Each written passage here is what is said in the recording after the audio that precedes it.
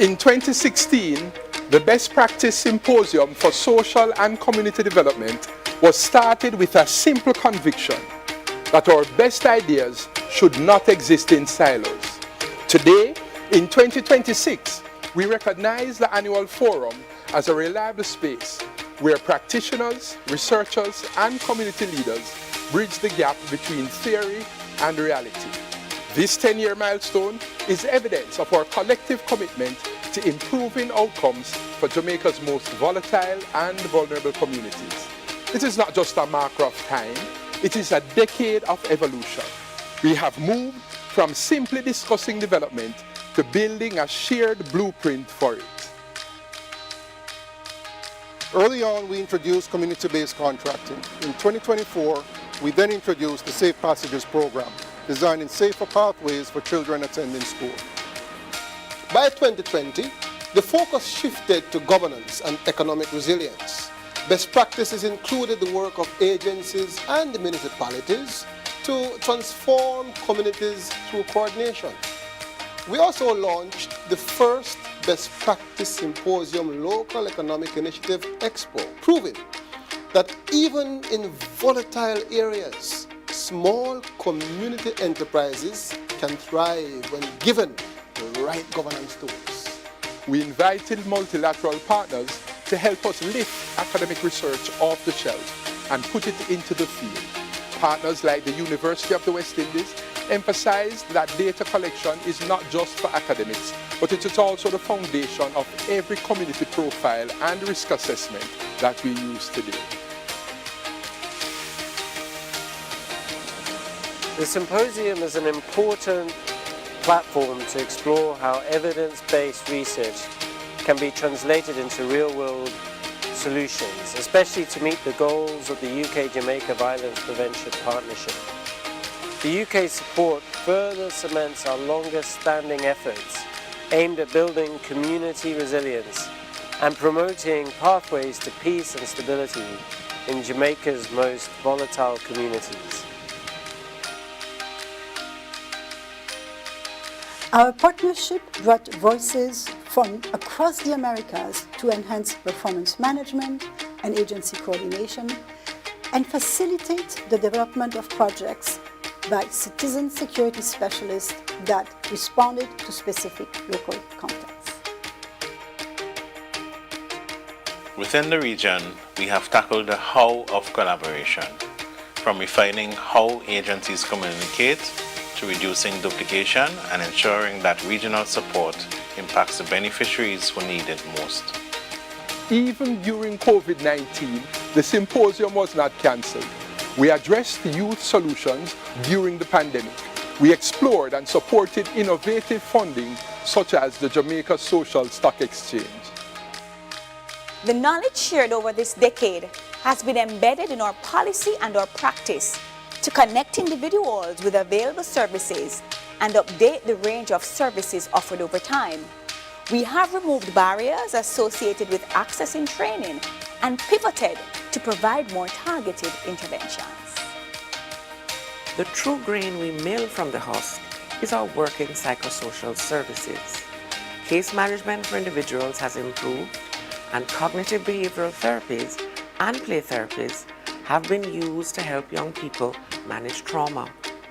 These interventions position persons who have been in conflict with the law in a better place to become the productive citizens that they want to be.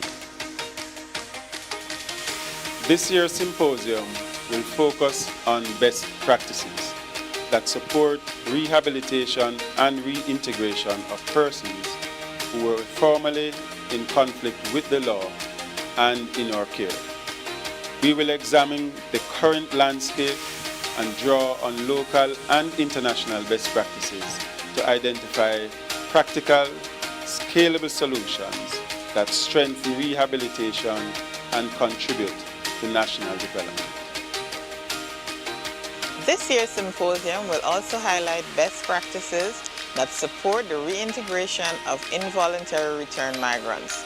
We will assess current reintegration challenges and explore effective local and international approaches that promote sustainable livelihoods, social inclusion, and national development. As we open this 10th symposium, our goal remains simple: to ensure that every insight gathered here translates into a measurable improvement in a Jamaican's life. Let us turn today's insights into tomorrow's action.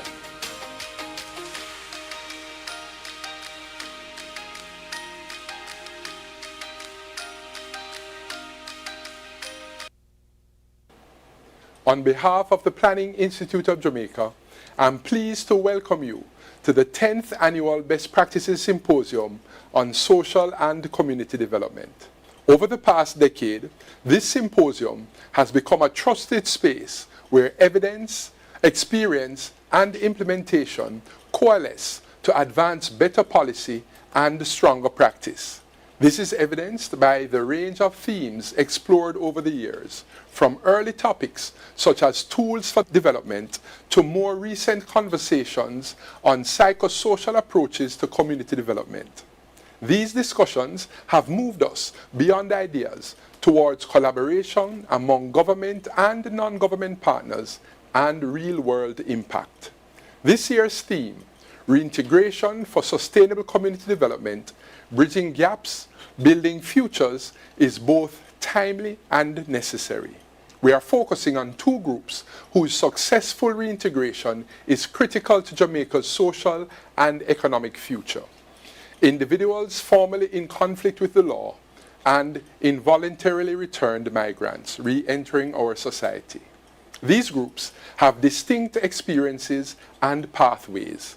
Their legal, social, and institutional contexts differ, but their challenges are often similar. These include disrupted livelihoods, stigma, limited access to services, weakened social networks, and communities that are not always equipped to support successful reintegration. Former UN Secretary General Kofi Annan reminded us that societies which exclude large segments of their population ultimately undermine their own stability. Weak reintegration deepens exclusion, and those pressures do not remain at the margins.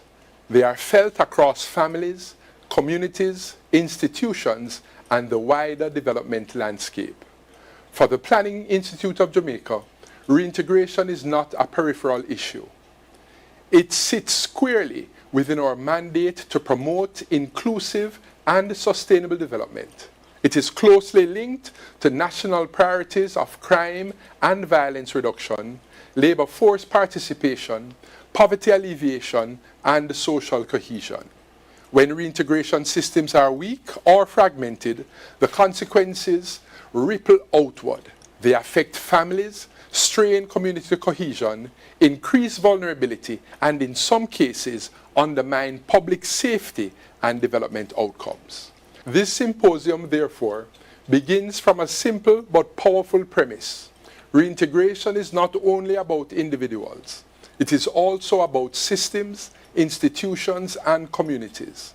This has informed our approach to bring together policymakers, practitioners, researchers, and development partners because meaningful progress requires a whole-of-society approach. Over the next 2 days, we will examine what is happening on the ground and critically identify what works. We will explore evidence-based approaches to rehabilitation and reintegration, hear from practitioners implementing programs in our communities, and consider how policy and institutional frameworks can better support sustained outcomes. It is my hope that when we leave here, we will do so with stronger partnerships, clearer insights, and a renewed commitment to building reintegration systems that truly bridge gaps and build futures for individuals, communities, and Jamaica as a whole. Thank you, and I wish us all a productive and engaging symposium.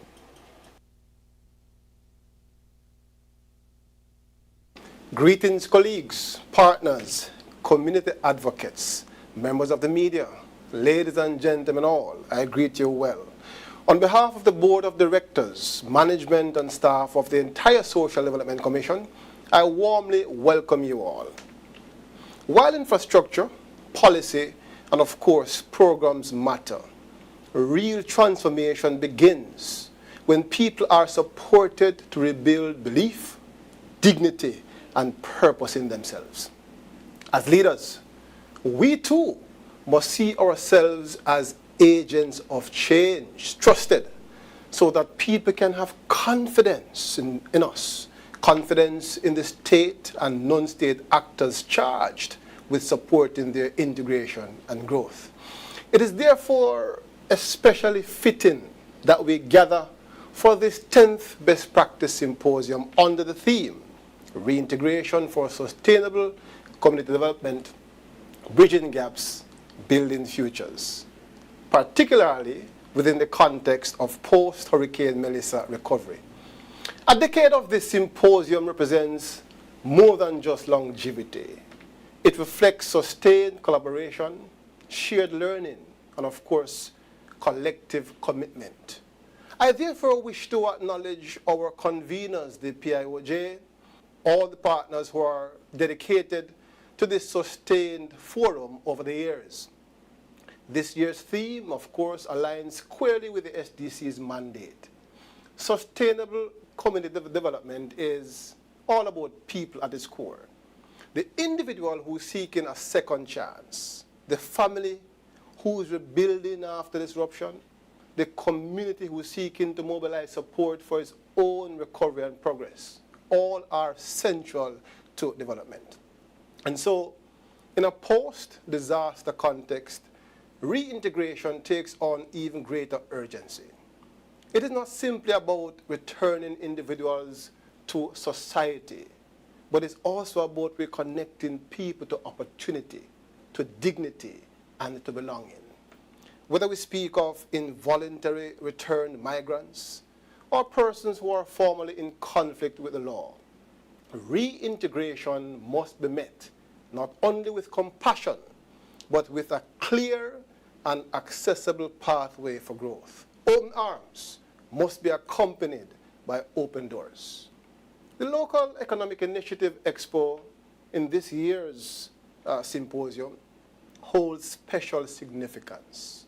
Since introduction in 2020, it has been a vital feature of this symposium. And this year, it showcases 40 outstanding grassroots entrepreneurs drawn from the SDC's National Local Economic Initiative listing, and of course, other program partners.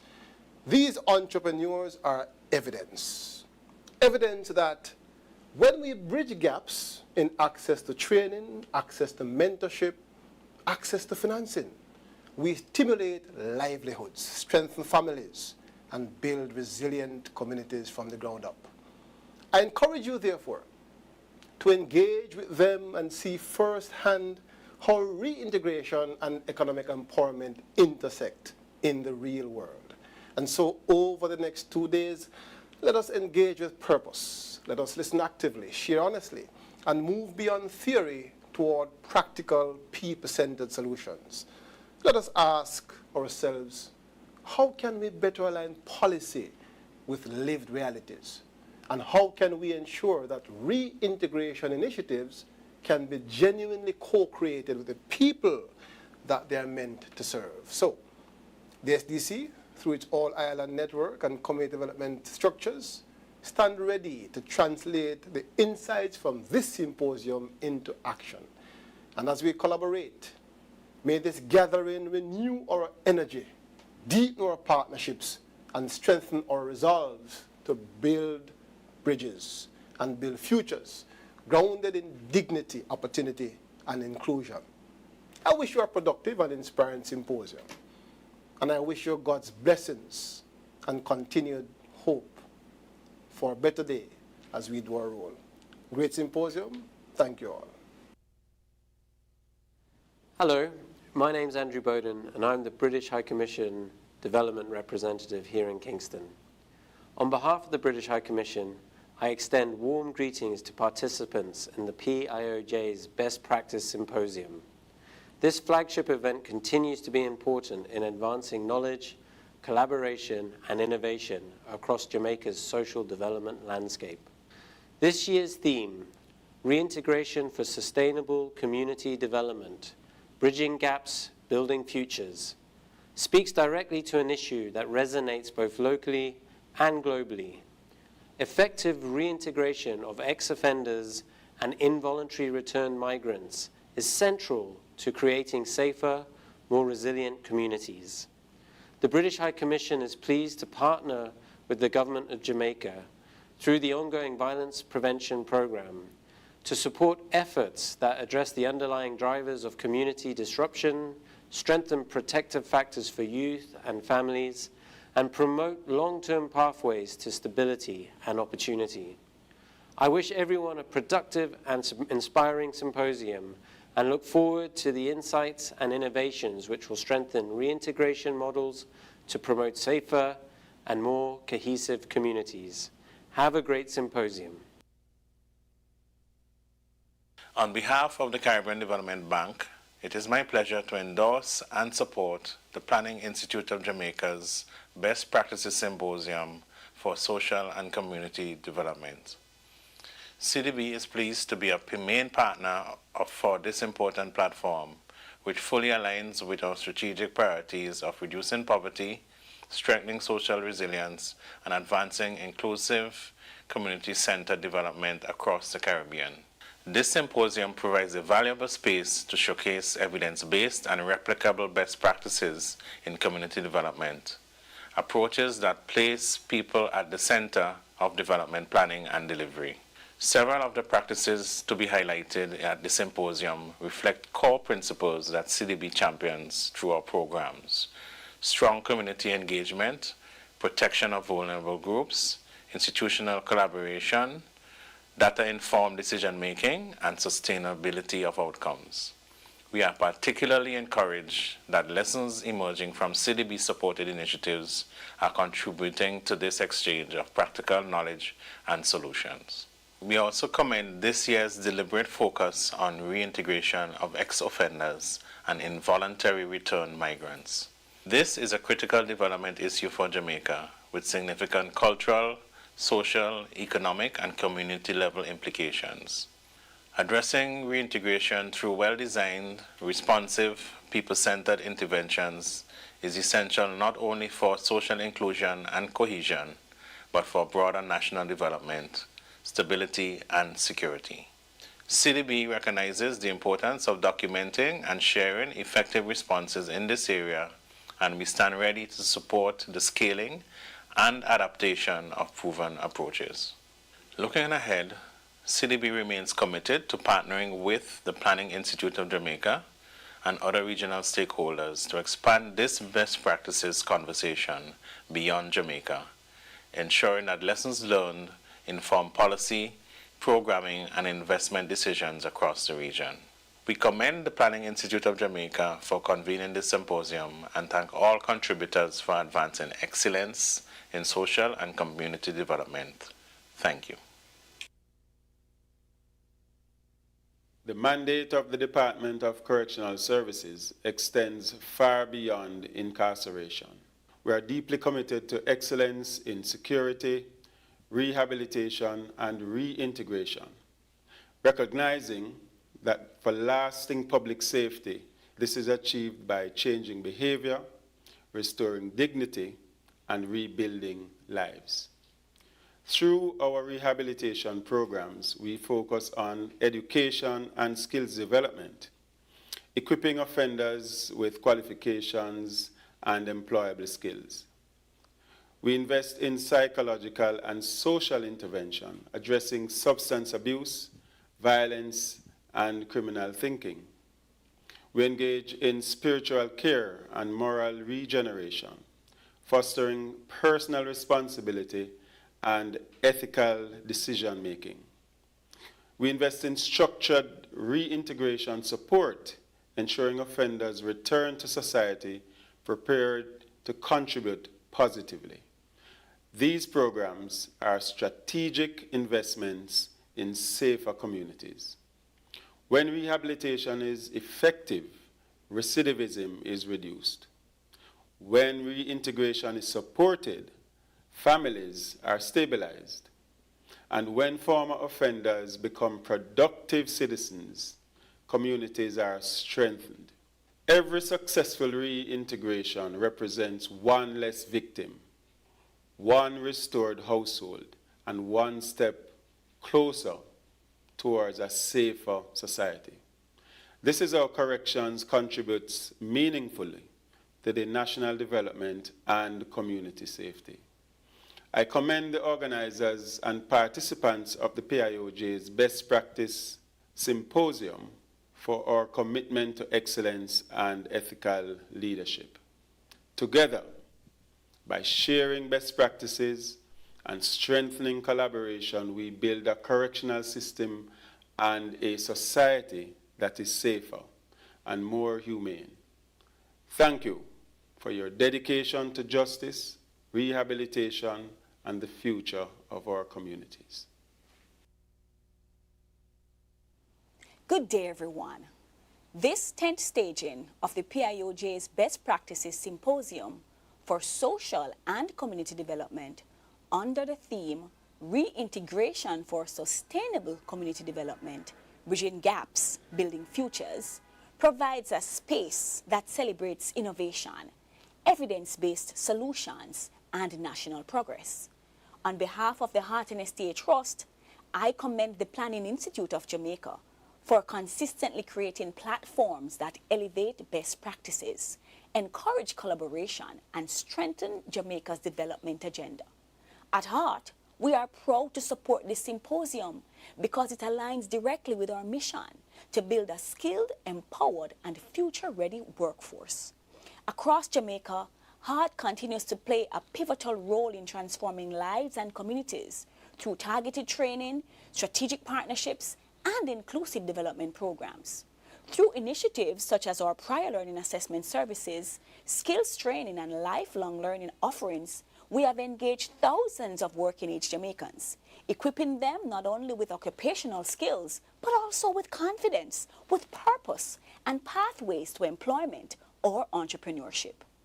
Our community training interventions have brought skills development directly into vulnerable and underserved communities, supporting livelihoods in areas such as construction, agriculture, hospitality, digital services, and renewable energy.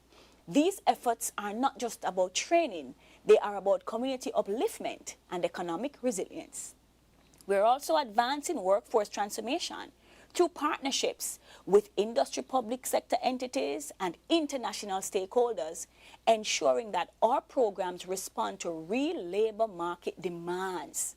The PIOJ's Best Practice Symposium represents what is possible when institutions work together, guided by data, innovation, and a shared commitment to national development.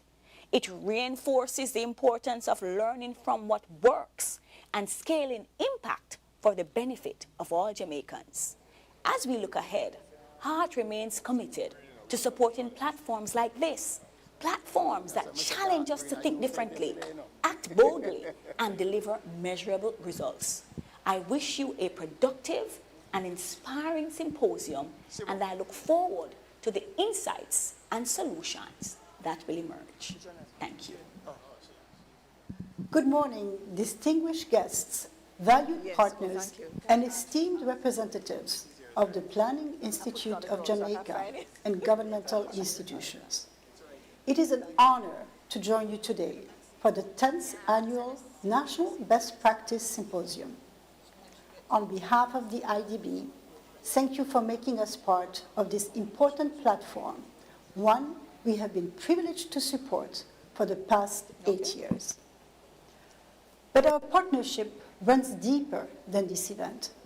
For more than 5 decades, IDB has worked alongside Jamaica, supporting over 250 public sector projects, reaching every corner of the island, and with always the same mission: improving lives of the Jamaican people.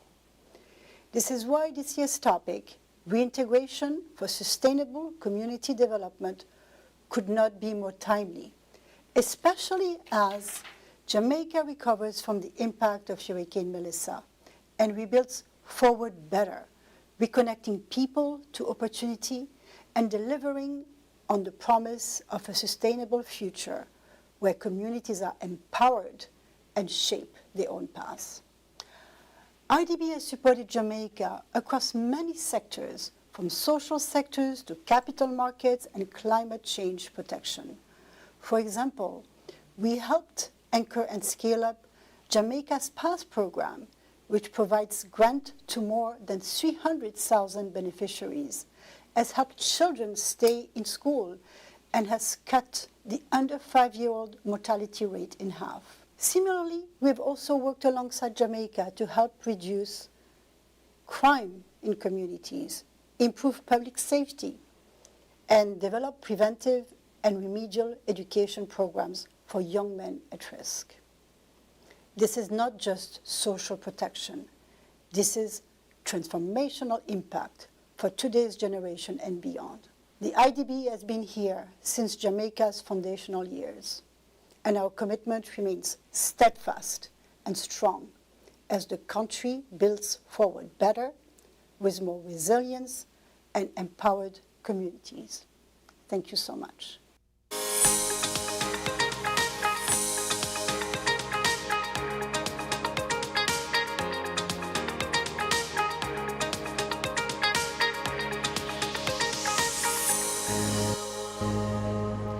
Good morning, everyone, and welcome to the Best Practices Symposium. We are here celebrating the 10th annual anniversary of Best Practices Symposium under the theme Reintegration for Sustainable Development, Bridging Gaps, Building Futures.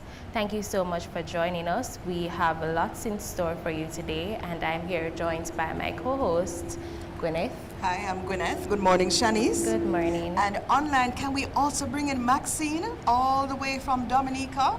She has been participating with us from yesterday, and she'll be with us this morning. It's a whole half an hour to go before we start our activities on stage, but we thought we'd start early by letting you know maybe a little bit of what went on yesterday, to encourage you to keep watching the stream and to tell you what's going to happen today. So Maxine, are you there? I'm there. I don't know if you can see me and hear you, but I am here. Yes, good morning, good morning. How is the day going in your country? All right, thank you very much. So we are going to ask you in a little while, Maxine, if you can give us the briefs of the speakers we'll be hearing today. But before we do that, Shanice, what is happening in the room beside us? Well, right beside us we have the Local Economic Initiative, basically an expo, and this is a marketplace that we are showcasing local vendors. We have manufacturing, healthcare, body care, wellness, we have furnishings, all sorts of products and services that's available to you, members of the public. And we have a shuttle service that's available for pickup right at Total Energy's gas station in Halfway Tree, right beside York Pharmacy. We have a free shuttle service that you can come on over and visit the expo. We run until 7 p.m. today, and the expo, the shuttle starts at... Shuttle starts at 10. And the last departure from Halfway Tree is at 2. Just go to the gas station and ask anyone there. They're very nice folk there. And you may even see the bus, and it leaves every half an hour. And the last departure from Halfway Tree is 2 o'clock. But our LEI closes at 6 p.m. today. So definitely, if you are watching the stream, you want to take home a piece of Jamaica, you want to take home something special that is handmade. There are garments here, there's furnishings here. Of course, you always have nice pieces of jewelry and other kind of body accents, beauty products, seasonings, and so on, and honey, always a big seller. Then you're going to come to the Jamaica Pegasus, just come on through the lobby and go down to the Local Economic Expo and have yourself a good time. Sounds fun, and a lot of amazing products and services, so do visit us. And we'll also be interviewing some of these vendors later on in our segment, so please stay tuned for that. At this time, I'll just ask us to go through yesterday's happenings. What did you take away from yesterday? Quite a lot. Well, yesterday the focus was on the reintegration of involuntary returned migrants. And we learned quite a bit. One, we know that Jamaica has in place policies to receive our Jamaicans when they come home. Two, we have quite right now I would call it a culture of receiving people. Right here in Kingston, you're received at the airport. The Ministry of National Security, the Ministry of Foreign Affairs, the Ministry of Health are all key. But once people get here, if they don't have as yet anybody to receive them, then there are some NGOs and charities in place that can help you for a while. But there's also encouragement for families to get in touch ahead of time so that they can put things in place. We also learned that most people who come back, they are actually in a situation that they can be productive members of society. They're not here to cause problems. They are actually refitting in. They left with skills and they've reacquired skills that are useful to our society. So we have to find a way to integrate them as best as possible. That was the biggest take home for me. Am I leaving out anything? Yeah, that was actually a very interesting point. I remember Mrs. Davine Sinclair Wilkham, she shared some interesting statistics. I believe it was 70% or something around that, where most of the persons who return, they're not hardened criminals. They may have committed minor immigration offenses and they're now returning as assets, as Dr. Knife would have emphasized, they're assets to our country, and we should do as best as we can to welcome them and to support the reintegration process. I also remember Mr. Tim Howe, he would have shared the international perspective and experience of IRMs and really encouraged us as Jamaicans to contextualize that and use these international experiences to develop policies and programs and community support to fit into our context. So that was very interesting to hear as well.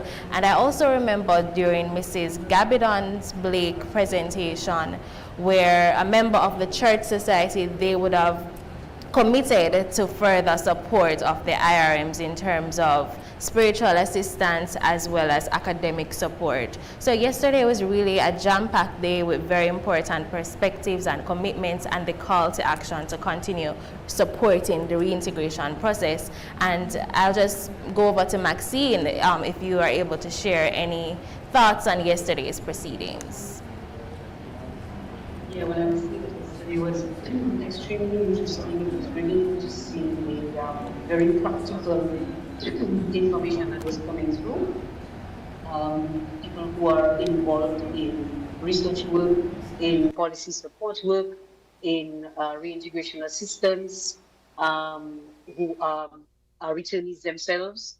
It was really, really interesting yesterday. Some of the things that stood out to me, I would say, included, even beginning from the keynote address, Dr. Dacia Leslie, when she spoke about the data and how it shows that based on evidence, not opinions or assumptions or ideological stance, that reintegration makes stronger and more resilient communities, and that the lack of reintegration makes people who have been returned more vulnerable, and by extension of that, it will make your society more vulnerable, because as the two guys who were returnees themselves kept stressing, if there is not support and if there is not successful reintegration, the tendency will be to go to use your skills and creativity in ways that will support your livelihood, and very often, as Dr. Knight refers to, that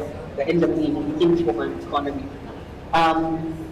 Tim shared also of experience from the work of the International Organization of Migration throughout 75 national and regional initiatives where it works, particularly focusing on ones that were so successful because, to a large extent, of the involvement of the community and the local buy-in. So I want to use the opportunity maybe to say, again, congratulations to the PIOJ and the government of Jamaica for really taking this proactive step on this 10th year of this Best Practices Symposium to look at such a poignant theme in terms of reintegration for sustainable community development.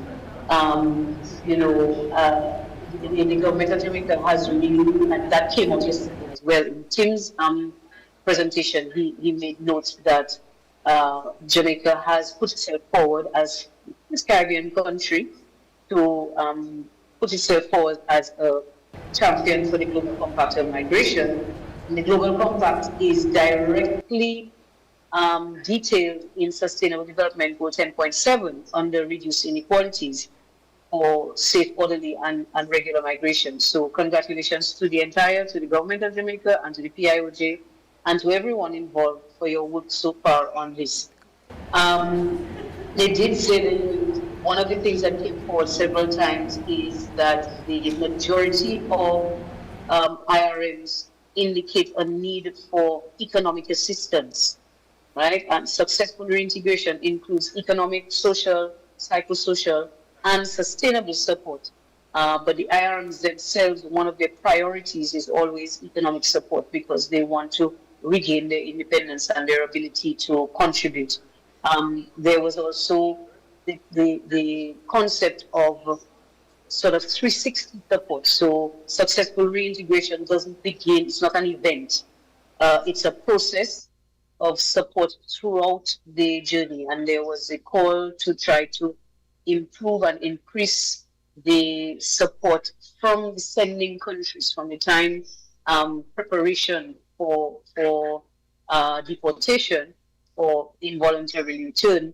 That support really needs to, we need to find a way to make support available from that stage and all the way through. And even the Heart Foundation spoke about their work and the way that they even follow up post direct assistance. Speaking of the Heart Foundation, one of the things that also came through clearly was the lack of resources allocated. And the Heart Foundation, gave us an idea of some of the struggles that they go through. And according to her, it's only by the grace of God that they are able to provide the support that they do sometimes. Dr. Knife referred to the fact that there is funding, however. And I think it was Antoinette who from PIOJ who was speaking about maybe the change of perspective, that government is sort of changing their role and maybe needs to look at how they can facilitate the non-governmental organizations and civil society to be able to access some of the implementation funding that is available out there. So that is a level of capacity building. Several things stood out, Dr. Knife and his point that human resource is one of the most important factors of production, and that we must look at these people not as a burden to society, but as potential human resource. And again, pointing to the data that shows that actually there's a high level of skill and valuable human resource, and even the change in work ethic when they have been exposed to the working place in some of these countries. And for instance, one of our, throughout the Caribbean, one of the things is the respect for time. And that when people have worked in these more developed countries, they tend to have a deeper respect for the importance of keeping time. So those are some of the things that came through to me yesterday during the presentations. Thank you so much, Maxine. You have re-emphasized a common thread that was pulling throughout. One is preparation, and it has to be preparation at the level of the community who is going to receive, the family that's going to receive, and of course, government resources to receive. Yes, government resources are actually very important because as she spoke, I recall one panelist, I believe, highlighting a challenge of reintegration is that persons who are returning don't have the mindset. Some of them don't have the mindset that they plan to stay. They're just going to be here for a few months or however and try to return to the country that they came from as soon as possible. But if we have the resources and the opportunities in Jamaica for them, then they're less likely to want to leave. To leave again, so right. They would make Jamaica their home. Right. And also, some people, as was mentioned by another panelist, people go abroad and they have maybe minors, children who are here, and when they are deported, the person who has been caring for the children all along says, "You're here? Okay, this is my exit." And that leaves a gap. Right. And so preparation has to be in place for all of that. Thank you, Maxine. So what are we going to be seeing today, Shanice? Yes, so I'll briefly go through some of the expectations of or day 2 of 2, because this is the last day of the symposium, after which I'll ask Maxine to just go through the bios of the first speakers that we'll hear from. So starting off the day, we'll have opening prayer by Bishop Dwight Fletcher. Then we'll have the opening remarks by our moderator, Miss Antoinette Richards. Then we'll have the welcome by Dr. Marc Thomas. And we'll go right into segment 1, which is setting the context. And just to remind you that the theme for today is reintegration of persons formerly in conflict with the law.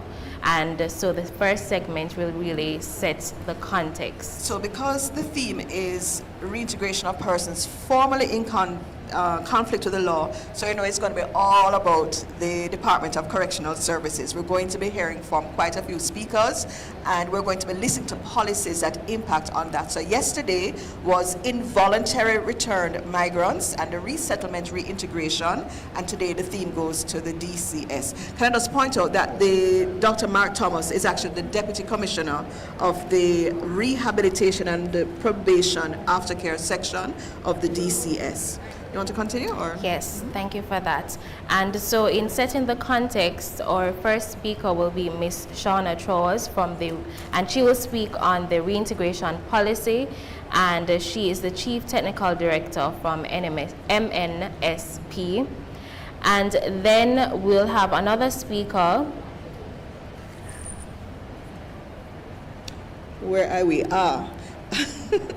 Brigadier Radgh Mason. He is our Commissioner of Corrections in Jamaica. So he will be telling us about from policy to practice. So yes, we sit down and we meet like this, but then how do we lift the policy now to practice? And one of the big things, of course, is reintegration. And he'll be giving us some interesting presentations, because firsthand, coming from within their institution, and we're all looking forward to that. Shall I continue then? Yes, you can continue. All right. So we're going to take a break during the day, and that's when you'll see our host. You'll see Shanice. And this is important to note that during the break, this is not the time for you to log off and leave us hanging. We'll be right here. So grab your coffee, grab your pastry, grab whatever you have to eat or munch on, and stay with us on the live stream, because we'll be having some interesting interviews about some of the products and services here at the expo, as well as games, activities, and more information about the symposium today. So during the break, it's not a break for us, please stay on the live, because the discussions will continue. And another reason to stay on the break is because that's how you can get your burning questions answered. We will be monitoring the chat, and there will be opportunities for questions. So we will be monitoring the chat, and we'll be selecting comments and questions to share with the actual in-house audience here, and that can be thrown to the speakers who are on stage so that they get to answer your questions.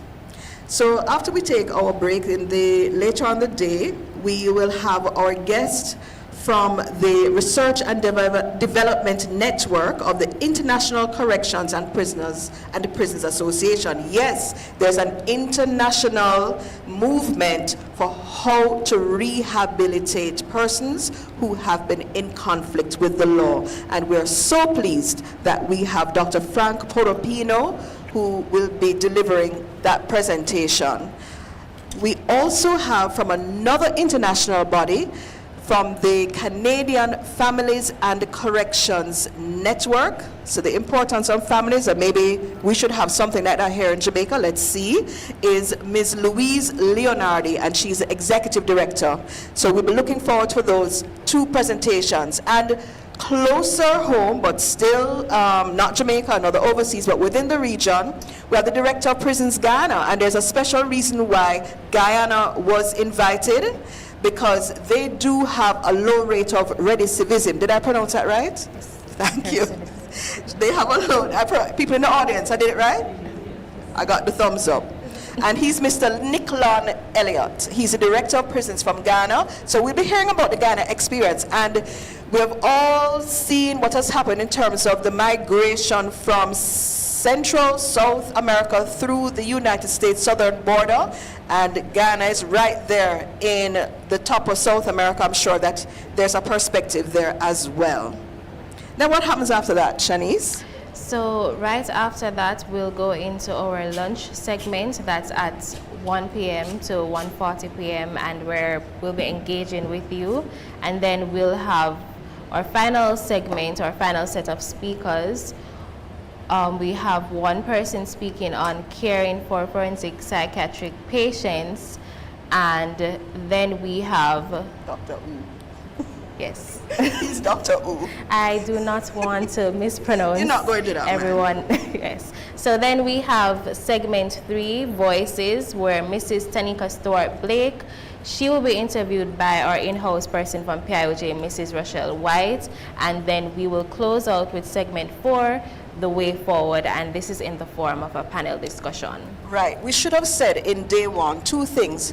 We had yesterday an interview segment with persons who are involuntary returned migrants, and they give their, as you can imagine, very compelling stories of having lived a particular life in the United States of America. I think both of them were coming to Jamaica with absolutely no support structure, and how they were able to rebuild their lives. And they also reiterated that support systems are in place if you really put yourself out. Heart NSTA Trust is there.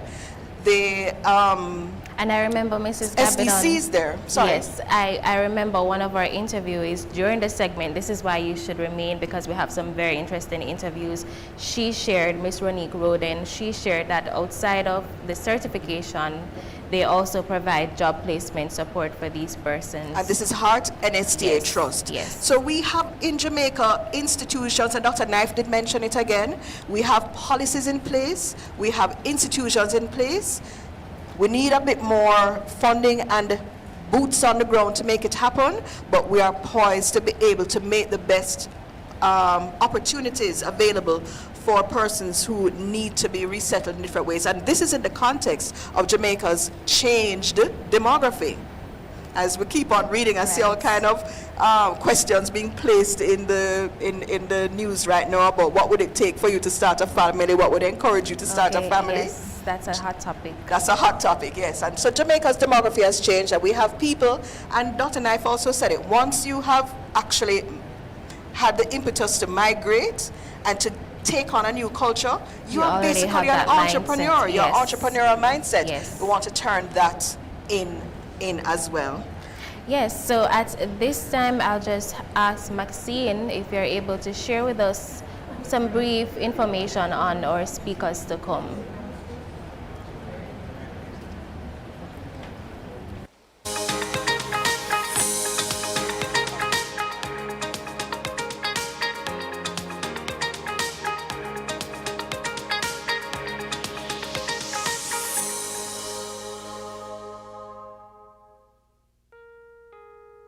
Warm greetings to everyone gathered for the annual Best Practices Symposium for Social and Community Development.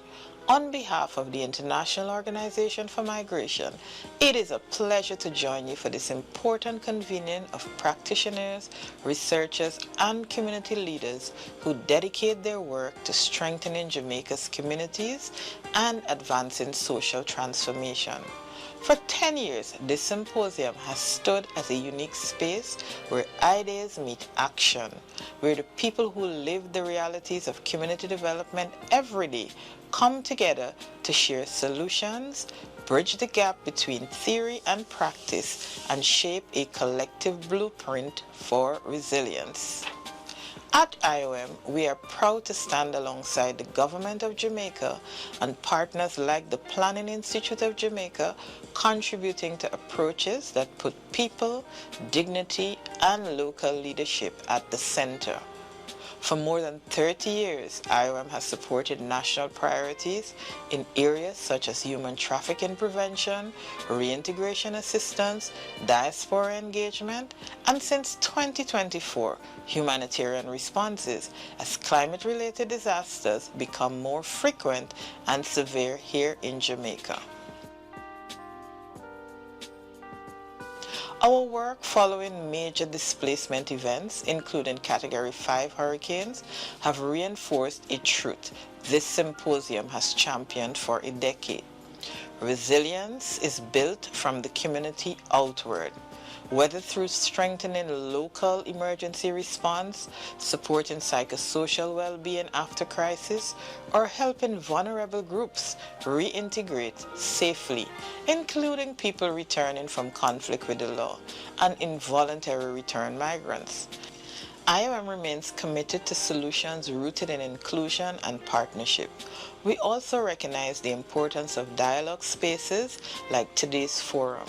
The achievements shared here each year by community groups, government agencies, civil society, youth, and development partners remind us that transformation is never the work of one actor.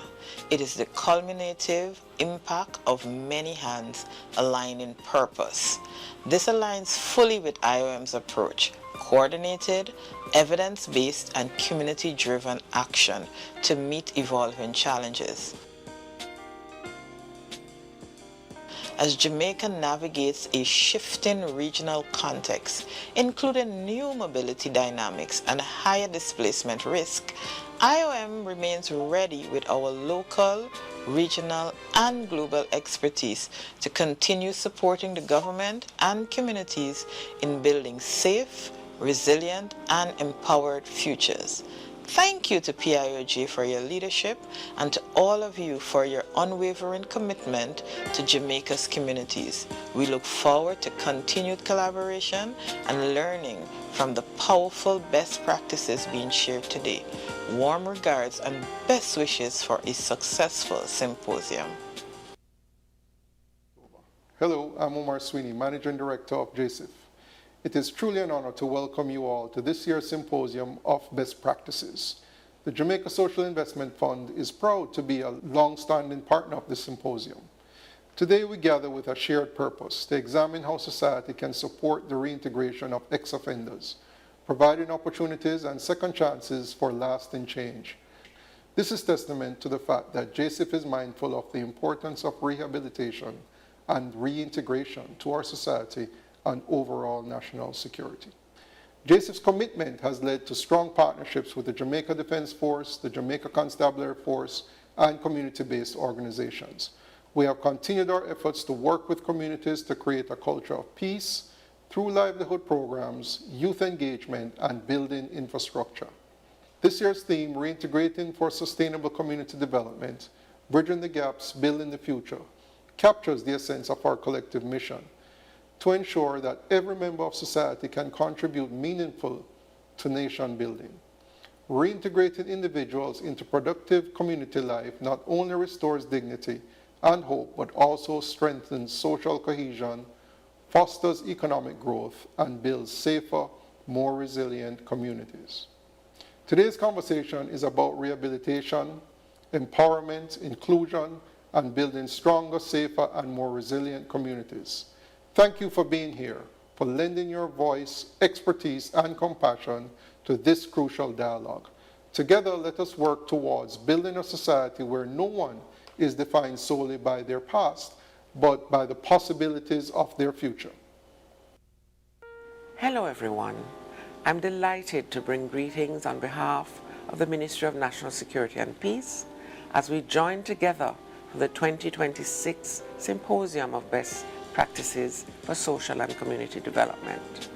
This year's theme, Reintegration for Sustainable Community Development, Bridging Gaps, Building Futures, truly captures the spirit of collaboration and resilience that drives our work. For us at the Ministry, security is not only about enforcement, it is about empowerment. It is about building stronger, safer communities where people are supported to rebuild their lives and make positive, contributions to society. As communities continue their recovery following Hurricane Melissa, this focus on empowerment and reintegration has been central to restoring stability and building resilience for the future. That's why we're proud to support initiatives that focus on reintegration and social inclusion. Whether through the ministry's own programs of skills training, education, and social support, or events like this symposium, every good practice shared and every connection made moves us one step closer to a Jamaica where peace and prosperity are within everyone's reach. These initiatives show what's possible when government, community leaders, and citizens work together to create real opportunities for change. Individuals are empowered to pursue higher education, start businesses, and regain control of their lives. So as you take part in the sessions, browse the exhibits, or simply reflect during the breaks, I encourage you to think about how we can continue to bridge gaps and build futures together. On behalf of the Ministry of National Security and Peace, I wish you a productive, engaging, and inspiring symposium. Thank you.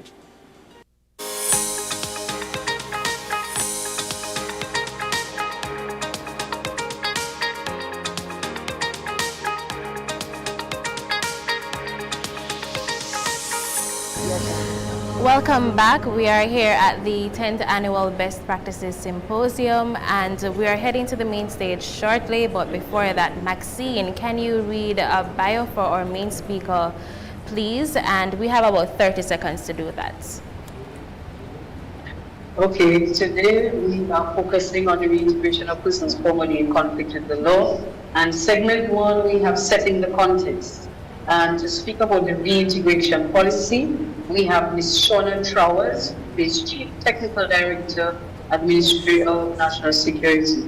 Ms. Shauna Trowers is a policy development specialist with over 23 years of experience, noted for her extensive experience in cross-cutting policy areas ranging from international taxation and fiscal management to development policy. Okay, and Maxine, thank you, Maxine. We're getting the wrap-up signal now. But thank you for coming on, and I know we won't be seeing you for the rest of the day, so have a great day. And on behalf of everyone who's watching, thanks for staying with us. We're watching you in the chat. Shanice? Thank you so much. We join you again at 10 a.m. Thank you.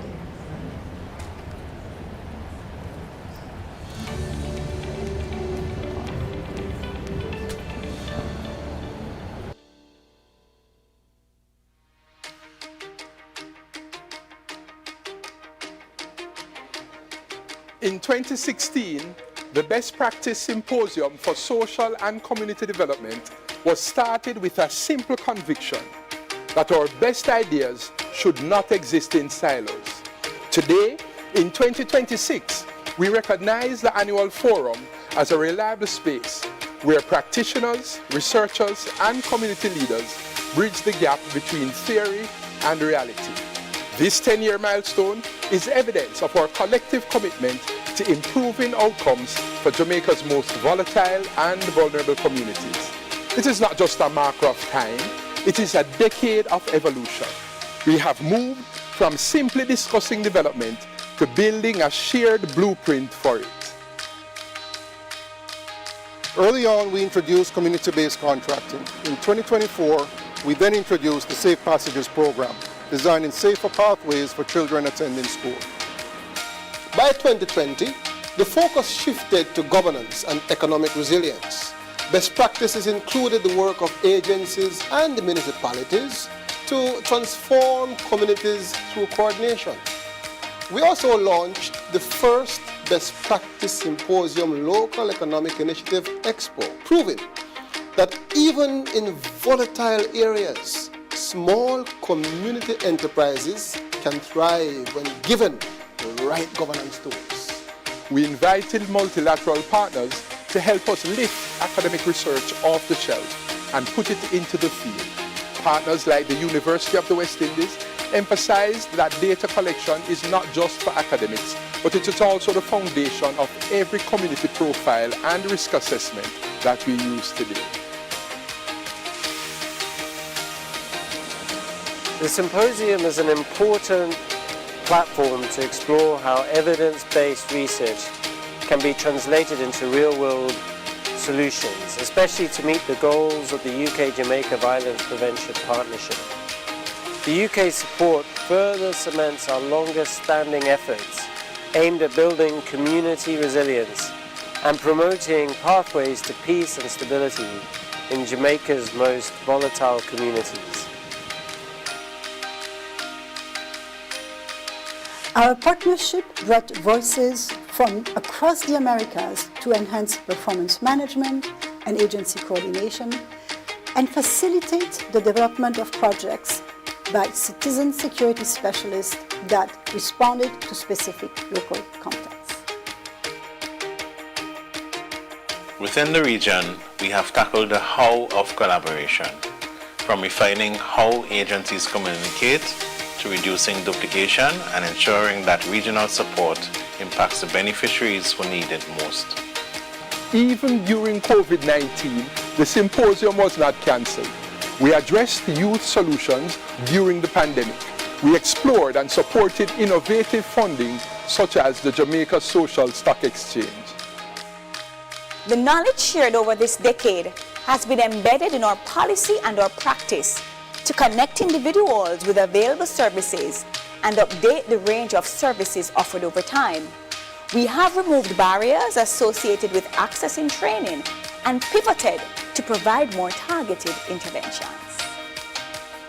The true grain we mill from the husk is our working psychosocial services.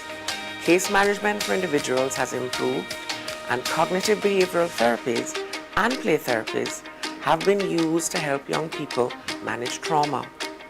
These interventions position persons who have been in conflict with the law in a better place to become the productive citizens that they want to be. This year's symposium will focus on best practices that support rehabilitation and reintegration of persons who were formerly in conflict with the law and in our care. We will examine the current landscape and draw on local and international best practices to identify practical, scalable solutions that strengthen rehabilitation and contribute to national development. This year's symposium will also highlight best practices that support the reintegration of involuntary return migrants. We will assess current reintegration challenges and explore effective local and international approaches that promote sustainable livelihoods, social inclusion, and national development. As we open this 10th symposium, our goal remains simple: to ensure that every insight gathered here translates into a measurable improvement in a Jamaican's life. Let us turn today's insights into tomorrow's action.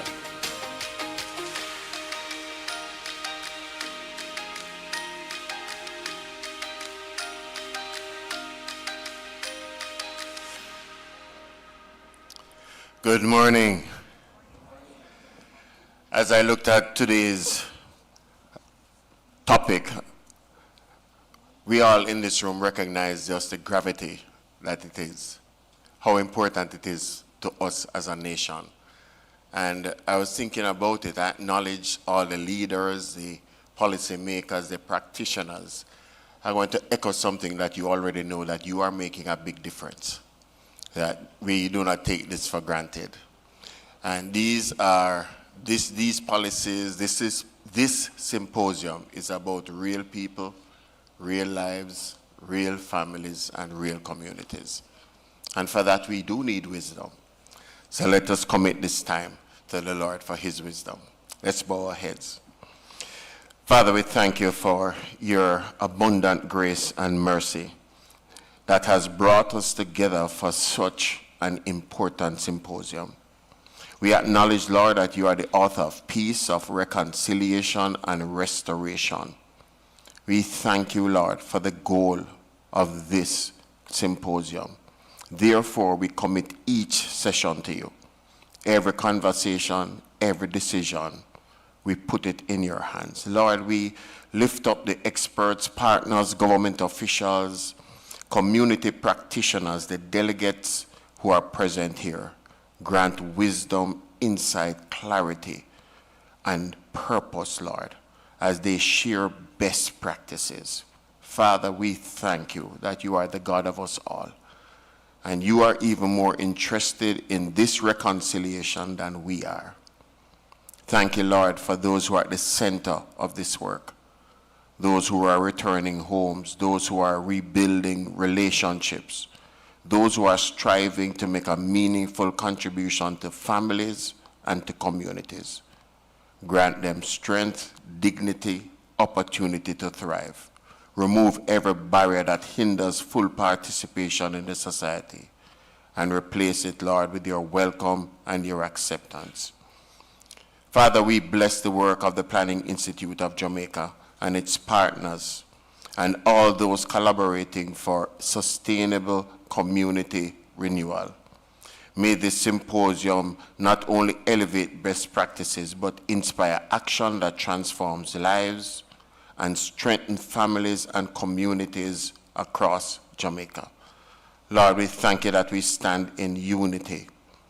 And Lord, we pray that our discussions will be rooted with integrity and love, and that the outcome of this symposium may bear fruit for generations to come.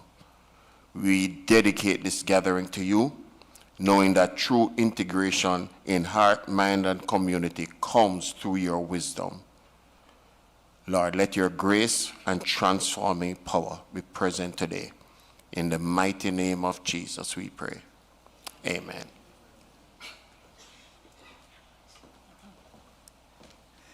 Thank you very much, Bishop Fletcher.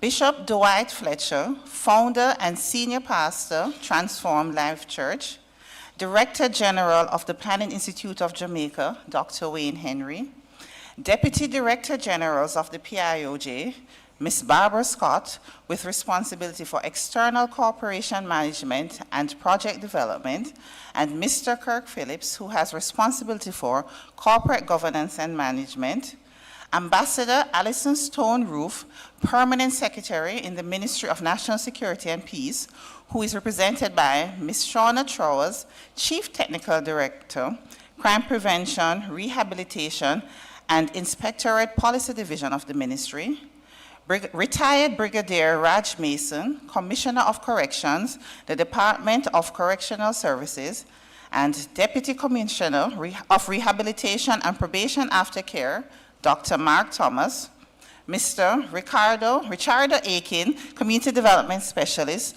of the Social Sector Division at the Caribbean Development Bank, Ms. Sharon Weber, Governance Advisor with the British High Commission, representing the Foreign, Commonwealth and Development Office, Mr. Jason Wilkes, Senior Sector Specialist, Public Management for the Inter-American Development Bank, Ms. Natasha Greaves, Head of Office for IOM Jamaica, and Mr. Tim Howe, Senior Regional Migrant Protection and Assistance Specialist, also with the IOM, Dr. Omar Frith, who is the Executive Director of the Social Development Commission, and is represented by Mr. Kevin Morant, the Director of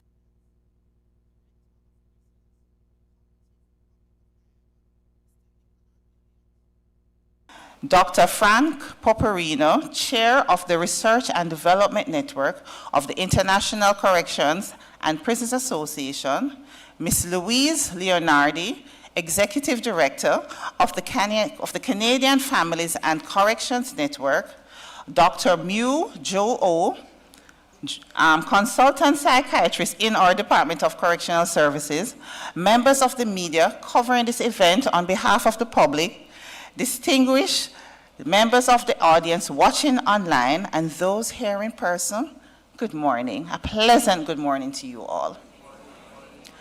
For some of you, I know this is your second day, and I would like to say thank you for staying with us for another day. And for all those who are here for the very first time, welcome. It's a pleasure having you here. Today, we are here at the 10th staging of the annual Best Practice Symposium for Social and Community Development. And this year's theme is Reintegration for Sustainable Development, Bridging Gaps and Building Futures. Now, they say that the older you get, the bolder you get. And I think that is what has happened to us here.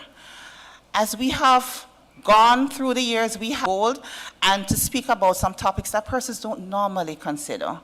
We do not normally think about what happens to persons when they have come in conflict with the law and have to be incarcerated, and what happens post. Many of us, unfortunately, would like to say lock them up and throw away the key, but we know that's not reality. Some persons who are in for even less than 6 months. Within 3 to 6 months, they're out. Some persons a year. There are persons who might be there for longer stints. But the fact is that they're going to come back out at some point. And we have to be ready to accept these persons when they return. They can't live in the prisons forever and become the responsibility of the state. So what are we doing to ensure that when these persons return to regular life, that they're treated in such a way that going back to prison doesn't seem like a better option? And so this symposium allows us to consider topics that we don't normally consider, things that are important for the country's development. Because this, we know, can have an impact on crime, because a person who comes out of a facility and has not properly been rehabilitated and reintegrated into the community becomes a problem. And because we want to continue making Jamaica the place of choice to live, work, raise families, and for some of us who are heading up in that age to retire, we also have to ensure that the country is safe. And also, as we think about the sustainable development goals, we have to ensure that we're leaving no one behind. And our formerly incarcerated persons, in some instances, are being left behind. And so today's program allows us to look closely at this topic. What have we been doing? What have we been doing right? What have we not been doing? But it also enables us to learn from the experiences of others who have successfully found ways to reintegrate their former clients of the state. And that is what we are here to discuss today, with a view to finding concrete actions and ways that we can go forward as a nation. And so, at this time, we will go straight into the program, and I would like to welcome my first speaker. He is Dr. Marc Thomas, Deputy Commissioner for Rehabilitation and Probation Aftercare at the DCS, and he will be doing the official welcome.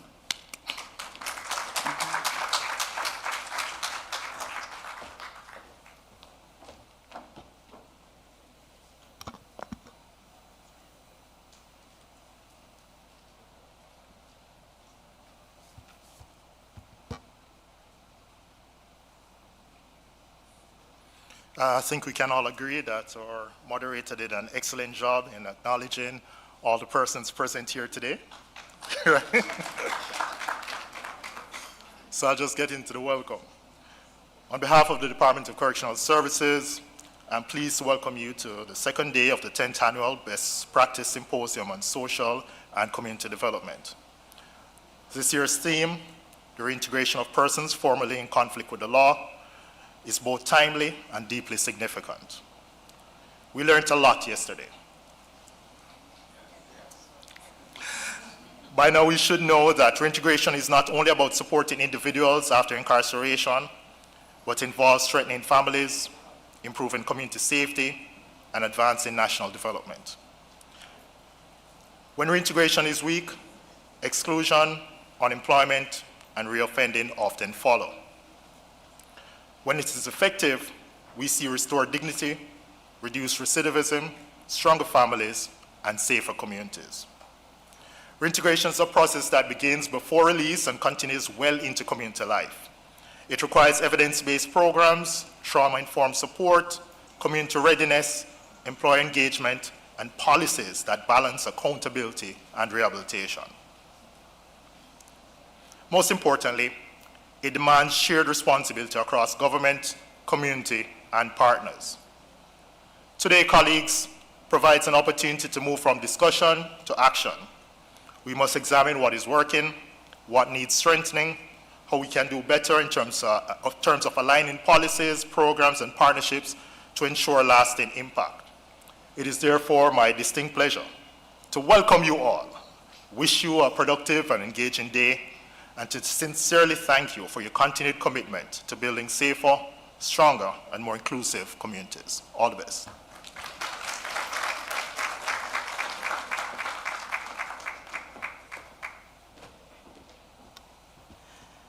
Thank you very much, Dr. Thomas.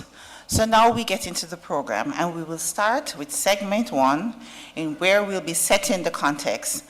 And coming next to the podium is Ms. Shauna Trowers, Chief Technical Director in the Ministry of National Security and Peace, and she will be presenting on the reintegration policy for Jamaica.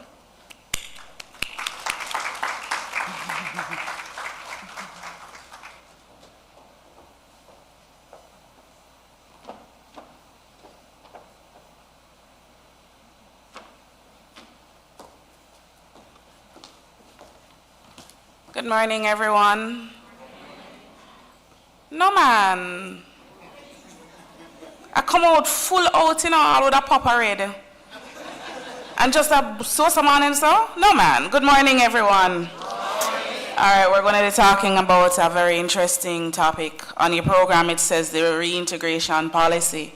But the correct name really is the National Correctional Services Policy.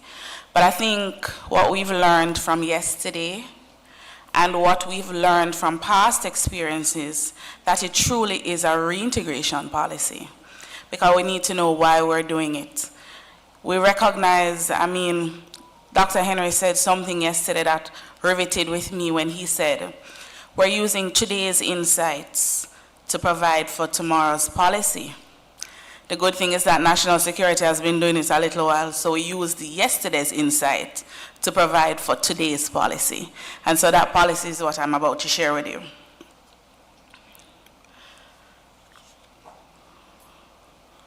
All right, so we always start with a vision.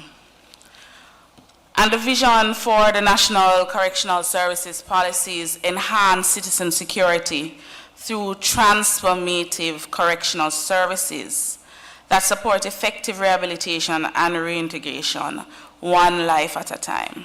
And we thought that was important to put in the one life at a time, because sometimes there can be a grouping in terms of those people and us versus those people, but those people are also citizens of Jamaica.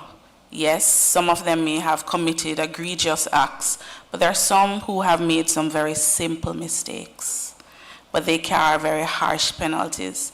So the policy was important for us to represent that we're looking at the individual, not a composite group only, but at the individual and providing for the rehabilitation and reintegration. So we start with the why. Now, we're always aligned to our partner, PIOJ. Vision 2030 sets the stage for the society that we require, we want. So we actually want a society that is secure, cohesive, just, and because I'm now the Ministry of National Security and Peace, and peaceful, right? So I'm going to want the PIOJ to put that in. We are aligned to goal number 2, looking at strengthening the management and the rehabilitation of the correctional service. And the medium-term framework, or ultimate aim, is to reduce recidivism. I want to tell you, this word is so interesting. When I first came to national security and somebody said, you know, you're a recidivist, and I'm like, what? So don't feel no way if you don't know it. And so when they taught me, you know, I no longer use the word reoffend because I just want to sound extremely smart. So I'm just always like, no, of course, we're reducing recidivism. So learn the word and use it as well, so you can be the smartest one in the party. All right, so that's really all it means. It means to reoffend. All right, so let us go a little deeper. When we looked at what exists on the ground, there were 4 main things that was of concern. Recognizing that we had done a lot. It's not that nothing hadn't been done, but some things did not work. There also was not a culture of rehabilitation and reintegration, and it is not anything, it's not an indictment to the correctional service. We have to recognize how measures have evolved and how we look at anthropological, meaning how people and society evolve in terms of punishment. And so there was a very punitive way of how we punish people. And if you think about it, we still have it. This kind of eye for eye thing, but we're trying to change that. Also, if we recognize two of the oldest institutions, the one at Spanish Town, St. Catherine, used to be St. Catherine District, now St. Catherine Adult Correctional. And of course, for those who are not as young, we would remember GP, General Penitentiary. For the young, it's now called Tower Street Adult Correctional. All of them almost slavery days. So we can understand that it is not purpose-built. And so aging facilities. And lastly, as we noted yesterday, collaboration, coordination is needed. At that time, government was smaller. Everyone was in their own little silo, and so it was a bit disjointed. So this is what was on the ground as we looked at changing the policy. So just a quick lesson on how the policy evolved. I won't spend long on that. We took it in 2020 to Cabinet to get approval to have it done. Then moving out of that, there's a process called the Green Paper and the White Paper process. The Green Paper really is a conceptual document that is prepared. And after approved by the Cabinet, we table it in the Parliament so that all the public can have a comment on it. So it's not our policy. We wanted everyone to comment it. We wanted the inmates to comment, the correctional services, our partners in health, labor. And then after those public consultation, we were able to have the white paper. So it is now a national policy. So just like how we have Vision 2030 that now stamps its authority on what our vision was, and we had the National Industrial Policy. Now we have the National Correctional Services Policy. So I want us to look at this picture. It's a revolving door. And that is what we don't want, right? So we look at three main factors that measure recidivism. There's reconviction. You did a crime, and you do the same crime. So you're reconvicted of that. So not all reconviction leads to reincarceration. Because you could have done something, had a suspended sentence, and having reoffended, then you got incarcerated. But there's also reincarceration, where you did something, you had been incarcerated, whether you're on parole or your period had ended, and you went back and maybe not the same thing, but something else, and got reincarcerated. And then there is rearrest. So we're just looking at the continuum on the criminal justice. The rate that I'm quoting here, I want you to realize is an approximation. And I know that the DCS, PIOJ, Ministry of National Security, actually really want to delve into what this rate is. So it is really more indicative than precise. Over the span of time that is quoted here, we're looking at 41%. I think we are arguing that it may be a little lower, but it's around that ballpark because we also have to think about those who are on community service and when they become reincarcerated and whether or not we are actually capturing it. But what does this tell us? 41% is pretty high, right? So even if it's indicative, we don't run from the figures, and that's why monitoring evaluation is so important. It is not a critique of the system. What it is telling you where you are at. It's like knowing your numbers when you go to the doctor, right? You just want to be there and just have a blood pressure problem and drop down? No. So we have to know our numbers. When we know our numbers, we know how to apply the treatment. So we use this as an indicative figure to move. What are our guiding principles? So we've kind of set it out nicely here for you. And it is all based on accountability, transparency, and sustainability. We're looking at a whole of government approach. MNS, the DCS, cannot do it alone. The best practices has always taught us this in terms of coordination, cooperation, government working together in almost a seamless way. We're looking at the respect for human rights. So sometimes we have a feeling like You know, you're giving them the side eye. No, don't give the side eye. We recognize that there's a humanity in it, and we must recognize that in South Africa, one day the prisoner was only that, and the next day he was the president. And so we're always secured in recognizing that there should be a minimum standard of dignity. Equal opportunity and diversity. So sometimes we get a little shy with that word diversity, but it does mean inclusivity for all the disabled persons who are special needs. And our special needs include children and persons with mental illness, and it spans the gamut. I spoke to monitoring and evaluation, then we look at the evidence-based.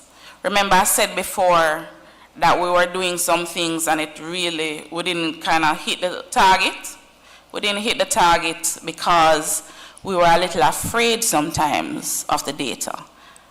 We've worked with PIOJ, we've worked with our other partners, our IDPs as well, when we look at evidence-based. What does the data tell us? What happens when we apply this treatment to this group? And so the programs, particularly for this policy, as we look at reintegration at the core, as the ultimate outcome, must be evidence-based. And of course, safety and security. We want to make sure they are safe. We want to make sure that the Jamaican population is safe because we're balancing the imperatives. And of course, health and wellness, not only physical health, emotional, psychosocial, mental. All right. There are actually 4 strategic goals, and I've outlined them here in the policy. One is to strengthen the human resource management. So I don't know how many of you have interacted with the DCS. There's a dedicated core of professionals spanning the DCS, and the first point is our correctional officers. I would want you to give them a little applause, please. Why that is important? There are people who keep the system going, and they're the unsung heroes behind any system. They are our frontline persons. It's important as we look at providing for improvement in policy that the human resource stands at the center. When we look at client base, we're looking not only at the clients of the DCS, but the MSS clients is the DCS. And so the policy must be clear in providing for our clients. And so it is a very strong objective within the policy. Then we look at the natural correctional services, which spans many areas. The doctors or dentists, the facilities, the service providers who enable the system. So the policy has as a second strategic objective, building out that ecosystem. For the sake of the presentation and of course time, we focus on the last 2. Improve rehabilitation services and support reintegration. So I'm going to go into goal 3 more in depth. So when we look at enhancing rehabilitation and treatment programs, remember we go back to the fact that we're doing it one person at a time, which means that case management is important. When an inmate comes in, it's important to understand who this inmate is. I mean, I'm going to give you a next big word that you will love to use, so if you don't know it, you can know it today. And you just come, they say, we need to know the antecedents. You see how that sounds nice? So you just know, so you have to know their antecedents. And when you know what happens, really what you're asking, what has made this person who they are? What has caused them to evolve into the person? We recognize when we meet our inmates, many are extremely charismatic, well-educated. What intersected in their life that got them here? And this is important to know so that we can provide for the treatments. We also look, so that makes us be more targeted in our interventions. So what would be for John Doe is not for John Brown, because there are different factors that must form a part of the treatment plan. And this is something that we learned over time, and it's not only for inmates. On the other side of the spectrum, and PIOJ knows this more than any, when we look at community renewal, we look at the community as a composite, but the community is made of individuals and families. And in order for us to have that sort of effectiveness, we start at the nucleus, the family. We go larger, the public health model, to the community to the nation. And so the same kind of input. If we look at the facilities as a community of persons, then we would have to meet them where they are and then provide for the wider improvement. Lastly, on this slide, looking at optimizing resources. I mean, I know everybody knows there's a famous person that said it takes cash to care. And more, I know it's true, because everything costs money. And so we're committed, and we are thankful for partnership. That's why no one person can do it, because we don't have unlimited resources, which means that there must be an intersection when we look at rehabilitation and reintegration. It must be the core, because the ultimate aim of any government is to provide for its citizenship, which means that every area is critical, starting from the planning to the execution through the agencies and the ministry, and then the post-execution for monitoring.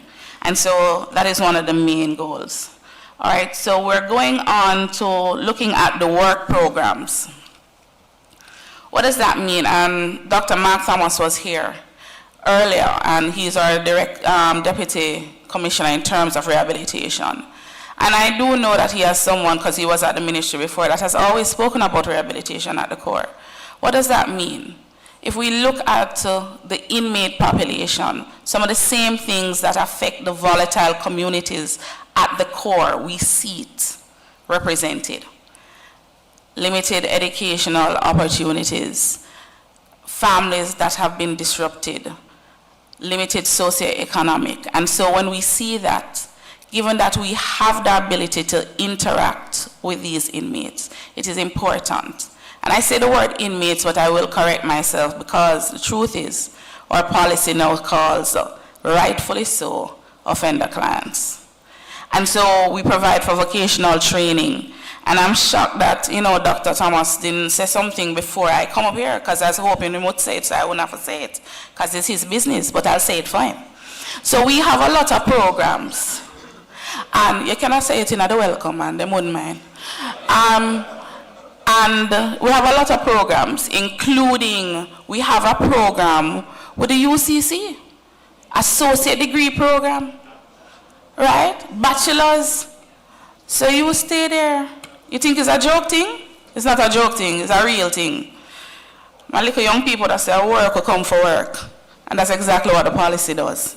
And then you will see my commissioner come afterwards, and he's really the worker bee, and he'll give you all those details. And then the next thing that we need to know is family ties. I think when we looked at how we were doing, one of the gaps we noticed is that we were looking at rehabilitation almost like a relay. Rehabilitation and then reintegration. But the truth is, both of them must walk hand in hand. Because having spent, let us say, 20 years in a facility without seeing your family, could you understand how hard that reintegration is? And so we had to say to ourselves, are we doing the best that we are? And we have to answer truthfully at the time, no. And we must address it, and that's exactly what the policy, and I do know the correctional services is actually doing right now. Looking at reintegration from the very get-go. How do we ensure that persons who have been displaced still have the connection with the family? So after they have served their time to the facilities, they will have it's not going to be very easy, but it will be an easier transition, because everyone would have been hurt in the situation. Children have been hurt, the parents have been hurt.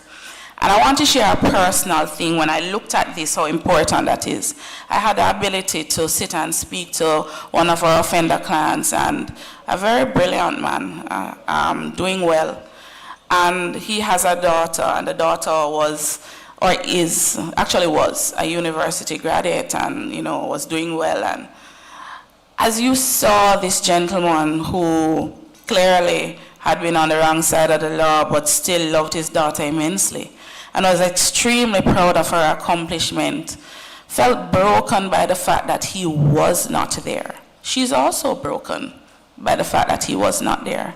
It is important that the families are able to communicate there is no perfect person or perfect system, but the system must seek to facilitate as much in order to rehabilitate for reintegration purposes. Going on to goal 4, which is the final goal that I will look at. Strengthen mechanisms to support successful reintegration. So we're looking at now the ultimate goal, right? On the continuum. Re-entry and aftercare support services. So we're looking at resettlement programs. What would our clients need to really resettle? So this requires a very coordinated approach. For those who may have mental health issues, that would mean that there has to be a marrying of our doctors in the system with the public health system. And we recognize that data is important, so you wouldn't expect the doctors to share the data with us.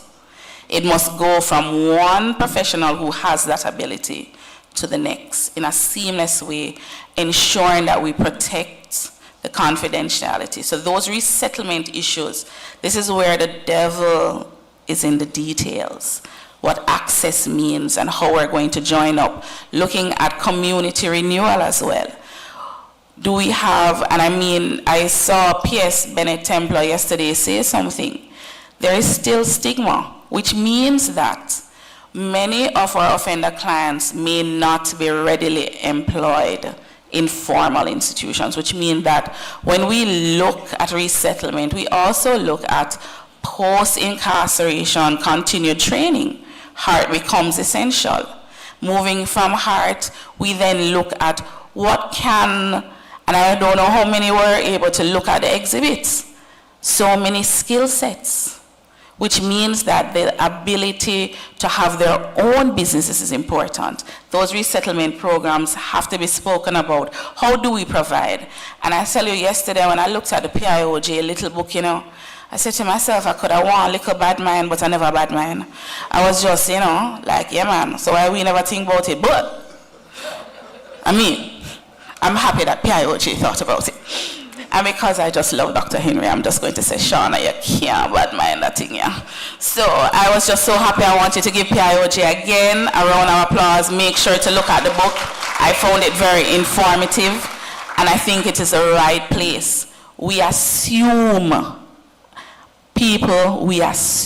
that everyone knows, and even those who know sometimes don't know. And that's exactly what the book did.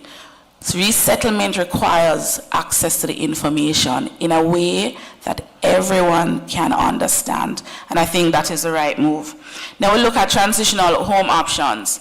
Now, to the benefit of the DCS as well as our international development partner, we do have a hostel. It is for adults, and it wouldn't be adjacent, almost across the road from Tower Street. Operational, meaning it's that after the persons have been declassified, or there's a classification system, so they are now at the point when they're about to be released, and I know that Commissioner will speak more about it. They are then placed in that system where they can have some form of freedom. It is preparing them for the real world. But what is important is that one is just not enough. This is where we look again at cash to care. International development partners, this is my plea. Grant money, not loan. Thank you. Please and thanks. You can come talk to me after that. I'm willing to carry the bag. So we need additional transitional homes. We need it for our juveniles, for our girls, for our boys, for the women. The reality is that if we look at the data, some of the very things that have caused persons to make these sort of decisions sometimes starts in the home. So I want you to think about this. We have some young ladies act out what they call bad behavior. And guess what? They act out and they're in the system. When you drill down more, it's because of abuse. Think about sending them back to the same household. Even if you had felt good and rehabilitated, that would be a shock to anybody's system. And so transitional is important. Of course, increased aftercare. And lastly, you see, stigma. We know that change takes time. And I'm not here from a point of judgment, trust me on this, because MNS has changed me. Because in my own mind, you know, I knew how to solve crime on my veranda when I was in MNS. And I'm sure many of you think it. You're like, why the government just don't do that? All right, it's a little more complex. The thing is, we have to understand it. And we have to understand it by understanding the persons we serve, which means that we must confront our own biases, and all of us have it, in order to provide the best policy and the best care possible. And I'm just running quickly because I don't want PIOJ not to invite me another year. So the rehabilitation and recovery programs, just looking at the STEP programs, quickly a visual. We put at the top the importance of rehabilitation and recovery. Tailored treatment application, holistic support systems, not ad hoc. The mental health, physical, psychosocial. Peer support and mentoring. There are persons who have been incarcerated and have made great success stories. They know they can help. We're looking at mentoring. We have our We Transform that's focused most on the juvenile, trying to look more into the family. Mentoring is important. And of course, always, always case study. And finally, well, not finally, like you have two more things, but anyway. Looking at the policy and just giving you kind of a quick snapshot how everything comes together. And I just want to show you how important coordination is. These are the two last slides. I want you to just look at when you think of national security, you think of only a small composite. Well, these are all the agencies we work with that are committed, that we continue to work with. You see the vast amount of them? Most of them represented here today. Thank you for having me. Open to any questions.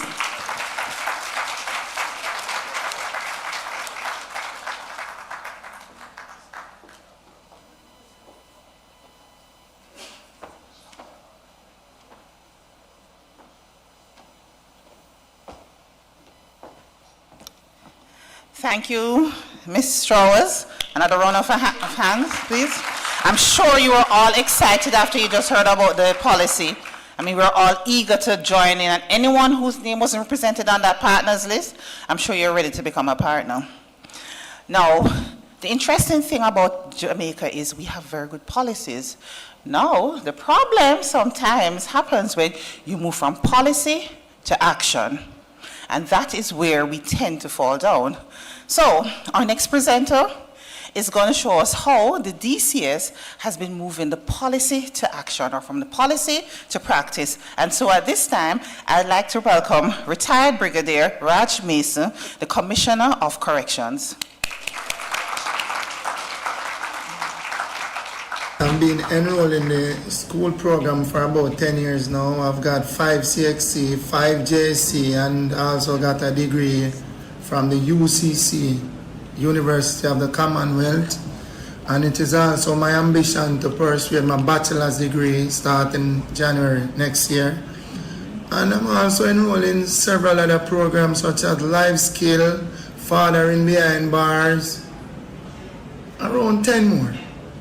Yeah, and because I come here, could barely read and write, and I've matriculated through the system, and I also believe in empowerment. So I love to see other inmates like myself, yeah, to be a better person, to go back into society, can make it more productive for everyone. Thank you, Madam Moderator.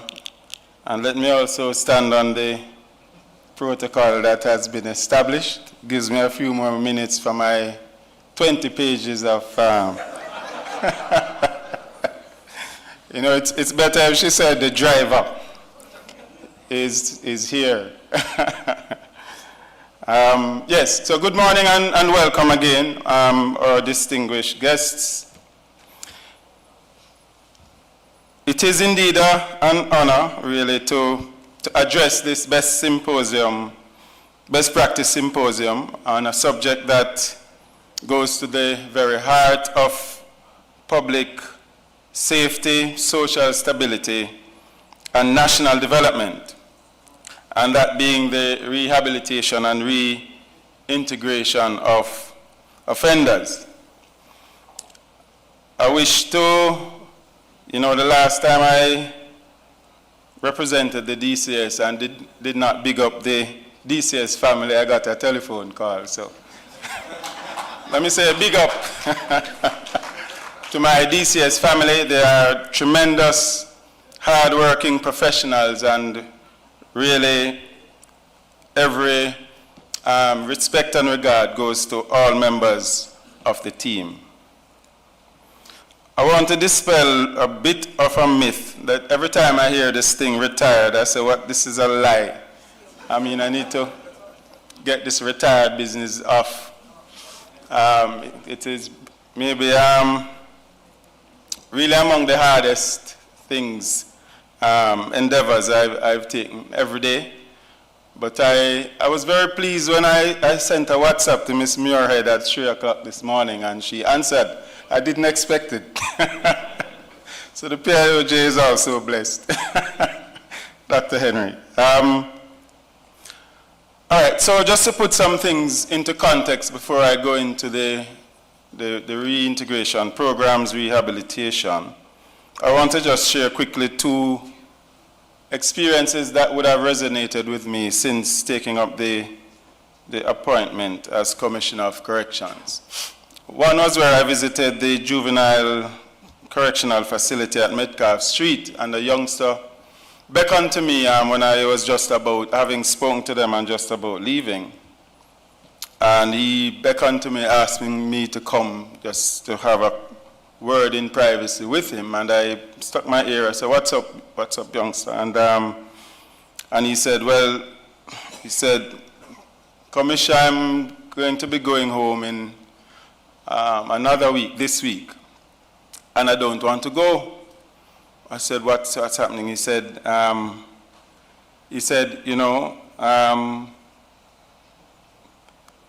do one thing for me. He said, I said, what? He said, get me a new mommy, because I don't want to go home to her. And that resonated with me a lot. The other incident was an inmate adult who ran up to me, and he was beaming with joy. He's saying, Commish, I'm going home. It was the following day. I'm going home tomorrow now. I'm out tomorrow. And he said, oh, how many years have you served? He said, 20 years. And I looked at him, and I said to myself silently that, the Jamaica that he left 20 years ago is certainly not the Jamaica that he's going to see.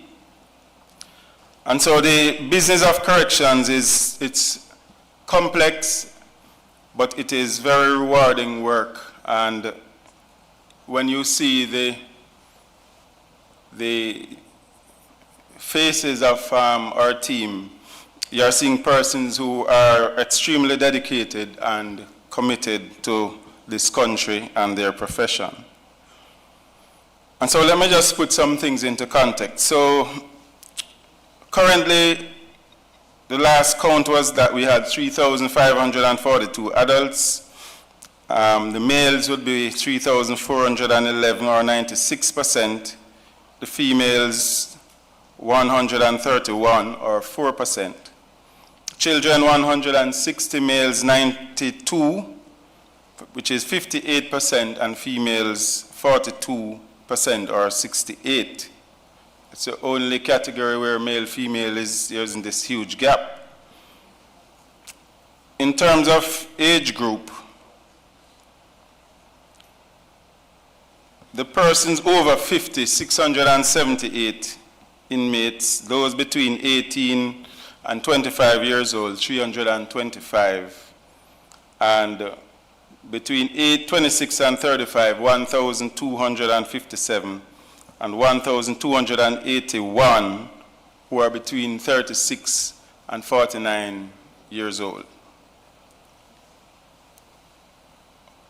What do you think the most popular offense is? Any idea? Lots of persons think it's some heinous crime, but actually traffic offenses constitute the larger of our populations.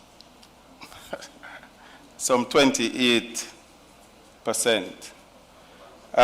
This is followed, of course, by murder, which is about 23%, unlawful wounding, and then you have the other serious crimes such as rape, just to put some things into context. And so when you see persons incarcerated, don't believe that they're all serial murderers. They're ordinary Jamaicans who have, for whatever reason, found themselves on the wrong side of the law.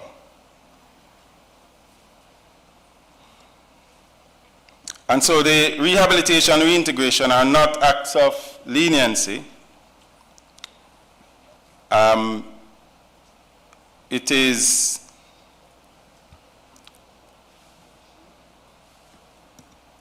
the system, it merely contains people without changing behavior. It creates a revolving door.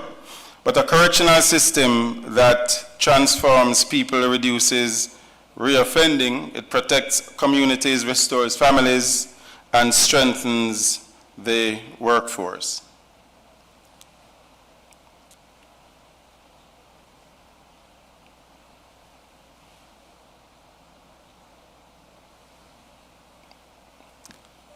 And this is why today's discussion must move beyond theory and sentiment. We must focus on what works, what the evidence tells us, what international best practice confirms, and what Jamaica is already demonstrating through action. Jamaica has maybe the most dynamic correctional system anywhere in the world. When you look at the fact that there are persons who are mentally challenged, over 200, about 42 of which are at the court's pleasure, not fit to be tried. Over 800 are remandees. And so when you look at the child population, the mentally challenged, and all the other psychosocial issues, Jamaica rests with the, as I said, the most dynamic correctional system in the world. This just gives another bit of the inmate profile. You can see where the unskilled, it is very high amongst the unskilled. And also you will find where the educational level is also very high. Another statistic which I should have mentioned is that most of the population, well over 50%, are from Kingston, St. Catherine, Manchester, and St. Andrew. And this is why today's discussion must move beyond theory and sentiment, and we must focus on what works, what the evidence tells us, and what international best practice confirms, and what Jamaica is already demonstrating through action. And as Nelson Mandela reminded us, education is the most powerful weapon which you can use to change the world. In corrections, education and structured rehabilitation is also one of the most powerful tools to change outcomes. It equips individuals with the skills, discipline, and mindset needed to live lawfully, contribute meaningfully, and rebuild their lives. And so, why is it that reintegration matters? Reintegration is public safety. Each individual who returns to society without skills, support, or structure represents elevated risk, not just to themselves, but to the families, communities, and the state. When reintegration fails, communities pay the price. Families carry the burden, and the public safety outcomes are weakened. Jamaica's own correctional data has shown an average recidivism rate mentioned by our dear CTD of 41% between 2016 and 2021. And this is using the department's recidivism methodology. The figure alone tells us that incarceration by itself is insufficient, and it may restrain behavior temporarily, but it does not automatically transform behavior.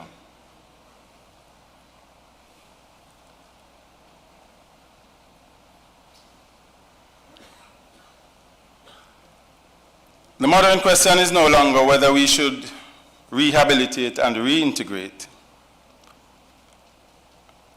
The real question is how well, how consistently, and how collaboratively we do it across institutions, across agencies, and across the wider society. What best practice means today is that globally the discipline of reintegration has evolved, and Jamaica is evolving with it. Best practice today is defined by what sounds promising. It is defined by approaches that are structured, evidence-informed, and aligned with measurable outcomes, and it rests on several key pillars. First and foremost, lots of persons may not take this on board, but it is a secure, humane, and well-managed custodial environment. No rehabilitation or reintegration can take place without that secure environment. And our division, the custodial division, is doing a fantastic job. None shall escape, none has escaped. And that is why we have them for rehabilitation and reintegration. At the Department of Correctional Services, we recognize a fundamental principle. Rehabilitation cannot thrive where safety and order are unstable. Maintaining a secure environment for staff, offender clients, visitors, and the public is not separate from rehabilitation. It underpins it. This includes appropriate inmate separation based on risk and vulnerability, consistent and humane supervision, and a fair system of discipline that promotes accountability and behavioral standards. I want to digress just for a couple of seconds just to correct a myth that might be out there. You know, I got a phone call to say, where is this person going? Is he going to get preferential treatment when he comes to corrections? I won't call any names. One of the classification, one of the areas of classification is what we call a star inmate.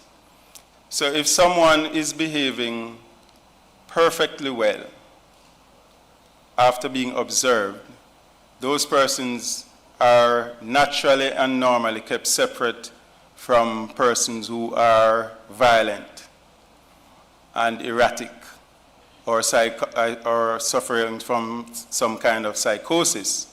And so when you see persons, maybe the public may see someone of a certain status in society before they came, it is not a special treatment. It is because of the behavior of the individual.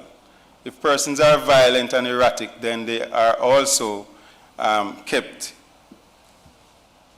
together for better security provisioning. And for rehabilitation and reintegration programs, they are privileges. And persons have to be of a certain classification, persons have to be behaving well to remain in those programs. And this is a consistent practice across the world. And so this requires what we do, strong conflict resolution mechanisms that reduce violence. It strengthens pro-social behavior and supports stability alongside clear adjudication processes and to ensure rules are enforced and consistency proportionally meted out. Our commitment to humane treatment also extends to improving physical environment in which rehabilitation takes place. The department has invested in renovation and upgrading of key institutional spaces to raise standards of care and to create an environment that supports learning, skills building, and personal development. And we will soon be having a media tour where we will show to the public and dispel the narratives out there.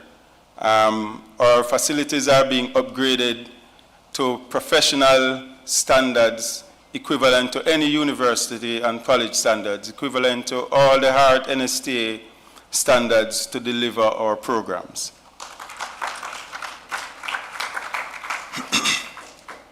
And so improvements in our classrooms, school facilities, our tailoring workshops, computer labs, the inmate radio stations, welding shops, among other program areas. And these are not cosmetic changes. They are deliberate enhancements that create dignified, structured spaces where meaningful rehabilitation takes place. Importantly, we also strengthen institutional order through ongoing reclassification. Classification is not a one-time decision-making exercise. On admission, it is a dynamic process that reflects behavior progress, program engagement, and evolving risk. Reclassification supports appropriate work placement, enabling offender clients who demonstrate responsibility to participate in structured, productive activities that build skills and work ethic and self-worth. It also supports placement across institutions, allowing suitable individuals to transition safely to lower security settings where appropriate, and easing the strain on maximum security facilities and ensuring that high security resources remain focused on high risk populations. And so you will see very shortly our online store will be coming out. And we are moving closer and closer towards self-sufficiency, inmates feeding themselves by and large, and producing and earning. We have further strengthened security through enhanced gate operations. The gate security remains a critical control point in safeguarding staff and inmates and the public. All the institutions will be kitted out with full body scanners and bag scanners, which are state of the art. The gate management team will provide a dedicated, highly trained unit to reinforce our operations and standardize procedures and to improve vigilance, particularly during the late night hours. Through strengthened screening, consistent application of search protocols, and tighter controls, the gate management team will reinforce the first line of defense across against prohibited articles and to support the stable environment required for rehabilitation to succeed.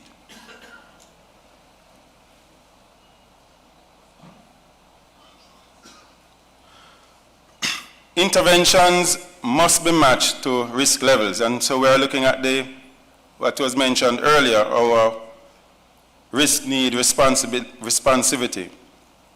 And this must target the factors that drive offending behavior and must be delivered in ways people can actually engage with, taking literacy, mental health, learning styles, and motivation and individual circumstances into account. In other words, best practice means that we do not offer one-size-fits-all approaches. We apply the right intervention at the right intensity to the right person because precision is what produces results. The matter of desistance-focused approaches, desistance refers to the process by which individuals permanently move from criminal behavior, and it's sort of a promotion from recidivism. And this process is rarely immediate. It is gradual and it is shaped by a range of social, psychological, and structural factors. Research shows that people are more likely to desist from offending when they develop a positive, new identity from the stable and supportive relationships. And this when they acquire employable skills and find a sense of purpose and belonging. Again, you have to look at this thing like a conveyor belt. The persons that come to corrections, again, we would have no choice as to what those persons are, what their backgrounds are. But whatever we get, we have to turn water into wine, is it? Whatever we get, we have to do that assessment. Very skillful assessment. We have to separate persons. We have to monitor. We have to look at what the skill sets are. If you look at the displays, there are very persons who learn the skill whilst incarcerated, and then you have persons who came in with a skill and are able to impart that skill and further develop that skill. And so, you know, one of the more, the things that we are very proud about is the fact that lots of our projects and works, it is inmates that are doing it, not contractors. And so we're now looking at the fourth, which is structured case management, which at the Department of Correctional Services, rehabilitation begins at admission, not at release. From the moment the individual enters our institution, structured case management provides a clear framework for assessment and planning. And so for each offender client, it is guided by an individualized rehabilitation plan that identifies risk, needs, strengths, and responsivity factors. And these plans are not generic or static. They are dynamic tools, and they evolve as we monitor the inmate. And so this approach ensures that participation in programs is purposeful. There is a sequence, it aligns with the realistic reintegration goals. And importantly, it also allows the staff to monitor progress and identify gaps and adjust interventions to maximize impact. The continuity of care, this is where we have to look at this business of reintegration and the whole of government, the whole of society approach, and I'm very happy. I won't have to go too much into that because the CTD quite ably showed the range of institutions that must play its part without another dollar spent. It's not about money. It's about better coordination, better relationships, and better programs nationally. And so if the progress ends at the gate, we lose ground. Continuity of care recognizes that the transition from custody to community is one of the most vulnerable periods in the rehabilitation journey. Without sustained support, the gains made through education, treatment, and skills training can quickly erode under the pressure of unemployment, unstable housing, poor health, or negative social influences. As I said to one of our wards, you know, who was to leave in another week, and he was very happy, looking forward to leaving, and I had to remind him. I said, look, whilst you're here, you have 24 hours security, your meals are prepared, you have a house mother that helps you to iron your uniform, right? Air-conditioned barber shops. You have psychiatrists on call, dentists. When you leave, there is no such support that is guaranteed. And so it emphasizes the point.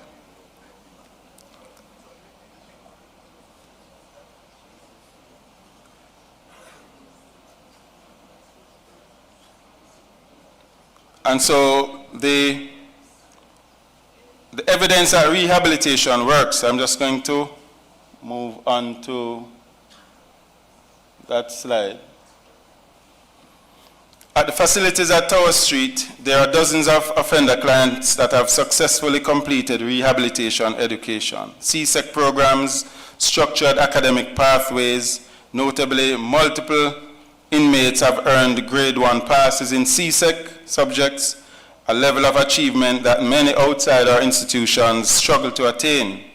More importantly, results are improving year over year. CSEC pass rates have increasingly been steady from approximately 71% to over 80% in recent years, reflecting an improved program quality, instructional support, and learner engagement. And it also demonstrates an important principle of best practice, when rehabilitation is organized, resourced, and consistently delivered, outcomes can and do improve.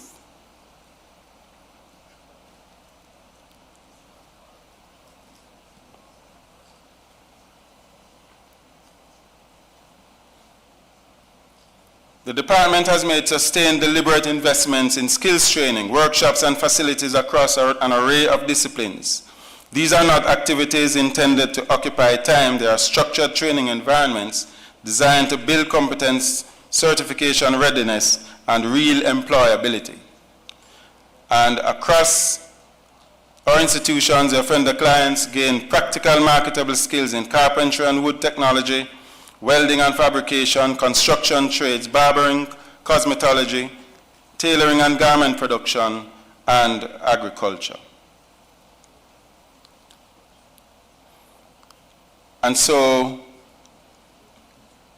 ultimately, reintegration is not about giving people second chances for sentiment's sake. It is about outcomes, and it benefits every Jamaican. It is about fewer victims, safer communities, stronger families, lower long-term state costs, and a more cohesive Jamaica. And so when rehabilitation is done well inside and reintegration is supported outside, everyone benefits. And this is best practice. This is evidence-based, and this is the direction that Jamaica must continue to take. I thank you very much.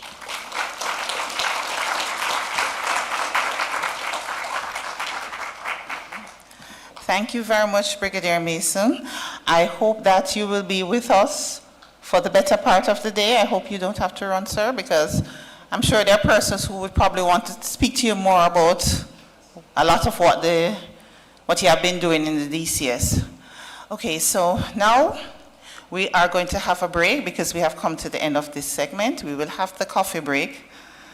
However, I'm cutting the coffee break short. It was supposed to have been half an hour, but we're going to see if we can do it within 15 minutes and to be back by 10:30, because we do have a lot that we want to get through.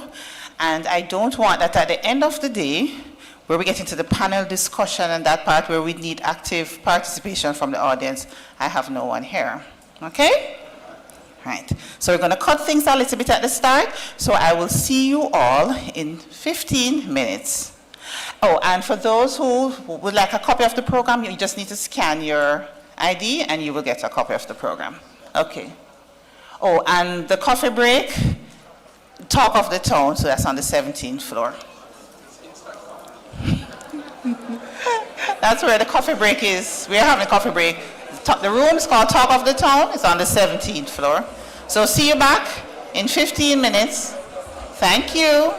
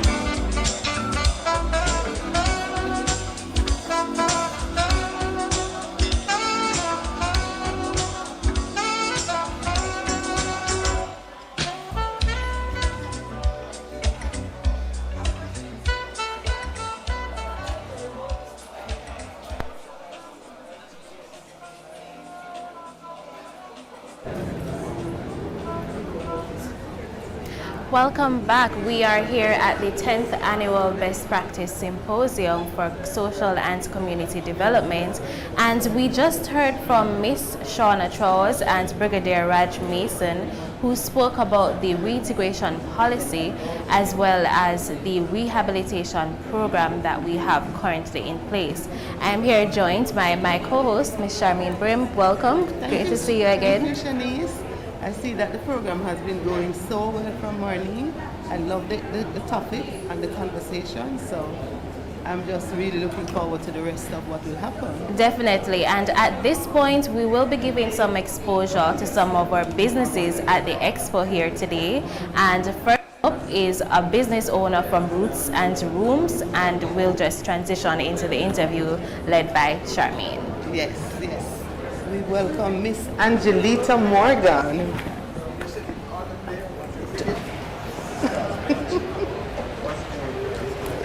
I'm very excited about this part of things because our community businesses are with us. Welcome, Miss. I'm well. And you? Good. I'm excited to have you. You're so excited to be here as well. So I know that rules, yes. Little. What is your business? So the rules is apparently we do things the natural way, organic. So I'm a farmer, and so we do organic farming, and from our organic farm we process food. And our foods are like cultural foods. So we do dukanos, puddings, we do gizzards, we do drops, we do greater cake, all of those things that we know from granny days, right? I had one of sorrel gizzards. I have never tasted anything like that. I mean, this is the creativity and the innovation to use sorrel. So that's excellent. How long have you been in business? Well, it's a startup, but from I was a child, we always been doing those startup cultural pastries. For example, we have also done the stinking toe that a lot of persons are afraid of, but we make wonderful energy drink with it. We call it the Local Blast. It's very good. Indigenous. Yes. All right, so that's Roots. Tell us about the Roots. No, we want to go into the short-term rentals for tourists and Jamaicans who want to have a staycation.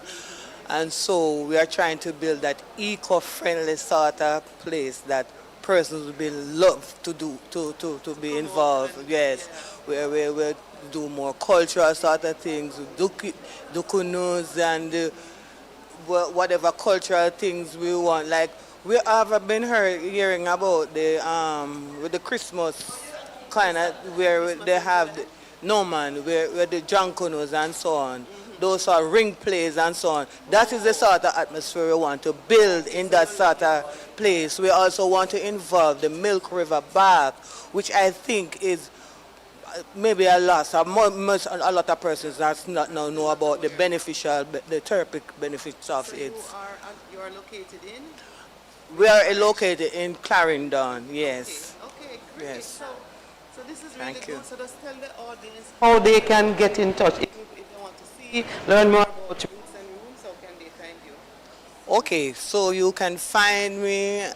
We are building a platform. I'm currently a recipient of a grant to build a website, so we can give further. But you can contact me at 876-429-2837. Okay, thank you. So much, Ms. Morgan. And thank you for having me. Yes, it's a pleasure. Yes. Work, so we'll soon come around to get some more nice food that you have. Thank you. Thank you too. Okay. All right, so ladies and gentlemen, Roots and Rooms located in Clarendon, using a lot and food is excellent. I can attest to that. And it's such an excellent combination of agriculture and accommodation, wonderful business idea, and we wish her all the best. Roots and Rooms. Yeah. At this time, we will, well, before that, I know that you have been monitoring the activities of the day, and we encourage you to continue listening, sharing your questions and your thoughts. And we have a little activity for you as we try to expose more businesses for today.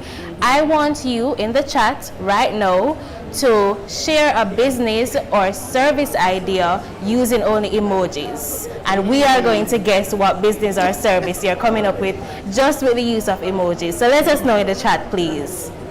That is excellent. I love that, the creativity. But I tell you, Shanice, I tasted.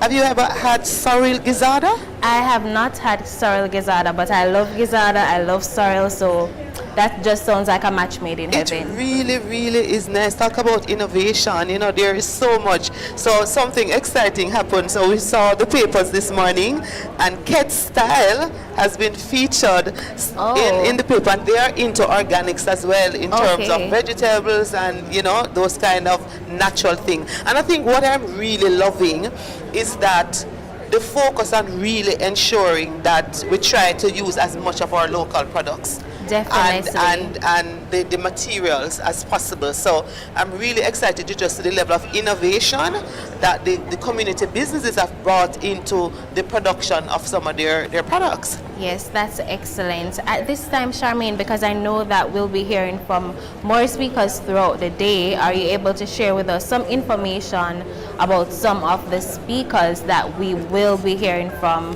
throughout the day? Definitely. Yes, and I remind you just to post your comments and your ideas in the chat, because we have an extended segment in the lunch hour and we'll be going through those. Okay, great. So coming up after the break, we're going to be hearing from Dr. Frank Porporino. He has a PhD in clinical psychology with nearly 50 years of international experience in corrections as a practitioner, senior manager, researcher, educator, trainer, and consultant. And he has such an expansive career that started in 1974 at Canada's oldest maximum security prison, and he actually has held several senior leadership roles in corrections in Canada. Dr. Porporino also co-founded the T3 Associates Consulting Incorporation, through which he has provided training and technical assistance in over 25 countries. So he's coming very much not just with head knowledge but practical knowledge in this area. He will be joined by Miss Louise Leonardi, and she is the Executive Director at the Canadian Families and Corrections Network, which is a national charitable organization that's dedicated to building stronger and safer communities by supporting families affected by crime. And, you know, I think some of the presentation we have been hearing, and particularly the one that just went, we heard the Brigadier sharing about just the issue of families and the whole aspect of that transition back into family. Sometimes it is positive, sometimes it's not so positive. So I think it's going to be exciting to hear from Miss Leonardi in terms of the perspective in Canada and how that kind of support can be had. And just to add a little bit more, Miss Leonardi has actually done quite a bit of impactful work with vulnerable populations and has been widely recognized through public safety, crime prevention and community awards, including the Office of the Correctional Investigator, Ed Melsack Human Rights in Corrections Award in 2022. So we have two persons who are very much involved in the whole issue of rehabilitation and that important focus on family. And so I'm really looking forward to hearing from them and then seeing how, if there's anything we can apply within our own context. Definitely, and the family perspective is very important because we've been hearing throughout these discussions that the family is sometimes the first point of contact, and if we can support that growth as best as possible, that's very important. Now, ladies and gentlemen, before we leave you, we just want to remind you that the expo that is happening right now, it goes up until 6 p.m. today, and we are inviting members of the public to join us. So much business is on Vision Showcase, and they're here. They put a lot of effort into their displays, so come on out and view and purchase from them. And I believe that some of the proceeds will be going to community development efforts, if I'm not mistaken, so definitely come out. The shuttle is available to members of the public free of cost, so join us at the Total Energies gas station. The shuttle moves every 30 minutes, so join us at the Pegasus. Okay, see you all here later. Thank you so much. See you again at 1 p.m. Okay, so I hear that we have a little time. I love it when we have a little time. Really, really loving that. So, you know, we have been talking, again, the theme for this year is about reintegration, right? And one of the things that I find very interesting in the conversation is that there is actually a role not just for government. There is a role for us as citizens, and I know for me, I wasn't necessarily as clear on what my role was in the process. And part of that is getting that knowledge in understanding, because something profound that Brigadier said is that, and I think Miss Trowers, the CTD, also said it, is that a number of persons, the highest offense is a traffic offenses. That was actually very surprising for me as well, which really goes to the stigma that persists in society, is one that is not founded on any real evidence, and we need to come together as a community and understand that these persons are individuals, they are citizens of Jamaica, and they may have made a mistake in the past, but a lot of them are equipped with the skills and the knowledge and the mindset to be valuable assets to Jamaica, and we need to remove that stigma, and that's our role, because we can have the best policies and programs, but if on a community level we still have a mindset that these persons are criminals and they're going to be a liability to society, then the issue is going to remain. And remember, if the majority of offenses are traffic offenses, I'm sure if we check all of us, right, especially those who are driving, all of we get at least one traffic ticket. Does that make you a criminal? Right, you know, right. So sometimes misinformation, lack of information, misunderstandings actually adds to the stigma. You know, so I've really just been so enthralled by the wealth of information, and my own knowledge is increasing, and this is what we want the public to also understand. You know, you have a role, we all want a second chance, and there's so much that is going on, you know, so that is just key. Is there anything else that stood out for you? Yes, and what also stood out for me is when Ms. Trowers, she would have mentioned that we do have currently some transitional homes for persons who are leaving these correctional facilities, but there is the need for more transitional homes, and so that showcases that we need to strengthen that area in terms of the support, so that persons who have been rehabilitated, they don't create or repeat the cycle because they don't have that proper transition. So we call that recidivism. Yes, that's another thing I learned, you know, the reoffending. But that's what it is. I know for us as a country, culturally, the truth is, Jamaica, our foundation is community. Each one looking out for the other. And so we just have to, once we understand what the issues are, understand that we really, the stigma that we're attaching to people is kind of, some of it is unfounded, some of it is based on fear, and that is why this is so important today, that as we understand, we just understand the role in welcoming back persons, those persons who will come back, set up a business. We want to, we want to support them, and so I think that's just so important for us to know. Yes, definitely. And for members and persons in the chat who are listening, I know that you may know someone who have returned to Jamaica as an involuntary migrant or someone who was formerly in conflicts with the law. what can you do? Can you choose one action item that you can start today and play your role as members of society in helping that reintegration process? Again, we have an extended segment in the lunch hour and we will be going through these comments, so I would love to hear from you on some action items that you as a member of society can do in helping the reintegration process. And again, remember the activity, and again remember that we want to hear your questions, so you have a lot to do.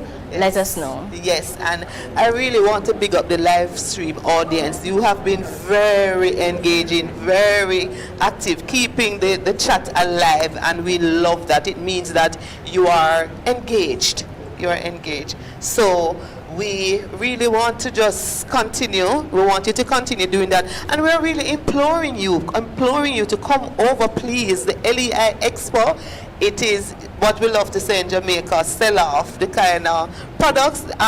There's a particular booth that as I step into the space, I feel like I'm in a spa. Oh yes, it must be the one. I tried their massage oil and I put it on my skin, and even when I went home I was still smelling it. I'm like, I have to purchase it today. Yes. It was instantly so soothing. Yes. And it's actually, if we're speaking about the same business, he mentioned that it's good for pain management as well. So for persons who want to feel relaxed, who have any joint issues, this vendor is really important, and you can come and check him out. Yes, and then I know there is rum creams. Yes, Smith's and we'll be interviewing him later on in the day. Yeah, we're going to be hearing as well from Jordan Nails, and she has a very girly. I was speaking to her yesterday, and I told her I just loved her packaging. Yes. There is just this nice, pretty pink, and there's just something about it. So I was talking to her, and she said, you know, I just wanted to make sure it is girly.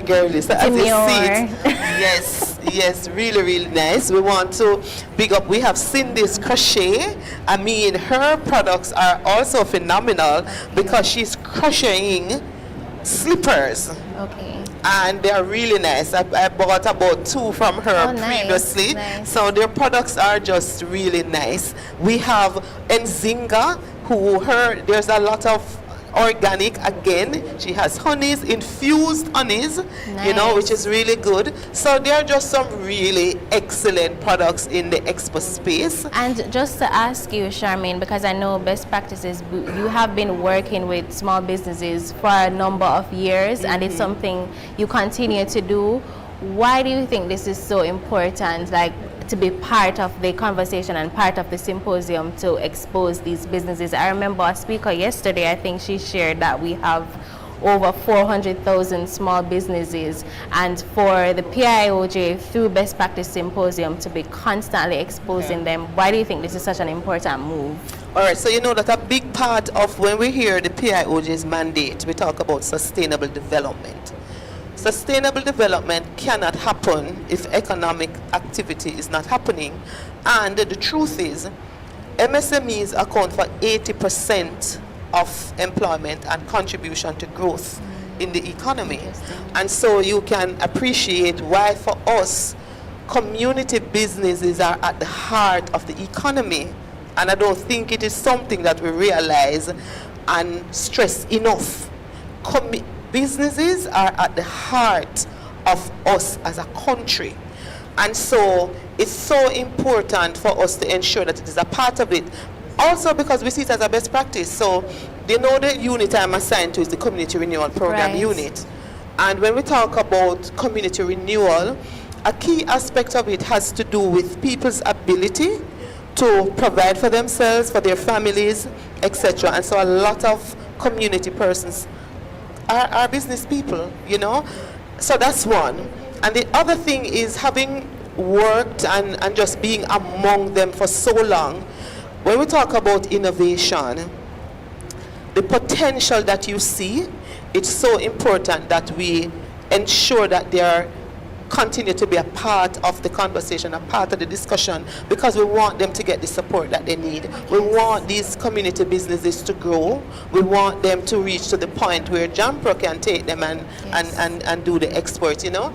And so we recognize the whole issue of MSME as integral. It is a best practice. It is at the heart of the economy, and it is where we get to see a lot of the innovation that is coming forth, and so we think it is very important for us to always have them as a part of the symposium. Definitely, I agree with that, and it really speaks to our people's resilience as well, because many of our business owners, they are not regular 9-to-5 workers in the day, and then they're juggling their businesses and building it to a certain stature during the nights, and so it really speaks to our people's resilience, and we just want to support that in any way we can. And I think even the conversation you had with our owner from Roots and Rooms, she mentioned receiving a grant to build a website, so the support is there, and we encourage persons who have ideas, don't be afraid, don't think that the space is already populated, because the support is there to support you and to build our economy and sustainable development. And I must use the opportunity to mention, I spoke about JAMPRO, that has that that kind of support in terms of export. The JMEA, Jamaica Manufacturing Export and Association, and they're here with us today as well. We have the Jamaica Chamber of Commerce, Small Business Association of Jamaica, Development Bank of Jamaica, even as we talk about business grants. The DBJ does a lot of great work supporting our small businesses. Definitely. Thank you so much. So, yeah. Sure. Yeah. So we heard that we have a little bit more time, and because we have so many business owners here, we are going to take another vendor from our expo, and let me just see what has been happening in the chat. Anybody have any great emojis? All right.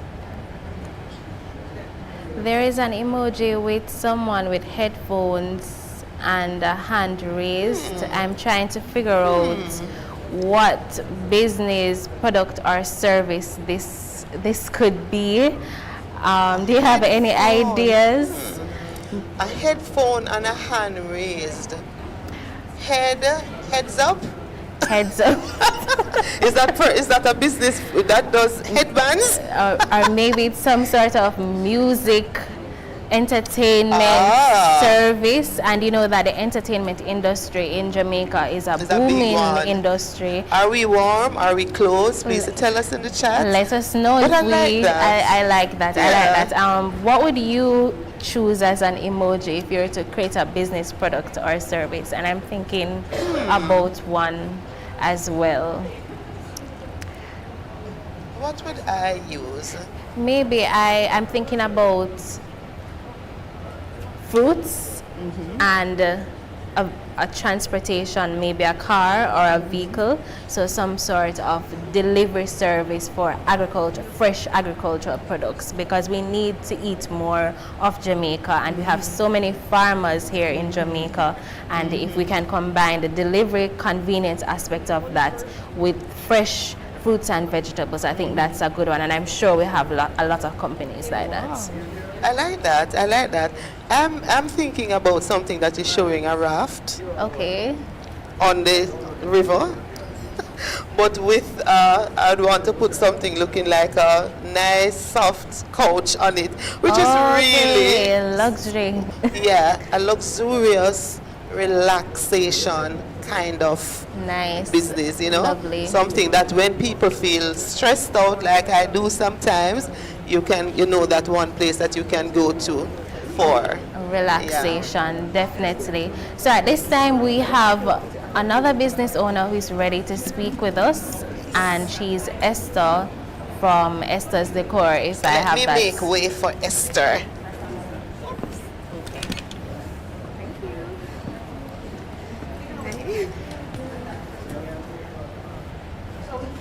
Yes, hello Esther, welcome, and thank you so much for joining us and taking some time away from your lovely booth. I did pass it yesterday and this morning. Can you tell us the name of your company? The name of my company is Esther Creative Dream Decor Styles and Services, but I shorten it for Esther Scars. Okay, lovely. And just tell us more about your company and what you provide.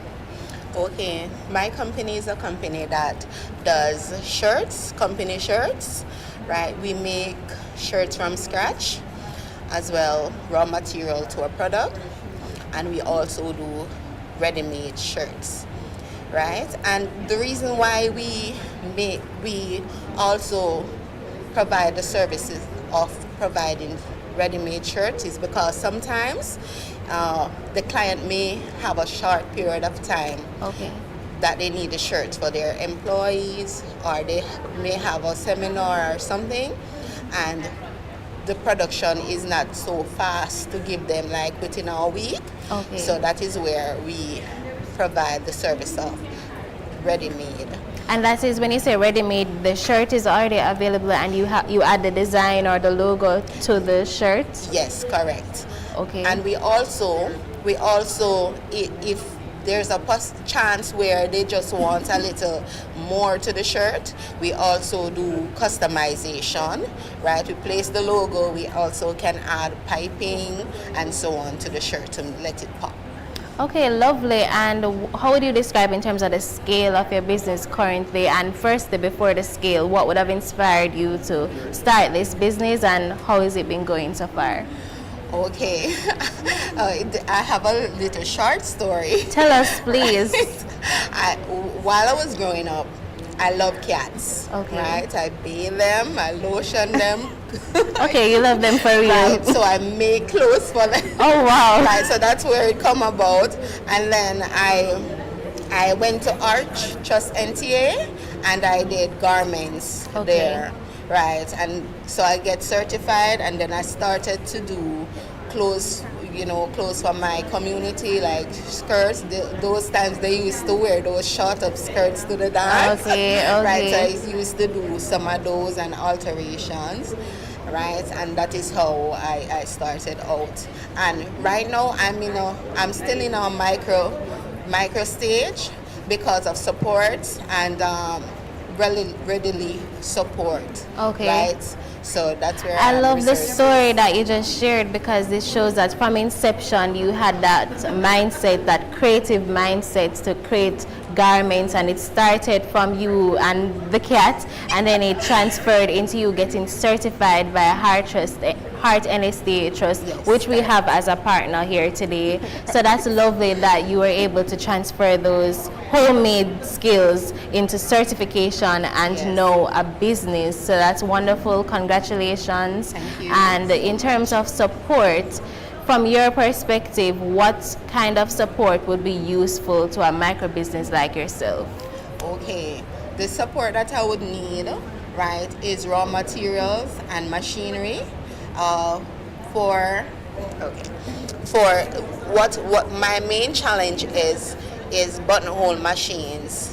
Because I like my products to be done that whenever you look at it, it does not look like just one backyard it do. It's coming from a factory. Right, so I like that finish. I pay keen attention to details, and I love when someone come and say, wow, your product is awesome.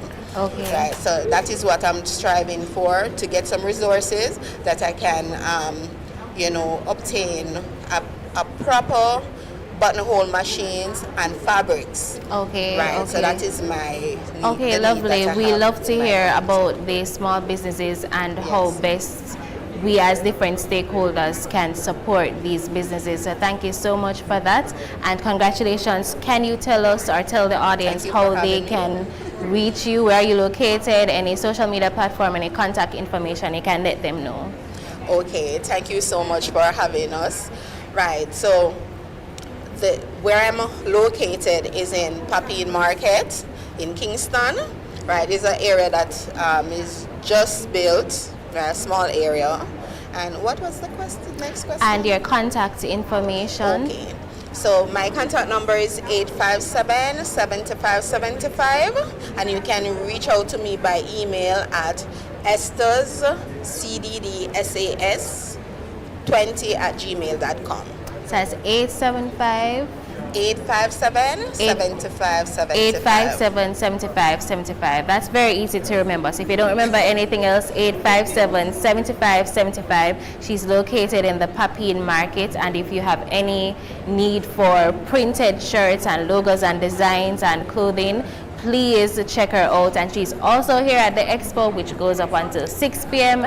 and if you have a free shuttle service that you can access. Thank you again for being here. Thank you so much for having me, and you're beautiful today. Thank you. You are also beautiful. Thank you.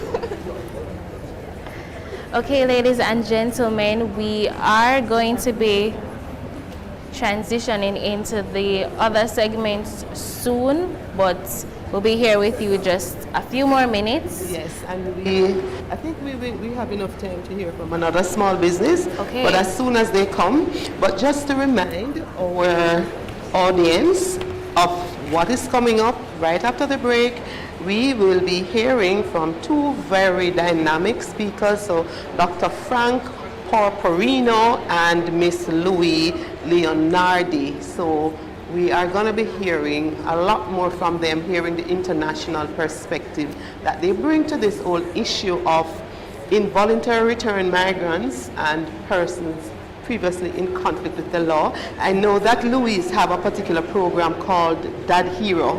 I'm just so excited to hear about that. It's going to be focusing on the family, and so it's going to be interesting to hear how that came about. So I'm looking forward to that.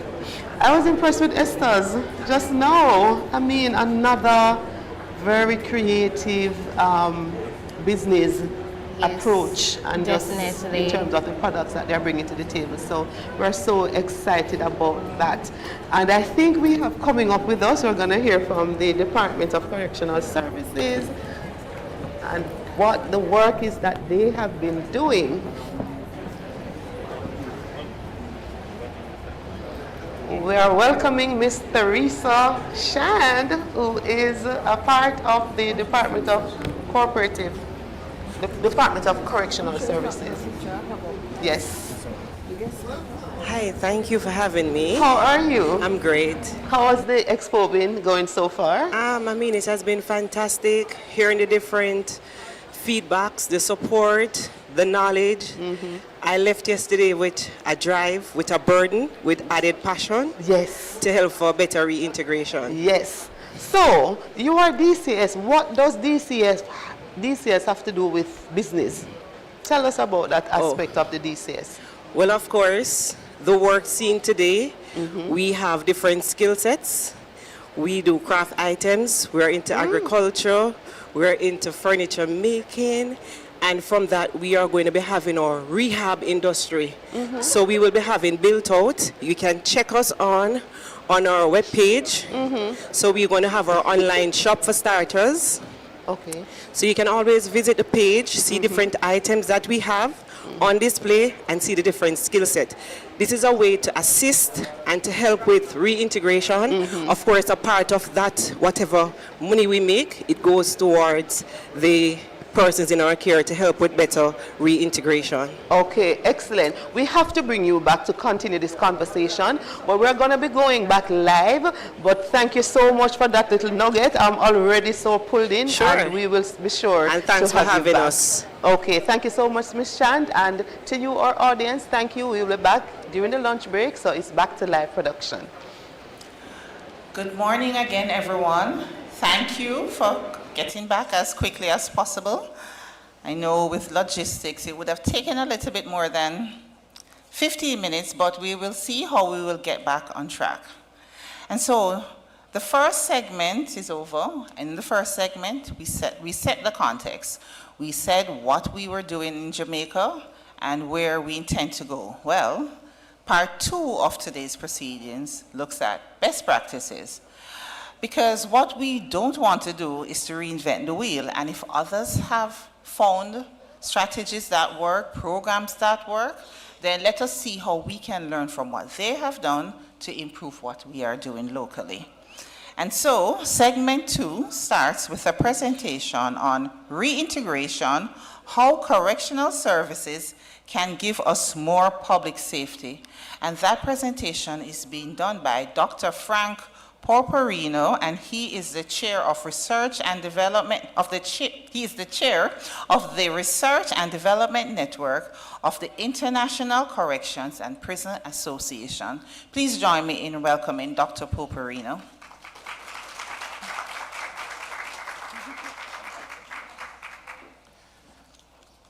Good morning, colleagues.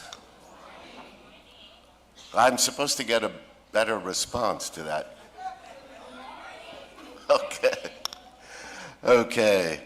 I was certainly pleased to leave a very cold and heavily snow-covered Canada the other day, quite voluntarily, I might add, in order to come and share some of my ideas about reforming correctional services to better achieve reintegration. Now, after listening to a wonderful set of presentations yesterday about the challenge of reintegrating your IRMs, I learned a new acronym. And this morning, listening impressively to what's happening here in Jamaica in translating new correctional policy into practice, I think I've absorbed already more than I can give, to be honest. The core issues are strikingly parallel, whether we're talking about reintegrating migrants or reintegrating ex-offenders. And so I hope you don't get tired of perhaps listening to some of the same themes from me this morning.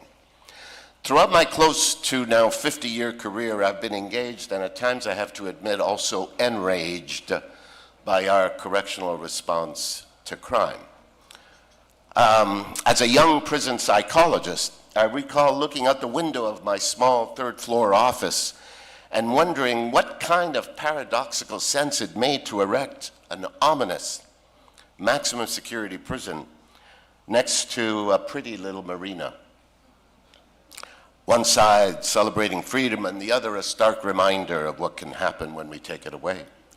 I've always tried to understand how we could be more rational, less damaging, and ultimately more just and effective in our response to crime, not only in dealing with the individuals who end up falling under our care, but their victims, our staff, and of course, the communities we serve.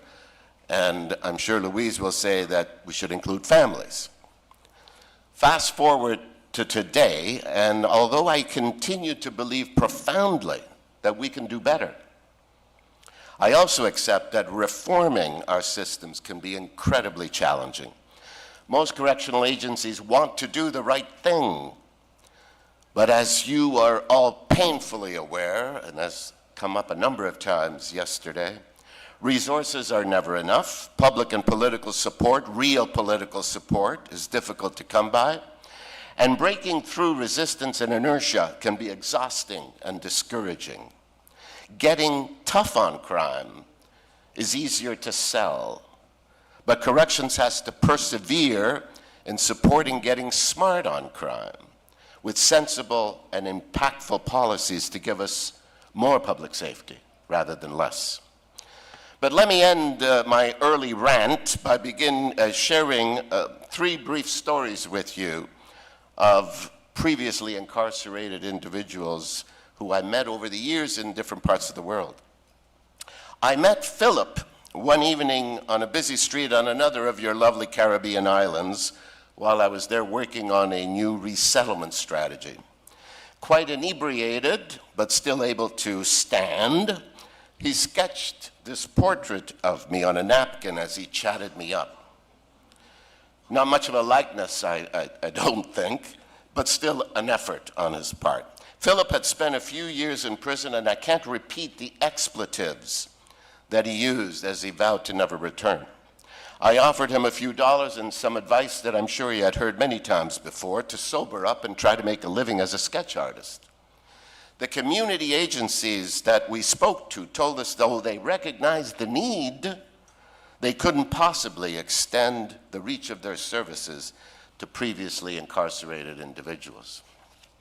At the entrance to a supermarket in Windhoek, Namibia, Abraham yelled out, "Dr. P." He recognized me from presentations I had made at their local maximum security prison. Abraham had settled into selling mobile phone talk time to passers-by, and he said that he could earn on a good day about the equivalent of $1 US. He had been earning a bit more cleaning automobile windshields at traffic lights, but he stopped doing that after a friend of his was sent back to prison. Namibia is among the most rapidly developing nations in Africa, but it also has one of the highest income inequality ratings in the world and was ranked 7th not long ago on a worldwide misery index. Finally, I met Serge in my hometown, the nation's capital in Canada. I had occasion to patronize the same coffee shop over a period of several months, not a Starbucks, but an iconic Tim Hortons, the coffee of working class Canadians. Serge was always in the same spot, under the shade of a tree in the parking lot next to a dumpster. I was intrigued, and so I approached one day to get his story. He finally divulged he had indeed done a little time for armed robbery as a younger man, but he stayed clean ever since. He was married, but no longer, had a daughter, but lost touch, made a living repairing motorcycles for a while, but was now on social assistance. He liked his spot under the tree, he said, because he enjoyed the fresh air. And he found his little room in the boarding house where he lived a little too depressing. Even in Canada, it isn't easy to find a job with a prior robbery conviction. Now, I know you could give many similar stories of previously incarcerated individuals barely eking out an existence. In any follow-up study, recidivism study, my 3 cases would be classified as successes because they didn't reoffend. But true success would mean that Philip would have conquered his demons and stopped drinking. Abraham would be earning a living wage, and Serge would have taken at least initial steps to reunite with family. Instead, after they intersected with the criminal justice system, they were left with little bridging or linking capital to help them get ahead or move ahead. What they were doing, as many of the individuals we worked with end up doing, was simply trying to get by. Now, clearly, I think you would all agree, if we end there, then our efforts are not living up to the ultimate moral aim of our profession to work towards true social integration and inclusion. Now, of course, reintegration itself is a misnomer because it implies that these individuals were once integrated when we know they were marginalized and disadvantaged in significant ways throughout their lives. The challenge of reintegration can't be overstated, since essentially community corrections in particular are left to do what our communities have initially failed to do. Now, I'm going to argue that in trying to do this difficult work of reintegration, we have perhaps gotten a little lost in too much emphasis on method and techniques, resulting in piecemeal efforts rather than an integrated, truly integrated, evidence-informed, human-centered model of practice that we can sustain. Encouragingly, I think we're beginning to understand the totality of what needs to be done. And so what I want to leave with you today is not another list of methods, but some overarching principles that we should embrace if we want to create lasting reintegration. And I address you humbly with utmost respect for your own experience in managing the pressures and constraints facing your country. I feel in many ways rather inadequate in giving advice to a corrections department that's celebrating its 50th anniversary and a probation service that I think has celebrated its 75th. You've clearly had plenty of time to evolve, and we heard that this morning.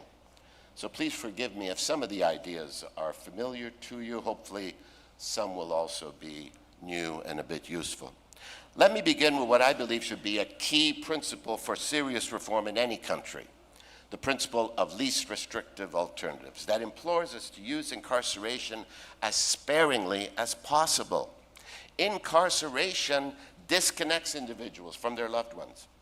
It can create or exacerbate mental health issues and problems of addiction. It teaches coping and survival skills that are incompatible with life in free society. And it can permanently stigmatize individuals towards experiencing pervasive, lifelong inequity. Incarceration is expensive, and for most types of offending, it offers no increased public safety value compared to community options like probation. There are now literally, if we believe in evidence, dozens of studies showing conclusively that prison offers no deterrent, crime reduction, teach them a lesson effect in comparison to community options. A recent comprehensive review, as a matter of fact, has actually argued that we should see this as criminological fact. But beyond the issue of resources being drained unnecessarily to lock people up, there are also the often forgotten collateral consequences of incarceration. Time doesn't permit me to catalog the long list of these secondary punishments, but suffice it to say that the more we look, the more we find examples of profoundly damaging and lasting consequences for individuals, for families, neighborhoods, and communities. It's been estimated, for example, that formerly incarcerated experience lifelong unemployment rates of nearly 5 times that in the general population. As for impact on families, research in the US has recently shown that people with immediate family members in prison spend $4,200 annually just to stay in touch with their loved ones. And that's a financial burden that falls disproportionately, of course, to Black and low-income families.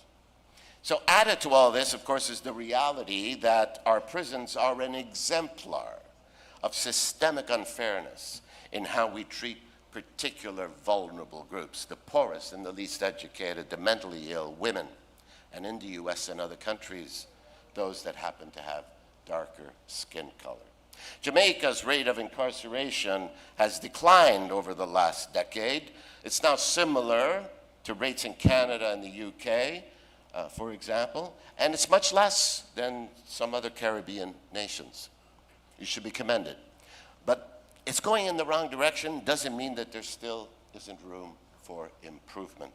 And a number of countries have managed to keep their incarceration rates either low or in modest decline without any increase in crime rates. We've seen it, for example, in parts of Asia, in the Netherlands, in all of the Nordic countries. For years, Norway in particular has served as an international model of a progressive, community-focused approach. And recently, they have decided to go even further. Their new paradigm calls for even more use of community sentences, less reliance on high security incarceration, greater use of electronic monitoring, more low security open prisons, allowing access to education and employment opportunities outside of the prison, and more generally ensuring that vocational training is more closely aligned with employment demands in the community. Now, there are well-known levers, I don't have to go through them, to help limit use of imprisonment, but the key, of course, is to work at creating political will and public acceptance to use them, and redirect resources towards designing correctional services that will actually work. And that brings me to my next principle regarding what should guide or steer us in designing and delivering our services, and how knowledge and evidence should impinge on practice, something that every correctional service in the world struggles with to some degree. Corrections is fundamentally about helping people change. And in my view, to do that well means that we should embrace all that we know about the human change process.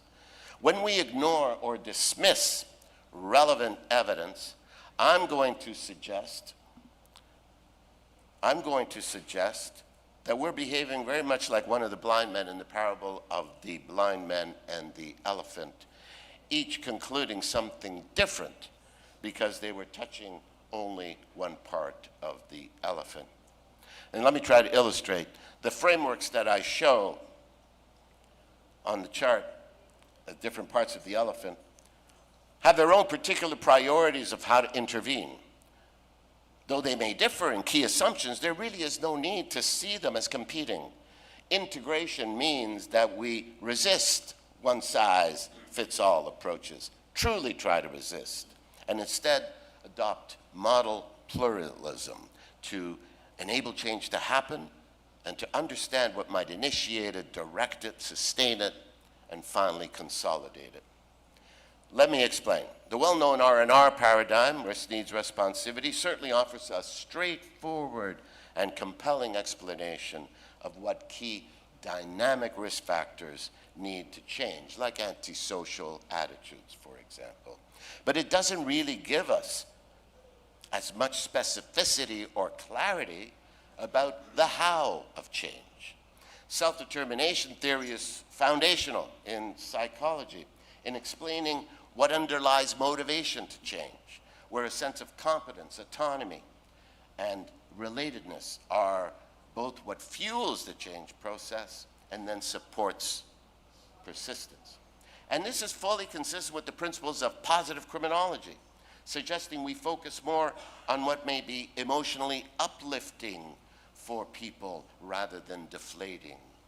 There's evidence, for example, that risk factors diminish in importance and in influence with the emergence of positive emotions like optimism, hope, self-efficacy, and psychological flexibility.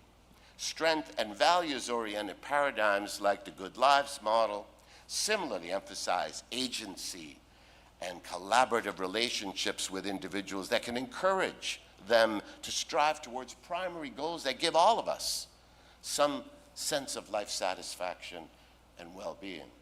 Desistance theory, importantly, reminds us that reasons for change are individualized. Identity change is not a linear process. Some setbacks are inevitable, and trying to force change is counterproductive.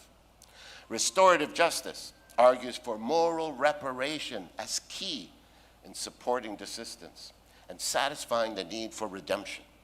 And finally, there's now growing recognition of what's been termed as correctional residual obligation to address inequalities, marginalization, and especially the impact of trauma, all of which entail a particularly specialized practice framework.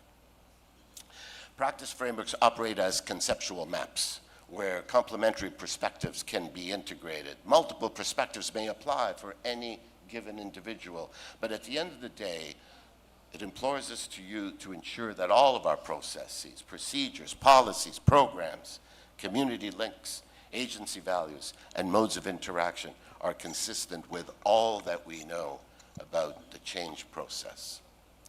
Of course, I think we all agree that good practice can only thrive in values-based environments, committed to treating people, all of the people, with decency, fairness, understanding, and respect. My third principle suggests we should imbue our correctional systems and settings with a relational and procedural justice ethos, rather than one that perpetuates a militaristic command and control tradition which can create even more resistance, hostility, and defiance. And this is perhaps nothing that breeds as much cynicism and bitterness among both offenders and staff as the perception of being treated unfairly or unjustly. Relational approaches counter this by intentionally applying key elements of procedural justice. And these include giving voice, where authority figures consider the views of others, demonstrating neutrality by acting as principled decision makers, showing respect by remaining calm and courteous in their interactions, building trust by being genuine and authentic in their motives. Now, these are all good general people skills, I think you'd agree, but within correctional environments, they become essential both to engender cooperation and to serve as pro-social modeling in action. Research points clearly to the benefits. Prisoners who perceive their treatment to be fair and just report fewer mental health concerns, they commit fewer disciplinary infractions, and they even reoffend at lower rates.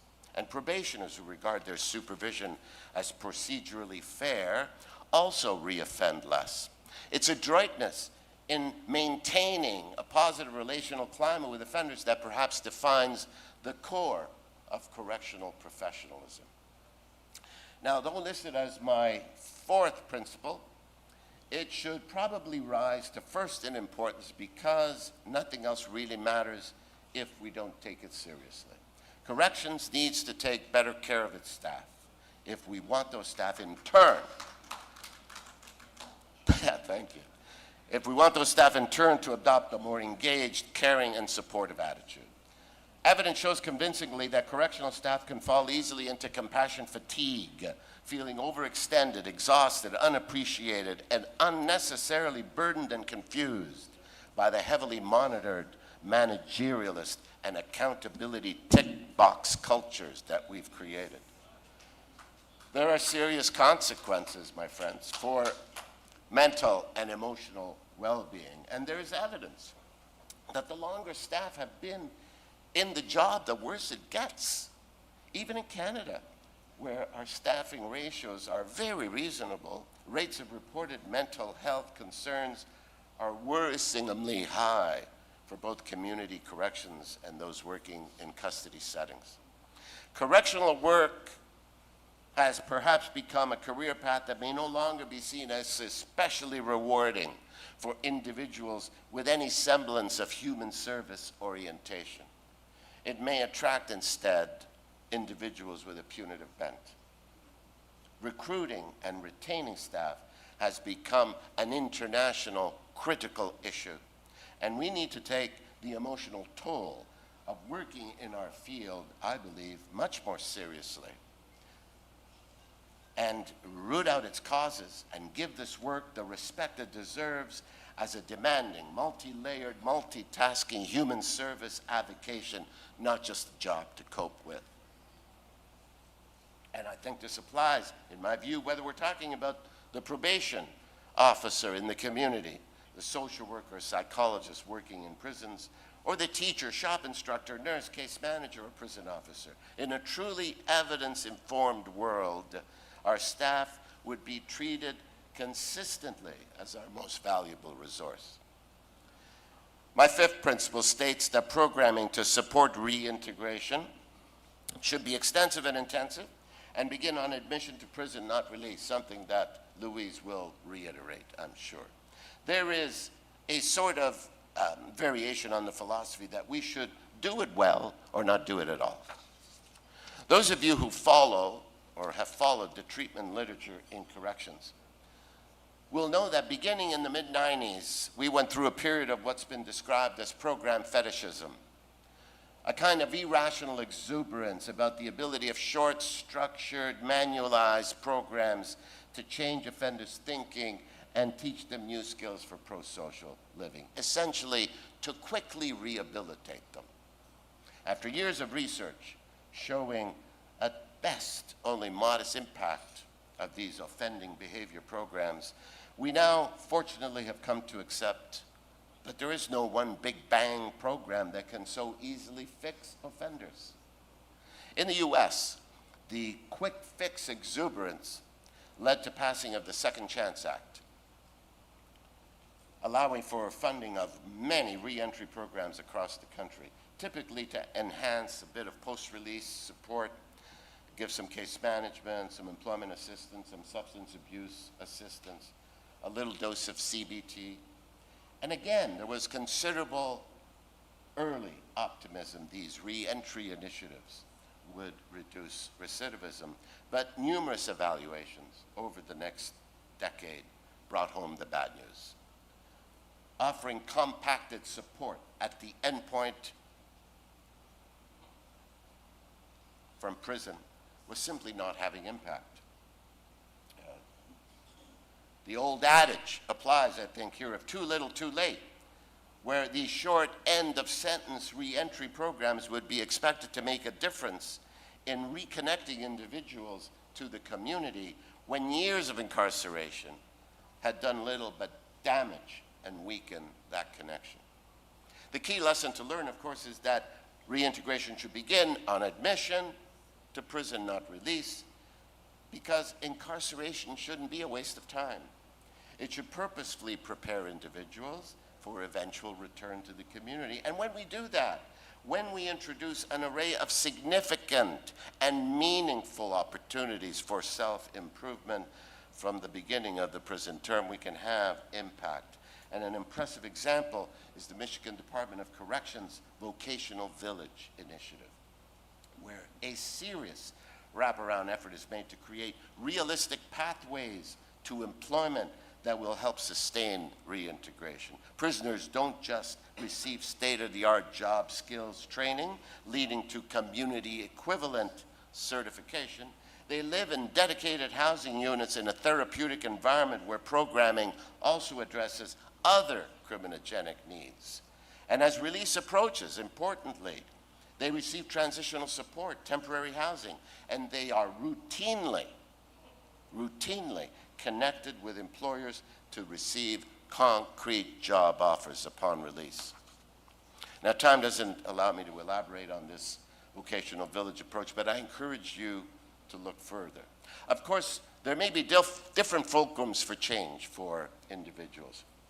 Emotional, artistic, sports and athletics, connection with nature, spiritual, a redemptive turn to volunteerism, strengthening of family ties. We should try to amplify the influence of all of those interests. And there are numerous examples of innovative programs that have proven they can engage the disengaged. You will hear about one after me this afternoon, Dad Hero, aimed at connecting offenders with their kids and their families. Dad Hero doesn't at all struggle to recruit offenders, does it? No, I didn't think so. Offenders line up to participate. In retrospect, we probably erred in over-promising what our traditional, short, structured programs could do. That doesn't mean we should err again, but we shouldn't see them as panacea. They could be an important hook for change if delivered by qualified and committed people in settings that recognize and reinforce the hard work of identity change, and where there's clear effort as well to address practical life concerns. You know what they are: employment, housing, mental health, etc. And I would add that we should also deliver programs in a truly collaborative atmosphere, encouraging participation not insistently or obligatorily, but motivationally, and even inviting our ex-offenders to participate and also to facilitate as motivating peers who have unique experiential knowledge about the struggles to desist. Okay, and so let's quickly review the principles that I'm suggesting can be blended together in designing an evidence-informed process where reintegration can become a more routine outcome of our efforts rather than only the exception. We should use incarceration sparingly. Our models of practice should integrate and rely on a range of evidence. We should imbue our systems with relational and procedural justice ethos. We should take better care of our staff, and programming to support reintegration should be extensive and intensive and begin on admission to prison, not release. And so that brings me to how these principles might be blended together and what they imply in terms of how we should run our prisons and how we should manage our community supervision and support systems. Let's turn first to how we could reimagine the incarceration experience as a positive influence for change, one that can spur individuals to question their criminal identity rather than strengthening it. Unfortunately, I think we all live with an uncomfortable truth, my friends, and that is that our prisons, for the most part, are not at all organized and managed to support positive change. In reality, most prisons in most countries may be doing more harming than healing, reinforcing the very we-they sentiments we want to change, and creating even more impenetrable barriers to eventual community reintegration. But fortunately, I think we also know quite a bit about what a good prison environment could look like, and what can make them healthy and positive places to live and work. Prison scholars have been telling us for a long time that our preoccupation with fixing individuals has blinded us to the more foundational aim of fixing our corrections environment. And I was pleased to hear this morning that that's been taken seriously here in Jamaica.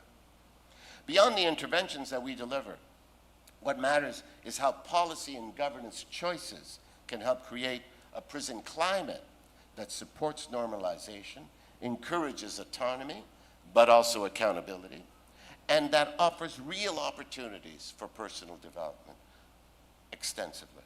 Creating these rehabilitative cultures requires a more holistic, ecosystemic approach to capitalize on the range of influences impinging on the person, not just the influence of a few programs.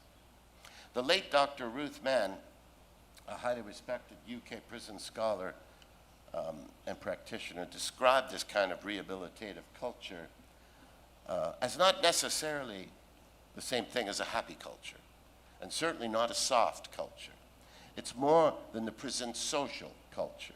It includes the prison's philosophy and fitness for purpose in relation to reducing reoffending. And Mann describes 6 key features of rehabilitative cultures that can give us synergistic impact, including the overarching importance of rehabilitative leadership to ensure that these features are well developed, integrated, and sustained. Alison Liebling, a criminologist friend of mine from Cambridge, has also been identifying the dimensions of what she calls the moral prison. She finds that when there is a proper balance of some key dimensions of moral performance, that there are also a host of other good outcomes, including, quite interestingly, more safety and security and lowered recidivism. In her new book, Aristotle's Prison, A Search for Humanity in Tragic Places, Alison tells us quite succinctly that only once prisons become morally intelligible, fair, decent, and humane enough, oh, you can't hear me, eh? Can they hope to become morally enabling. Now, as already noted, at the heart of the good prison is also the need to support staff. And elevating the professional identity of prison officers in particular will certainly help prisons remain as safe, decent, and fair places to live and work. And finally, important to highlight is that we should also challenge not just the culture, but the underlying physical and psychological feel of the traditional prison environment. There's now considerable evidence showing the negative impact of both the soundscape, the noise, the clanging, the dinging that happens in most prisons, and the green space, the lack of it in most prisons. Prisons are more than places of confinement. They are multi-sensory landscapes that actively shape behavior, health, and experience. Now, there are many real-world examples of successful prison transformation, but I'm going to leave you with one I visited recently in Belfast, Northern Ireland, Hyde Bank Wood Prison, a prison that was rated among the worst in the UK some 10 years ago and is now rated as one of the best. It may be worth you looking into how this transpired. But the key was simply to work in unison on the dimensions of the rehabilitative culture that I mentioned earlier. So, I've argued that reintegration should begin on admission to prison, and that the prison experience should spark and strengthen intentions to desist rather than crush them. At the end of the day, however, reintegration happens in the community. And so the question becomes, how can we support that process to take stronger root in our communities? The core elements for offering community support have been at the center of probation's mission since its very origin, to provide some material assistance, a place to live, a job, and above all, a friendly hand. That quote comes not from a report from 10 years ago or or 20 years ago, or even 30 years ago. It comes from the annual report of the Canadian Penitentiary Service of 1948.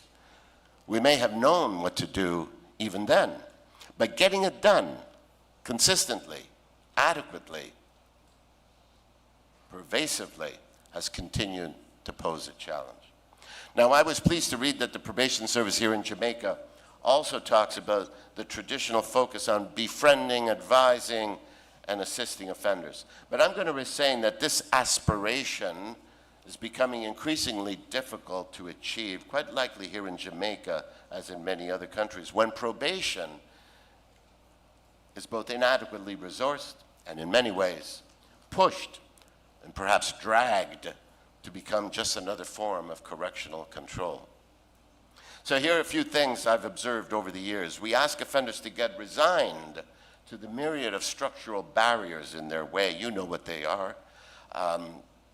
We know, for example, that unemployment puts people at high risk of reoffending. But poorly paid and unrewarding employment also puts people at higher risk of reoffending. So we have to work at tearing down those barriers.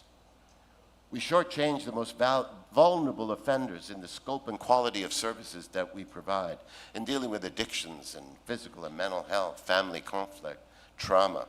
It's been estimated, for example, that the suicide rate amongst probationers is up to 6 times that in the general population and higher than that in prisons. Now, we surround our clients as well with ever-present surveillance, restrictions, conditions, forcing them to march to our strive for perfection parameters that can set them up for failure. Probation turns into a burden and not a support. We talk about the importance of connections with the client and working with the community, but then we measure performance in ways that ignores those key aspects of community work. In many ways, probation service seems to have moved steadily towards simply exercising a different kinds of correctional control.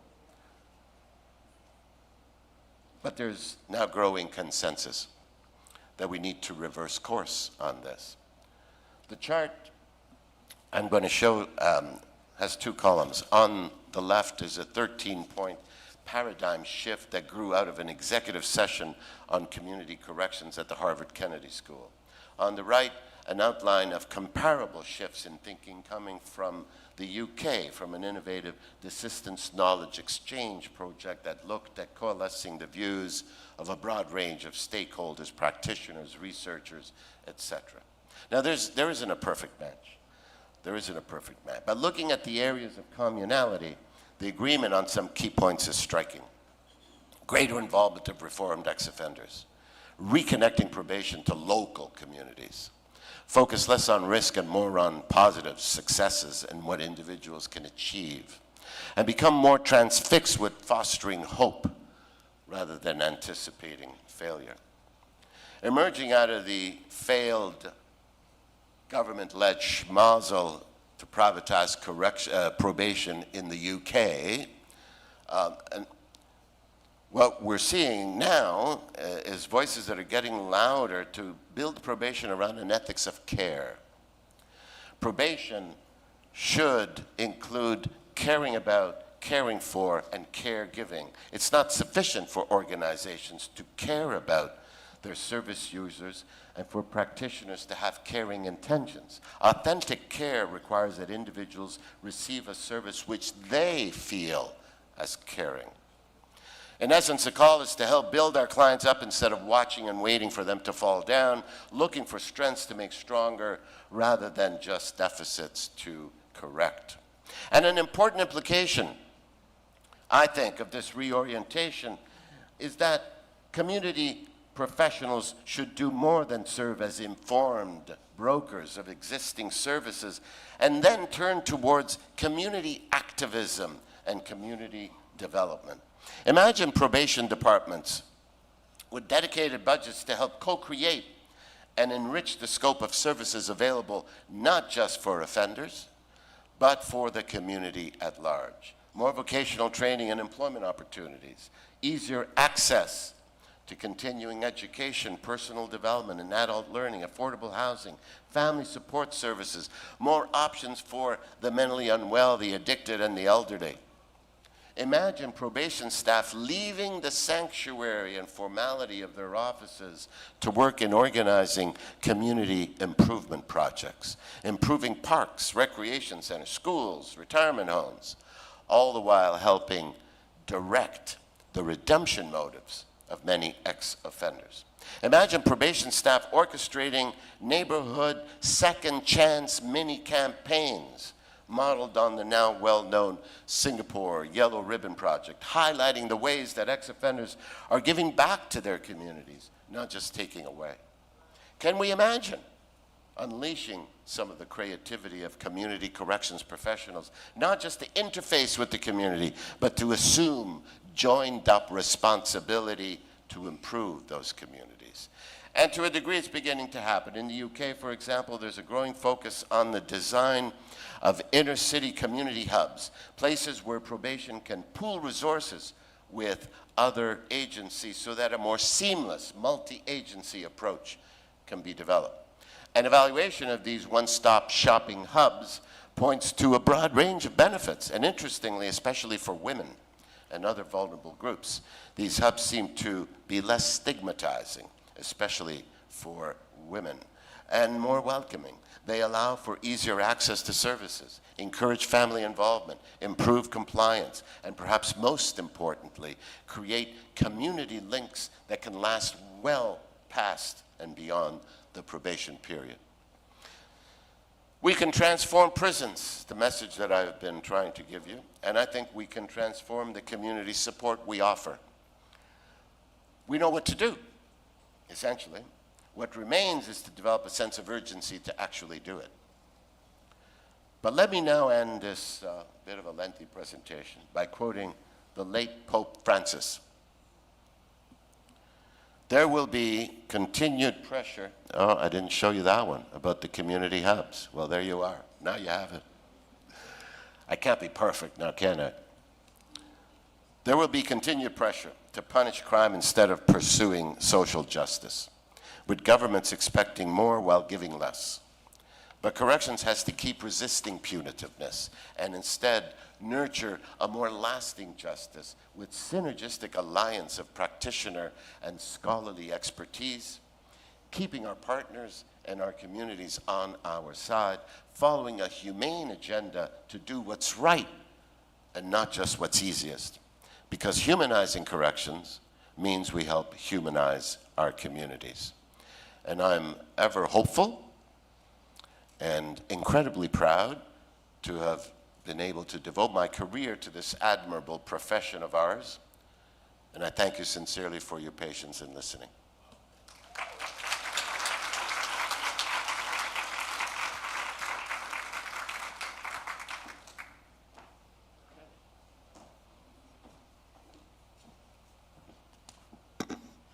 Okay, again, a clap for Dr. Porporino.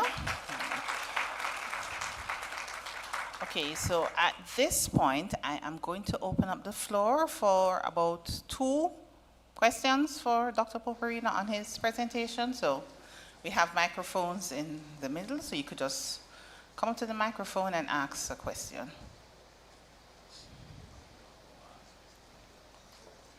Okay.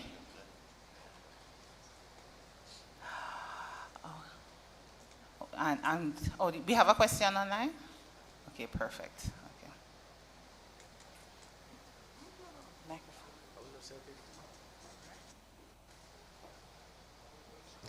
Thank you. This is a question from someone who calls him or herself Sir H.N.F.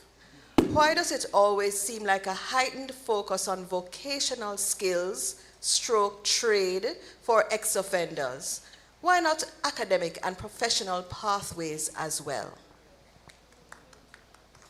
Could be both, yeah, of course, yeah. But I mean, we saw some data this morning from Jamaica, the percentage of the offenders that are unskilled, have no vocational background at all. And I think, that has to be addressed. I also don't think it's either or. I don't think you have to do vocational or education. You could do both, and you should do both. You should do both, because they can work together. So I hope you didn't get the impression that I don't support educational upgrading. Yes. Hello? Yes. I really enjoy your presentation. It covers pretty much all of what is expected in someone in your capacity. Thank you so much. Well, thank you. In the United States, we have huge problem with reintegration. And we have all the resources we have over there. And the problems seem similar. Why is that? Well, you're right, they have resources, but their resources are directed in the wrong places, basically. Their resources are directed to, improving the lives of the well-to-do rather than the not so good. So I'm sorry, I don't want to speak against America, but especially about what's happening now. Most Americans believe that I remember Obama getting in trouble when he said something about how we can't expect to feel like we can do it on our own, right? We can't do it on our own. A lot of Americans think that if you're going to make it, it's up to you. It's up to you, and you don't need help. You should be able to do it on your own. And of course, we all know that's not true. We all need help. Okay, next question. Yeah, greetings. My name is Brian. In the presentations that I've heard so far, it's a gathering of institutions, right? So it's a gathering of the professional managerial class. So I wanted to know from a CBO perspective.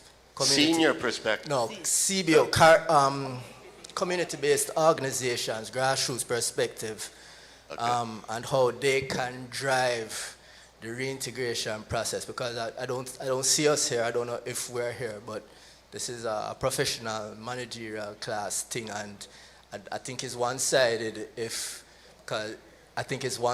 So I'm wondering if, in your experience, if there's models there that really is rooted in a bottom-up process rather than a top-down institutional process.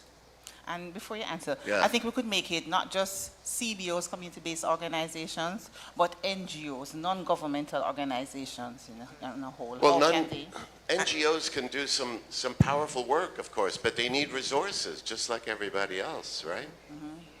And they struggle with resources. Yes, sure.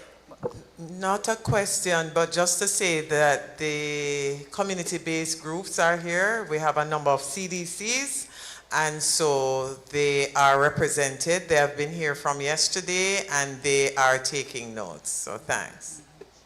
In some ways, the services that NGOs can offer are more trusted by most ex-offenders, right?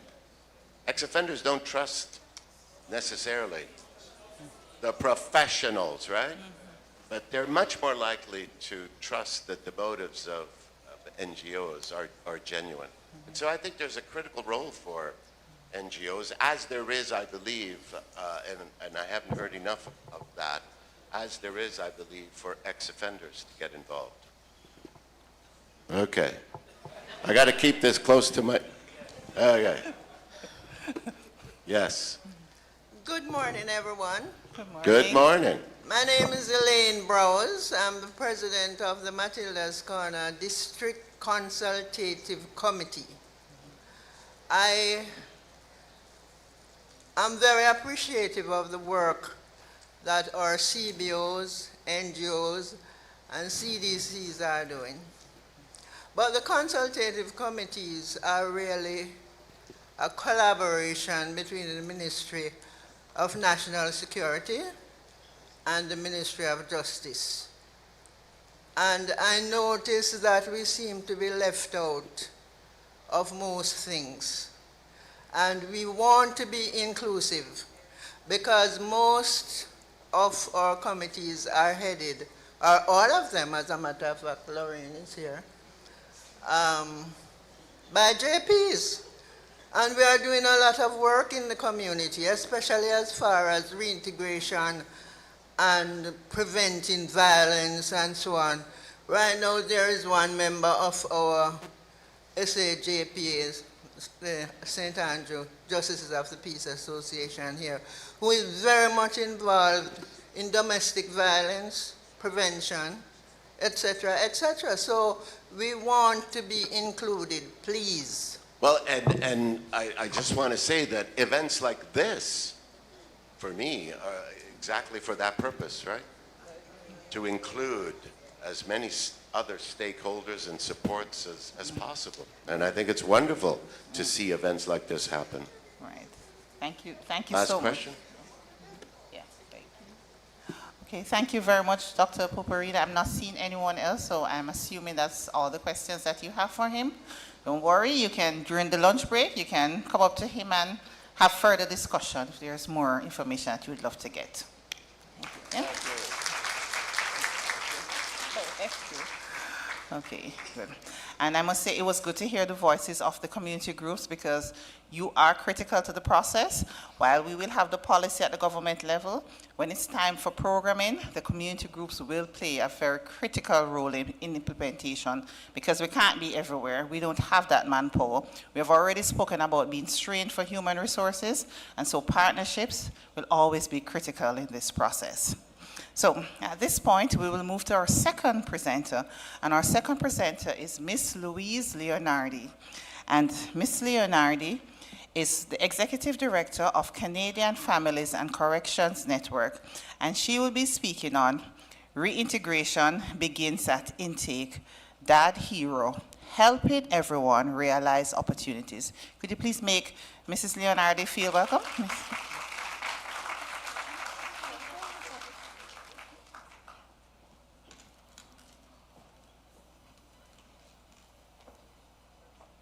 Good morning. I love it. Yes, I'm Louise Leonardi. I'm so excited to be here, to be invited by PIOJ and be included in your amazing work. It's really good to be here. Yes, I work for Canadian Families and Corrections Network. We're a nonprofit in Canada. We exclusively serve families affected by crime at all points of the justice system, from the arrest to the end of their sentence and beyond. Almost 35 years in business, a respected leader in corrections. There is no other nonprofit like us in Canada. I'll mention some of our other work, but my main focus today is to talk about Dad Hero.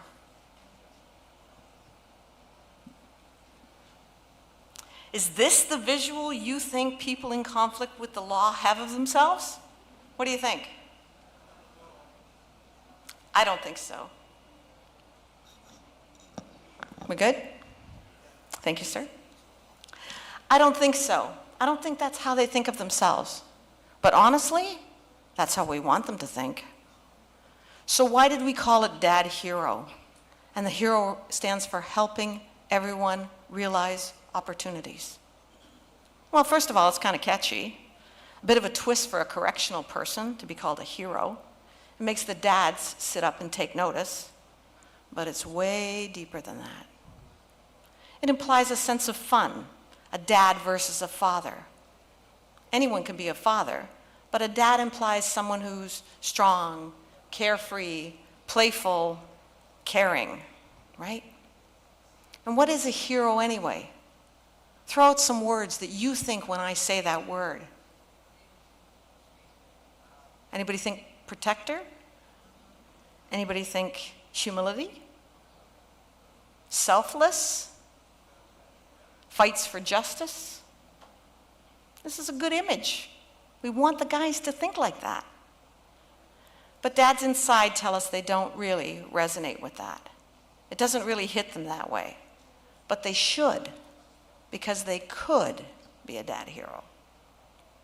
Crime does not always define the capability of a father, right?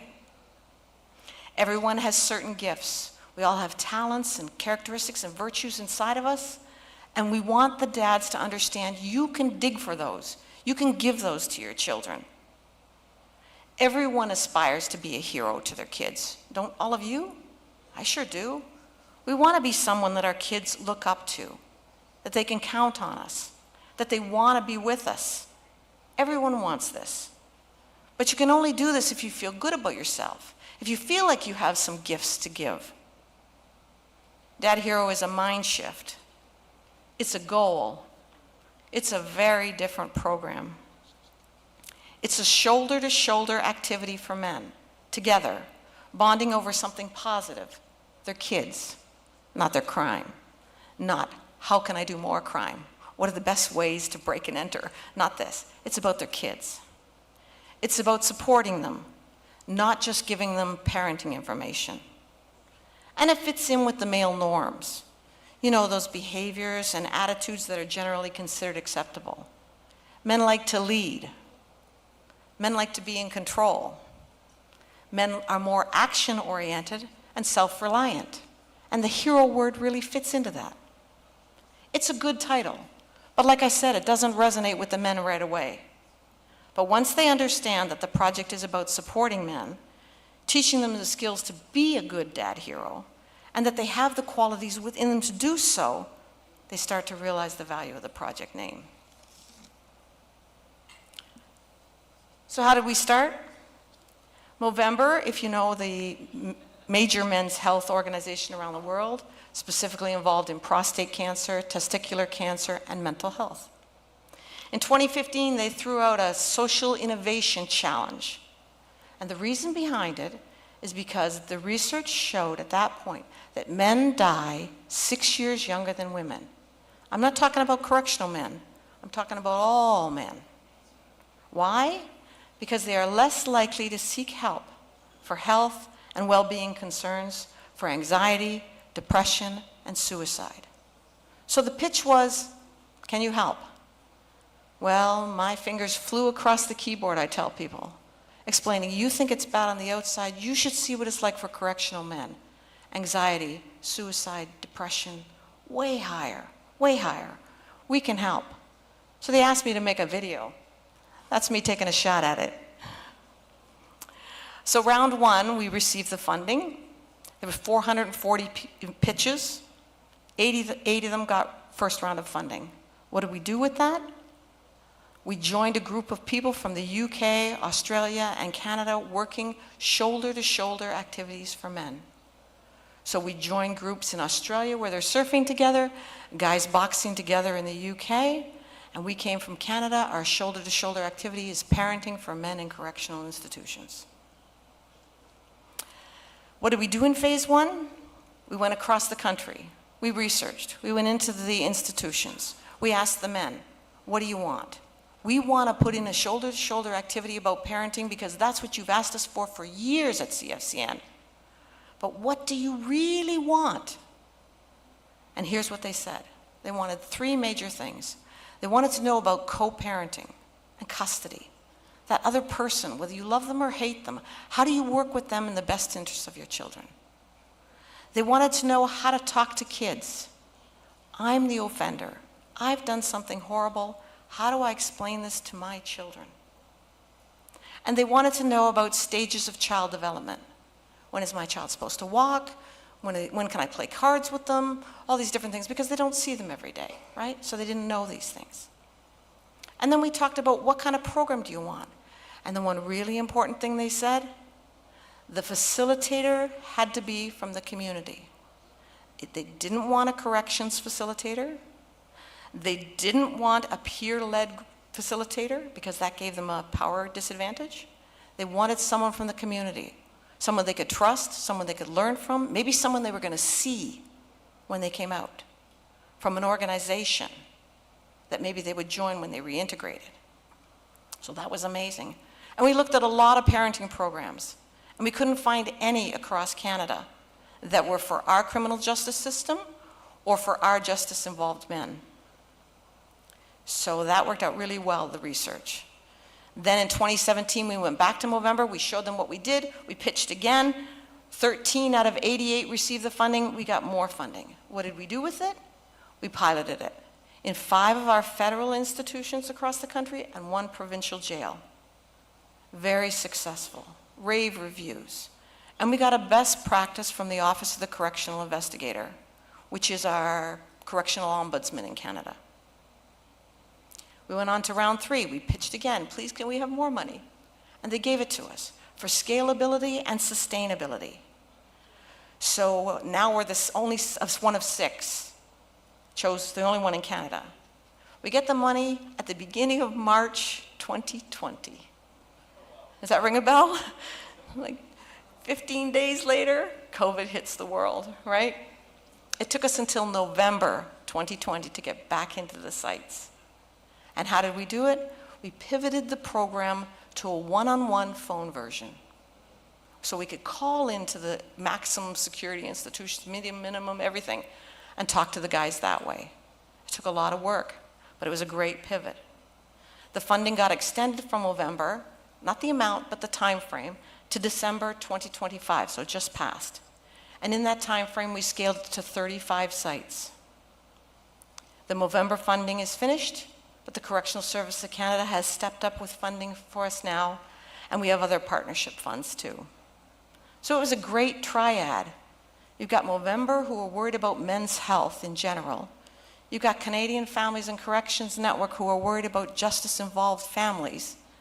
And you've got Correctional Service of Canada, who are worried about men's mental health and rehabilitation. It was a great triad and a slow build-up to success. Just to give you some context, here's a profile of our Canadian corrections. We have 2 systems, actually. If you get sentenced less than 2 years, you go into a provincial jail. If you get more than 2 years, 2 years plus a day, as we say, you go into the federal system. We have a lot of people incarcerated, and like you, really high percentage of men. Around the world, they look at incarceration rates just to make it similar. They use the 100,000 people mark. So per 100,000 in Canada, we have 90 people incarcerated. You have 125, so we're about in the same ballpark. Some countries less, some countries more.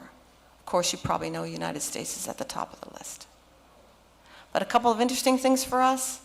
Our Indigenous culture represents 5% of the people across Canada, but it represents 33% of the people inside. Very overrepresented. Our Black culture represents 4% of Canadians, but it's 9% of people inside. Again, overrepresented. Very hard. Crowded, stressful, you can read the rest there, harmful incidents, suicides, not a good place.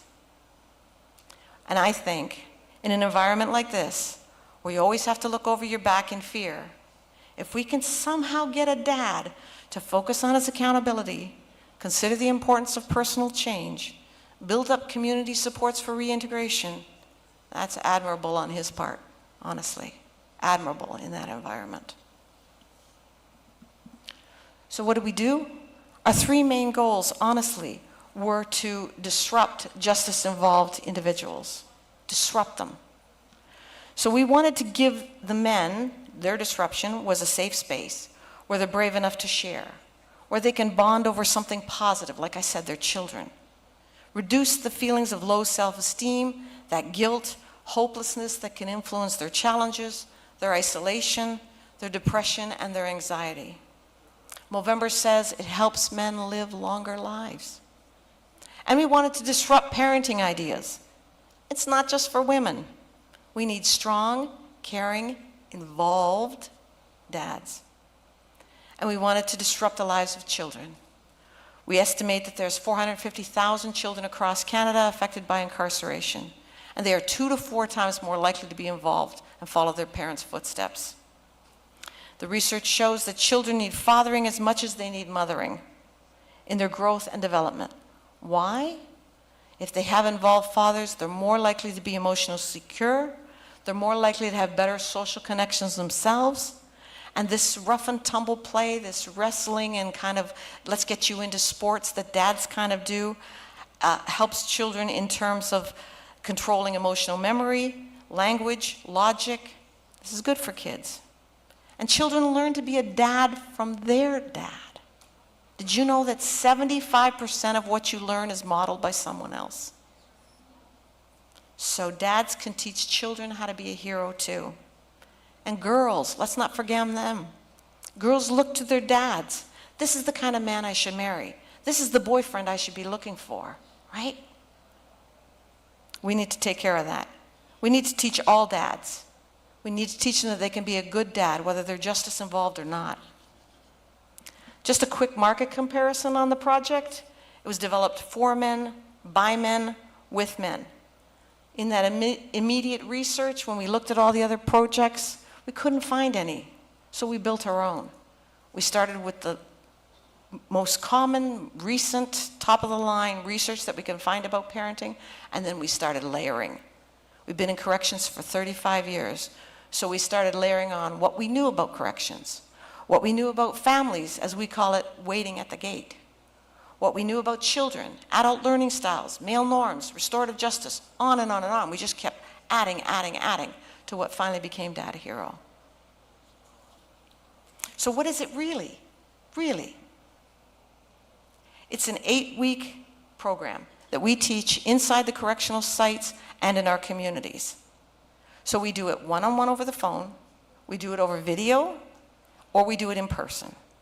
We have French, we have English, and we have an Indigenous version in Canada. And once they finish this group, this 8-week program, they can go into a dad group.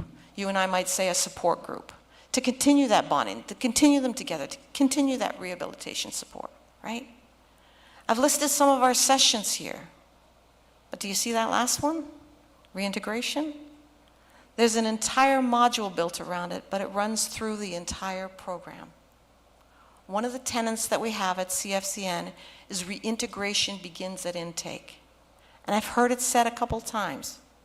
Honorable Juliet Cuthbert-Flynn said it yesterday, reintegration begins at admission, and I heard a couple people today say it too. So our work aligns with your Jamaican corrections and your focus too. As soon as they go in, we want them to think about coming out. Reintegration begins at intake. We always want them to be connecting back to their families, the community. We never want them to think that that correctional site is their home, right? And they don't get a lot of reintegration preparation in our institutions in Canada. So we talk about things in Dad Hero and in that reintegration module specifically. We talk about parole. We talk about community reunification, family reunification, managing expectations. It's not, it's all better when Daddy comes home, or Daddy will buy you everything when I get home, don't worry. It's not that. That's not managing expectations. And we talk about welcome home, Daddy. I have no idea why, but for some reason men in corrections think that as soon as they get home, it's going to be exactly as when they left. They're going to walk right back in, the same family, the same kids, but guess what? They're changing and growing inside, so are their wives and partners, so are those children. You know how fast kids grow. They're all changing. So when we tell that to the dads, a light bulb kind of goes off in their heads. What do you mean, welcome home, Daddy's not going to be what I think it is, right? Restorative justice, repairing the harm to victims, communities, families, we talk about all of this. How to give back to your family and community that supported you while you were inside. And using all the resources that you have, whether it's, healthcare, therapists, employment leads, other dads that you're getting information from to help you be a good dad, all these things will help you get ready. Reintegration begins at intake, not just in the intake module, all the way through.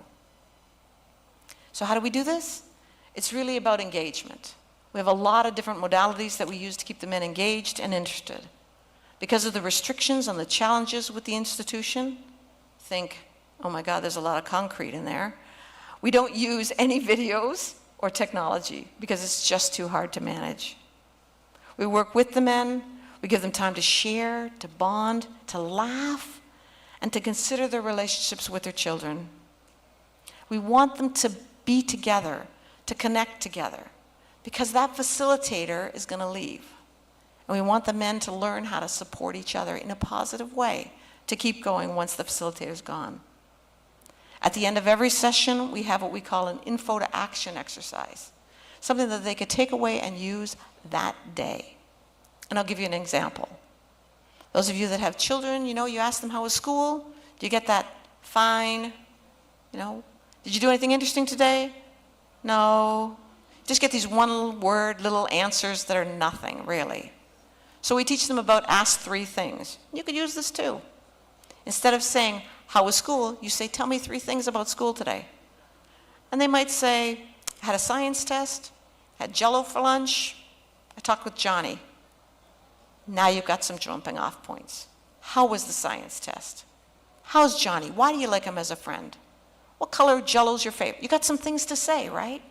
But the thing is, we tell the guys, if you're willing to ask your kids, tell me 3 things, you better be ready to answer, tell me 3 things about your day, Dad. And the dads say to us, every day's the same in here. We don't have anything to say. But you do. You might say, I had a meeting with my parole officer, I ate Jell-O for lunch, and I told Johnny how great my kids were, right? So we just try to give them something that they can use to relationship. What else did we do in the project? We built a lot of resources. And if you look at them, you'll see those 3 things that they asked us for, right? The research that I mentioned in round 1. How to plan a family visit, that's filled with ages and stages. It's the thing that you flip up.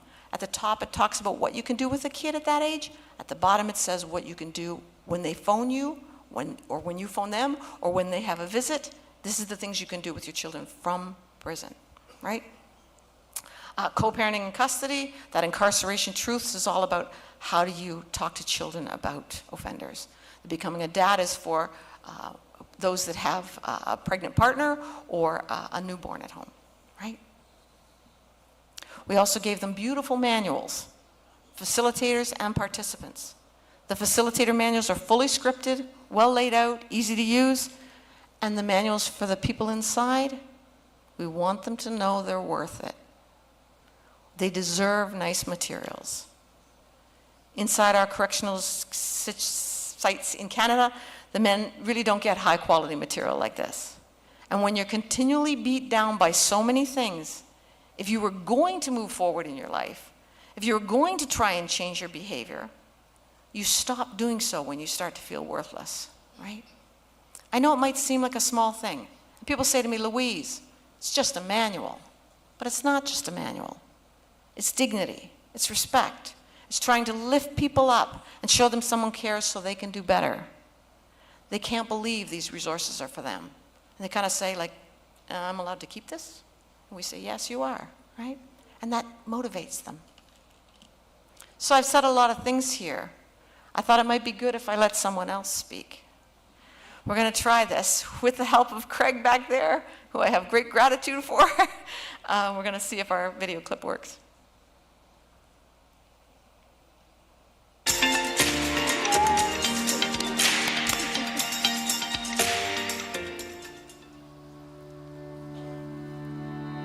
I'm a first-time father. I just had a baby. I'm really nervous about it all.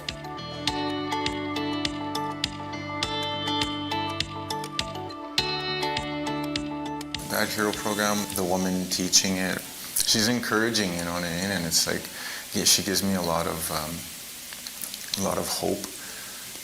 I had a rough childhood growing up, and my father wasn't always around, and whatever. And I just want to be better for my daughter, and she helps me see that I'm moving in the right direction, and I'm doing what's necessary, and I'm doing what's really positive and trying to keep the steps moving forward and just being positive with everything. I look forward to it all the time. I love talking to her.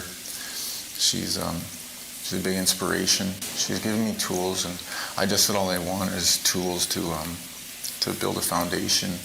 What I can tell from a few guys that I've dealt with down here, they have really enjoyed the Dad Hero program. A few of them have talked about how it's made their lives easier. They're able to talk to their kids or their families and hopefully become or stay dads when they get out into the community.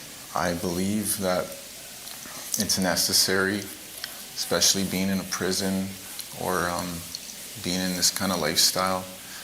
could help change like views and beliefs and stuff. And I think it's really important that men, you know what I mean, step up and learn about that stuff and try to be better for their children, so they don't have to do the same things that we went through, and so we can be better for them. It's a great program. I really enjoy it. It's not like super hard work, you know, it's just learning.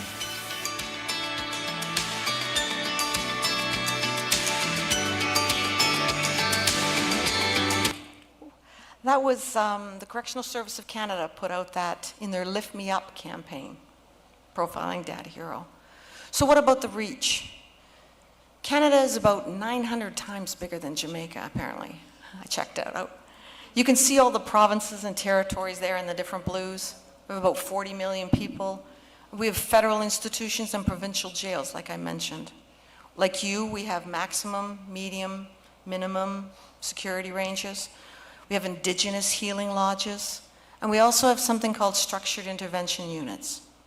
Some would say segregation, maybe resonates with you, but in our situation, the people must be offered at least 4 hours out of cell every day, and 2 of those hours have to be meaningful human engagement. And that definition is left deliberately kind of vague. It has to be with someone else. So it might be with a healthcare worker, it might be with a correctional officer, it might be 2 guys playing cards together, it might be them taking Dad Hero over the phone in the SIUs, right? We started with the medium and the minimums in our pilot, and it was our goal to get to the maximums in the SIUs when we scaled, and we're really happy that we did. The pins are all the different sites that we have across Canada. We've run Dad Hero in every province that the Correctional Service has a federal institution. Some of those sites are provincial jails, and we have community Dad Hero in areas of high release like Toronto, Vancouver, and so forth. Approximately 1,500 men through the program so far, and that relates to 2,500 in person, over video, or one-on-one sessions. So does it work? Let's check out the evaluation. Movember got a third-party evaluator from Canada and Australia. Remember, it's an international, part of an international project, from 2017 to 2025. So we give them a survey in Module 1 when they walk in. We give them a survey in Module 8 before they leave. And we look at the change in between. Have we done anything, right? Movember looked at 3 metrics. The first one was general life satisfaction. So incarcerated individuals started below the normal range of life satisfaction, as you would expect. They're in a correctional facility. So they started at 5.69. Most of us would start at 6.27. The Dad Hero survey boosted them up to 7.21. That's a 27% increase. The other Movember programs were at 19%. So we came out really, really well in that metric. For those of you that like evaluations, this is the short Warwick-Edinburgh Mental Well-Being Scale and the Duke Social Support Index for Social Connectedness. You can see the results there. Well-being, social connection increased, 96 strengthened existing connections, 97 developed new social connections, and they felt more confident about carrying on. And as you can see there, Movember says the people that have better connections are more likely to experience good mental health and well-being in general. They also had an increased self-awareness and a reflection on life choices as a result of talking with other participants about their children and their family. This is important for men's mental health. But guess what? It's also significant when you consider that their life choices brought them to crime. And getting them to reflect on that might result in an increase in public safety. Very high participation rates. They said they participated at 4 or 5 out of 5. And retention, the industry standard is 30 to 40% for a person to stay in a program. 94% of our dads want to be there. And high program satisfaction rates.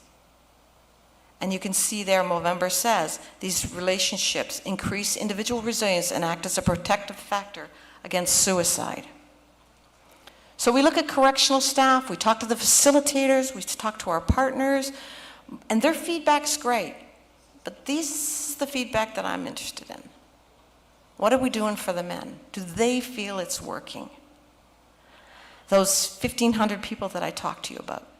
Because this translates to word of mouth, translates to recruitment, translates to mental health, translates to confidence building, introspection, ultimately to change. I thought you might be interested in what's happening in the black population specifically too. 15% of our dads in the Dad Hero program are from the black cultures, right? And you could see they're very happy with the program too. And what about the ripple effect? What about those people, like I said, waiting at the gate? As we disrupt dad's ideas about social connections, it helps the whole family. The partner and the co-parenting relationship. The brothers, the sisters, the moms, the dads of the person inside. And the children, disrupting that next generation, which is as important in Jamaica as it is for us in Canada. I'll give you an example. We have this exercise that we do, and it's about parenting and how you were parented. And one dad filled it out, and he got another one from the facilitator, and he sent it home to his daughter. And his daughter filled it out, and she mailed it back in. And he found out that she got parented just like he got parented. Beatings, screamings, yelling, really bad. And he did that to her. So he gets the information, and now he's got a choice, right? He can take that information and go, well, okay, that happened. Or he can do something about it. With the help of the Dad Hero facilitator, he calls the daughter. He starts talking to her. He apologizes. He explains that this is what I got from my dad, so this is what I passed on, as we all do, right? So she started talking to him. The connection got rebuilt. The relationship got rebuilt. On they went, right? Now when he gets out, he's got her. Apparently he's got his ex-wife, and he's got his other daughter. So he's built relationships with all of them. Think reintegration, right? And it's really valuable when we get to bring people here. We had some people here yesterday with lived experience, and I know we're going to have some more today, but I couldn't do that from Canada. So I brought you another clip. This one's from November.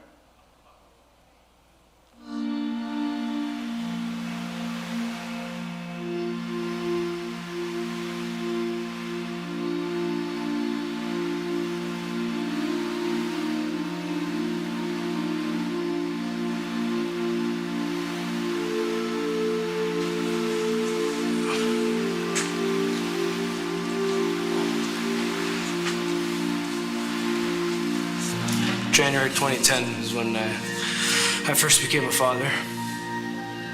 Something just clicked in me, and I just knew that was what I was meant to be as a father. And watching her look at me in my eyes and kind of smile and hold my finger melted my heart. So it's a great responsibility, and I take great pride in it, that's for sure.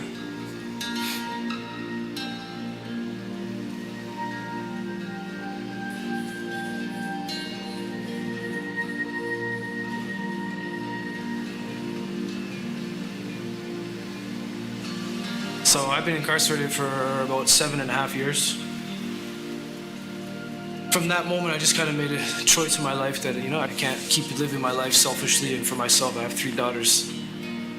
The families that we deal with, they want these people to come home. They want their husbands, they want their partners to do well in prison and come home and be with them and not commit crime anymore and be part of their family and a productive member of society.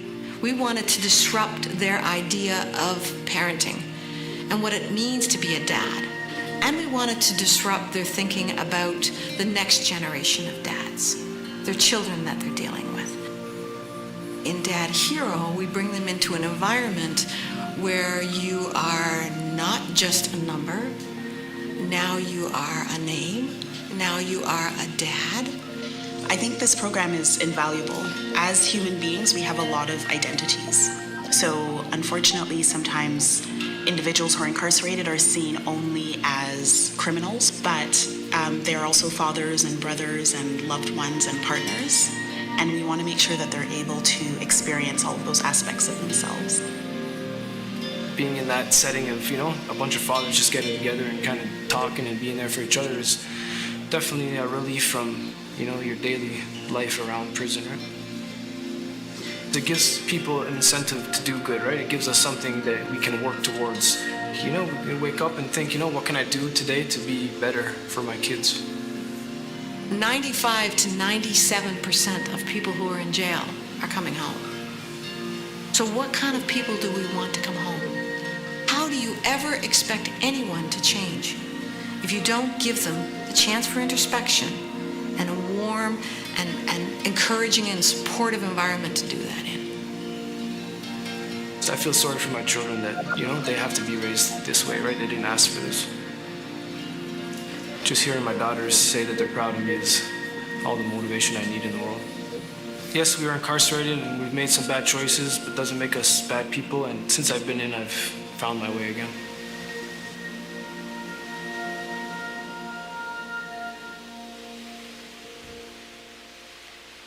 So what's really important in the project? Let's just look at that for a second. It's strength-based. We're looking at the gifts. We're not looking for the deficits. It's about choice. Dad here is voluntary inside and outside. They have the choice to participate or not in the whole program and in every single activity we do. They can pass. But most importantly, the choice is theirs on how to move forward, on how to parent. If they want to change at all, it's all up to them. That facilitator is so, so valuable. You need to choose the right one. Someone who understands corrections, parenting, is engaging, compassionate, yet knows how to hold the boundaries. One who will help a person with accountability and help them with their mental health, their resiliency, and their social connectedness. Engagement is so important. We need to find what they need from us so that we can bring them in for results. And that introspection, an absolutely wonderful gift, introspection. We can offer people the chance to look within, think about themselves in a way maybe they have never thought of themselves before, about how they self-care, how they build relationships, how they look after others that they call family, about how they're accountable to their families, and especially their children. Because you might be an ex-parent, you might be an ex-partner, but you can never be an ex-parent, right? They're always going to need you as a dad. And when you sit inside, our correctional sites give you a lot of time to be introspective, right? We give them a safe place. We give them virtue cards, which I brought today and I'll hand out after. These cards allow people to find their emotional language, because men don't often talk about emotions. But if you say, what virtue did you need when you were locked down? And they started saying, I needed patience, I needed grace. They're talking about the gifts within themselves. They're talking about their emotions without talking about their emotions. So it's very, very popular. And you need, in the community organizations that we have, the venue is so, so important. I just want to mention that. Dads want it to be non-stigmatizing. So maybe they don't want to walk into a church, per se, because maybe they're not religious. They want a community center, a local gathering space, where they might be there for any other reason. Maybe like Kingston YMCA, or a place they might already be a part of. Transitional living support, a place for job readiness that they're already going into. Maybe like Open Arms that we heard about yesterday. Maybe a child protection and family services agency or a child development agency. They're already going there, now they're going there to take Dad Hero. Dads need to know they can't do it alone, that they need others in their lives. And ultimately, what does Dad Hero give you? It gives you hope. It gives you hope. Hope that things can be different. Hope that you can finish high school so you can get a job and you get out. You don't have to rely on crime. Hope that you can go back to your family and your community and they'll accept you back and love you. Hope that you can have social connectedness and learn about your relationships and have that sense of belonging to your Jamaican community when you come out. Hope that life can be better, because this hope leads to growth. We do a lot of other things at CFCN, and maybe there are more best practices. For example, we have a resiliency program that we teach over the phone, 6 weeks where we talk to the guys about loneliness, anxiety, self-care, self-talk, all these things. We have the Let's Read a Book, where a guy inside records a story, and we mail out that storybook, and a USB with the recording of him reading it to the children. We have prison letter writing kits, and people use them as a door opener. It's stationery, envelopes, a pen. We can't offer stamps because that's contraband in our institutions, but they can go to the canteen and buy stamps. It has everything else in there. So that builds that relationship back, right? And we have children's letter writing kits that we mail out free to kids so they can write in to mom or dad. We have a family liaison worker in our women's site, reintegration support, custody issues, all the things that women might need. And we have a lot of resources on our website, and you can go and get them too.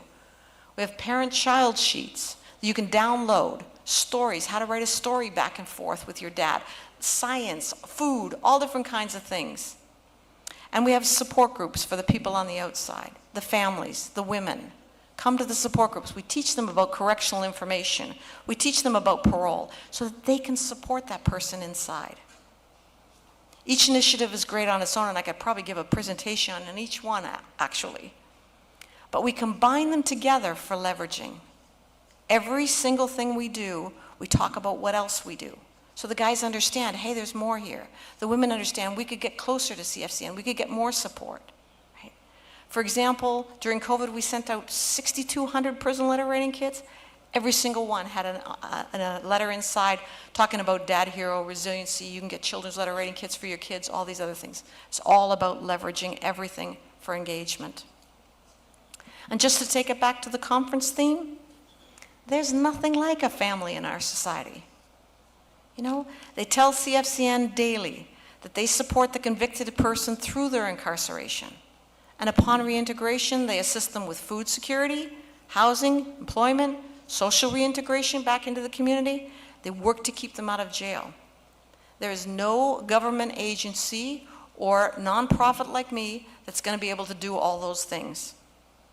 There's no way that they're going to help the convicted person get back to what I call a good neighbor status. So we need to keep those families strong. We need to give them what they need to support that person inside. Correctional Service to Canada, Frank Porporino this morning, and there's much more research talks about families and their value to the correctional system. This is really important. And the other point is that families want to do more. They tell us all the time. They want to be involved more in the correctional system. They want to help with the mental health, the support the person inside. They want to have longer visits. They want to have the phone calls. They want more social time, family days, whatever you want to call it. They need the chance to work with that person inside to keep them accountable. They want to talk to them all the time. They want to be stakeholders in the game. They want to be part of the solution. So where are we now with that hero? It's continually growing. We continually look for more funding, and it's also accredited. A guy inside gets a high school credit if he takes the Dad Hero program.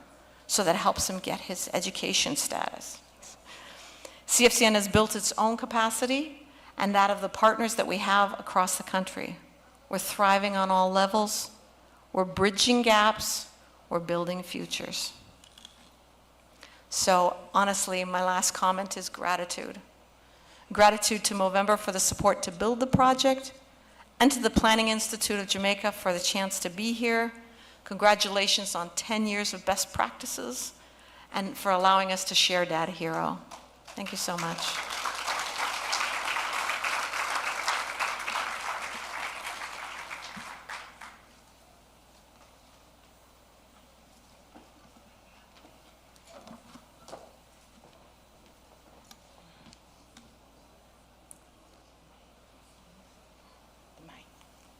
Okay, thank you all for that. Thank you, Ms. Leonardi. And now we have question and answer time.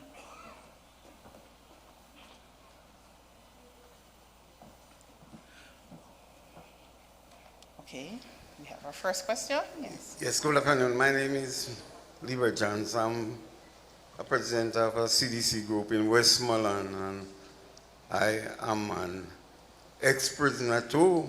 I had done 5 years in state prison. I have listened to what you have said, Mama, and it sounds so great. Everything you have said But talk is talk, or walk is walk. Prisoner, I had a 10-year-old home father in prison, never know him from street, and I visit prison so many times, and when I see the families and family day, the children, the amount of children that come to look for their dad in prison, some that they never met on the street, and I cried sometime to see the situation. Your organization go to the prison to visit the dad, but do you come at the homes to see the children?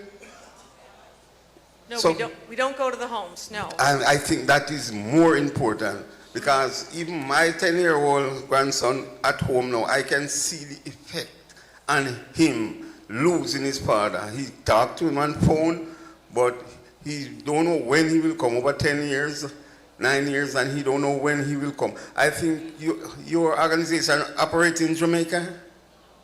No.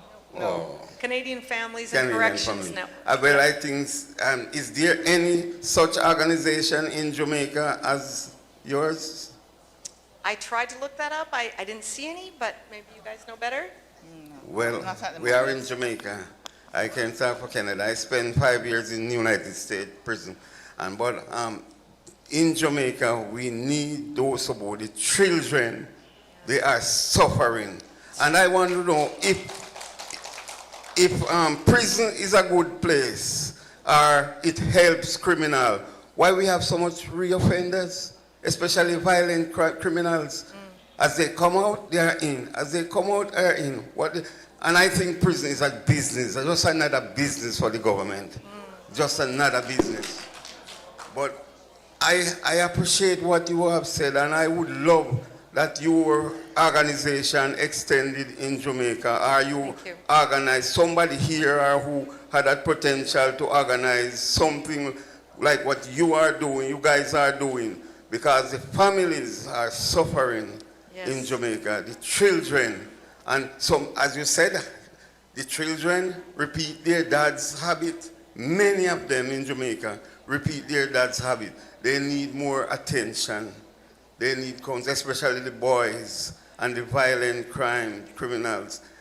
Somebody had to do something, and I've noticed it. Many times I want to be like a prison child, to go to the prison to speak about things, speak to them when I go and see, but we need to have more of what you are doing in Jamaica. Thank you. As you are here, I think you should try to organize something like that, or bring your organization here. I'm willing to talk to anyone. Thank you so much. Good afternoon, everybody. All right, so my question is, there are persons who argue that parents, incarcerated parents, especially dads, should be given opportunities to attend special family functions such as weddings or graduations. However, there are also persons who argue that if they are given these privileges, then the whole goal of, or the whole purpose of the incarceration will be null and void. So my question to you is, how can we find a perfect balance between allowing parents and dads privileges to be a part of their family while maintaining that border or that balance? I think that in Canada we do let people go out, but mostly it's not to weddings. It's usually when someone dies. Sometimes they're allowed to go to a funeral, but it's a big deal because you have to make sure that you've got that public safety controlled, right? It's a hard thing to do. But one of the ways we can support that is with long visits, phone calls, socials, whatever you can do to go into the prison to build that relationship. You see in the United States they have father-daughter dances. I would love to do that in Canada. We're not there yet, but we're getting there. We're really close. So I think that's the way to go because it's very difficult to bring them out. So let's bring the families in as much as we can. Thank you. You're most welcome. Oh, my name is Dilajani, by the way, and I am from the Northern Caribbean University in Mandeville. Thank you.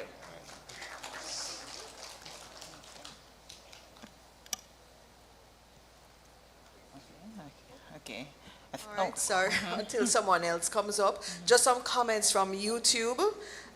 There is Nikisha Williams 4419. I like this primary model. Jamaicans can put this in their plan, meaning our plan. We can put something like this. And Yvonne McClymont Grant 7411 says this presentation is very heart-rending. So you're touching people online. Thank you very much. Okay, yes. Okay. Thank you very much, Ms. Leonardi. Wonderful. Okay. Yes, so we are moving along because we're getting closer and closer to the lunch break, and we still have one presenter to go. But as with the previous presenters, there will be a chance for further discussion, intimate discussion with Ms. Leonardi about the program. And that whole concept of how we can bring such a program to Jamaica, I think that is something that we'll get a chance to discuss post. So, on to our final presenter for this section where we're looking at best practices. And I'm now going to invite to the podium Mr. Nicklon Elliot, the Director of Prisons for Guyana, and he is presenting on changing culture and mindset to achieve corrections.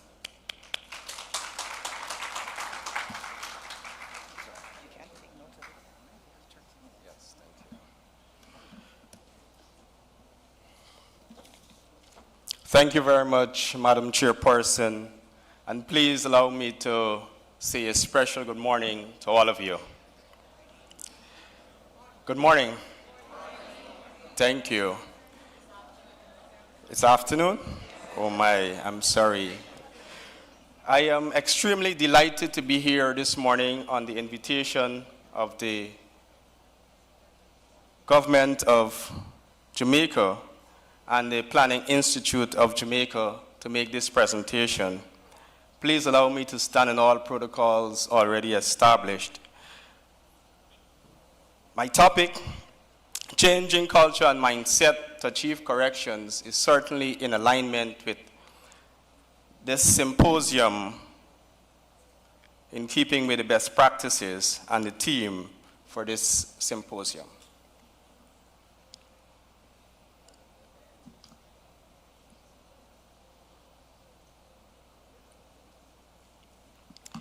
I guess by now, as practitioners, persons who engage in the criminal justice system, probably know this quote by now. A society should not be judged not by how it treats its outstanding citizens, but by how it treats its inmate, which is quite profound.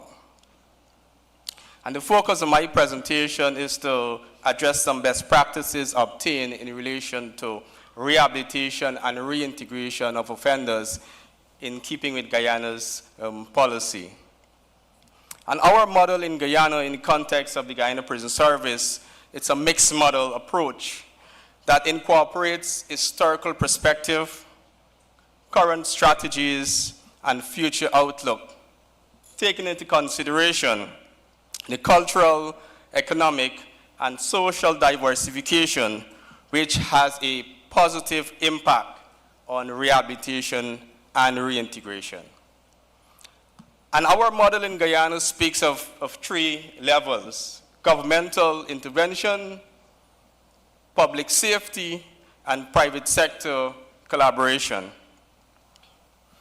Under the governmental intervention, the government of Guyana, over the past 4 to 5 years, has invested over 28 billion Guyana dollars, which is equivalent to 135 million US dollars in infrastructural developments, such as housing capacity, trade shops, and vocational training school. And I must say that all of these facilities are in keeping with international best practices. They are outfitted with all the tools and the equipment necessary to ensure safety for both staff and inmates.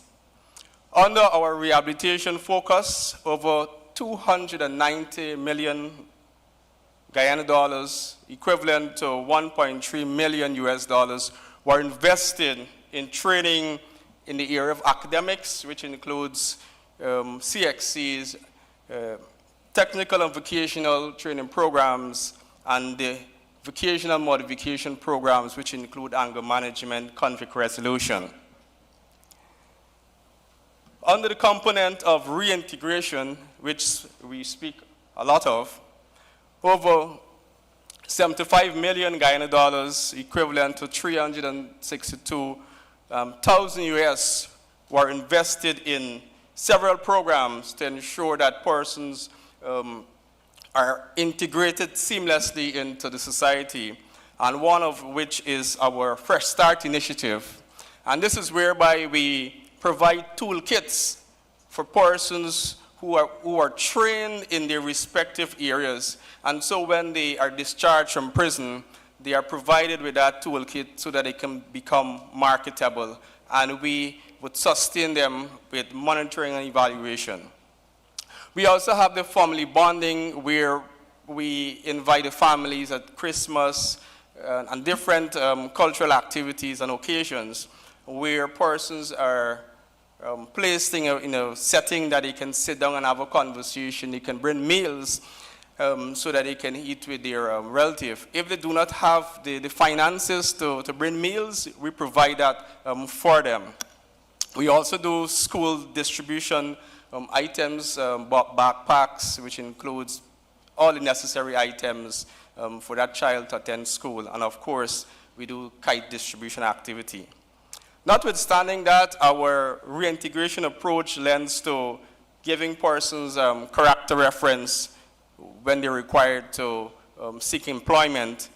And all of these supporting services are very much key. And these services are free for persons to have access to the birth certificates, marriage certificates, driver's license. We provide the finances for those persons who are interested in obtaining a driver's license so that they can get them. I heard my colleague said earlier that in Jamaica, the high percentage of offenses are traffic offenses, and so we facilitate a driver's license for those persons.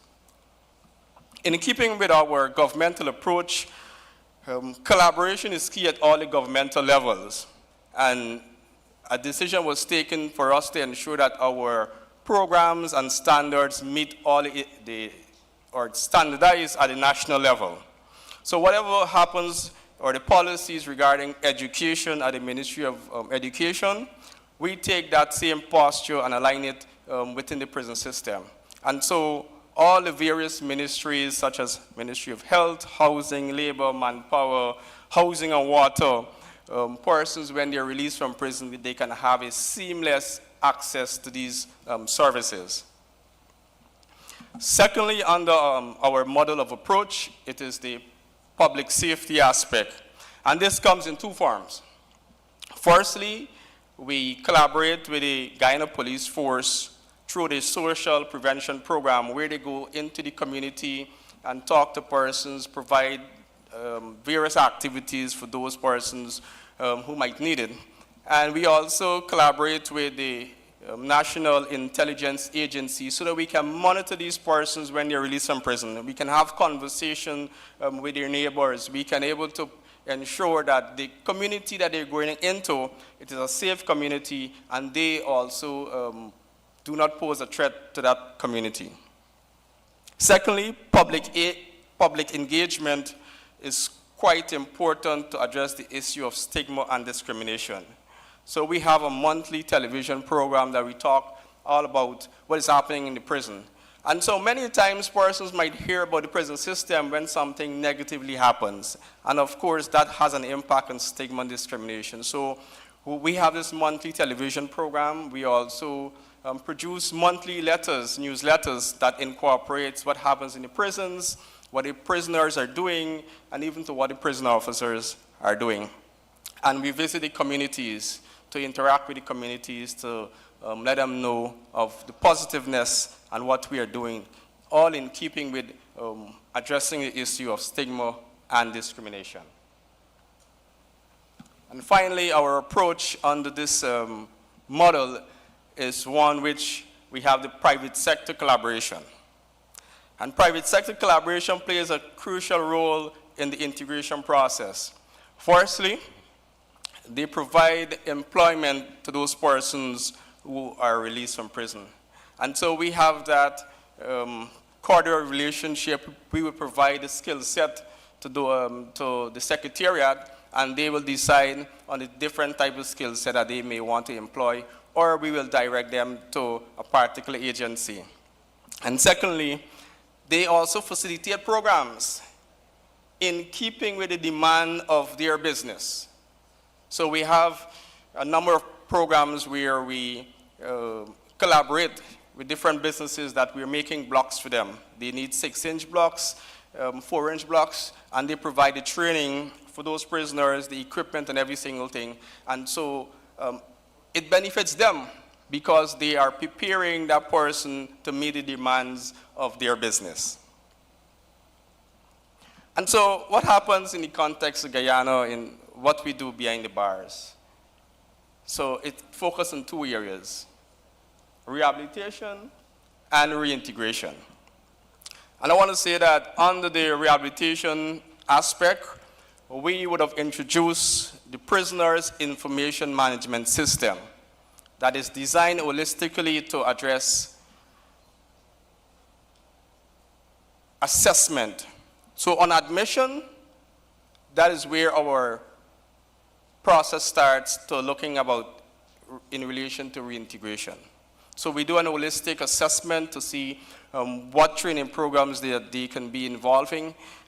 We look at the placement of those training programs which are accredited throughout the institution. And so I spoke about earlier the trade shops and the vocational training school, and all of those are accredited in keeping with our accreditation standard at the Ministry of Education. It allows us to monitor the inmates' performance in terms of if they requires another level of intervention, and reward and recognition.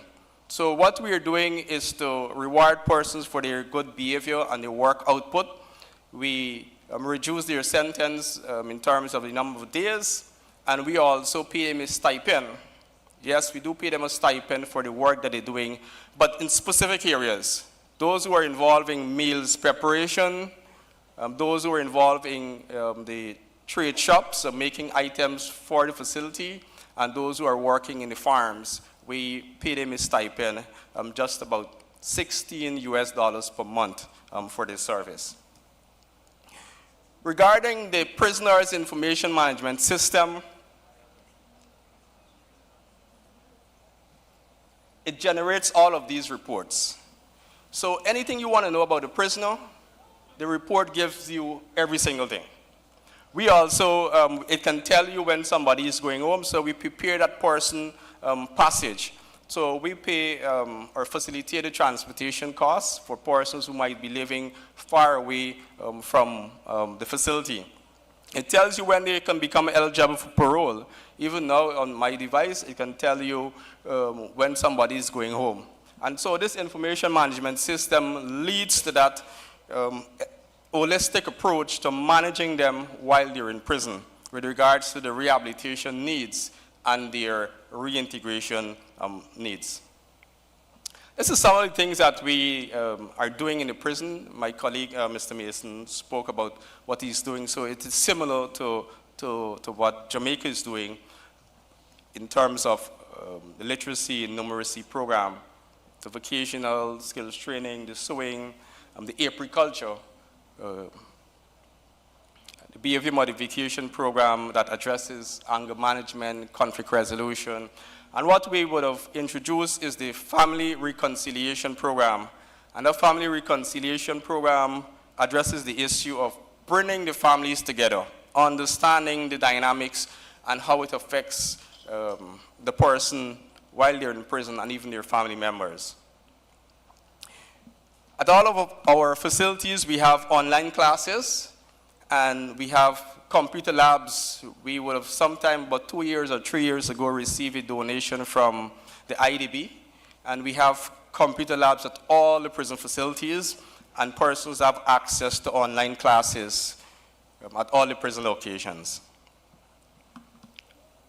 Appropriate diet is important because how you manage somebody while they're in prison speaks volume of how you prepare them for reintegration. And so we would have employed a dietitian who would have revised prisoners' intake. And so we prepare meals in keeping with their medical condition. And so we do not want them to believe that when they go back into society that their medical treatment is not relevant. So we want to start it and so that they can have an understanding what is it that they need to eat while they're in prison in keeping with their medical condition.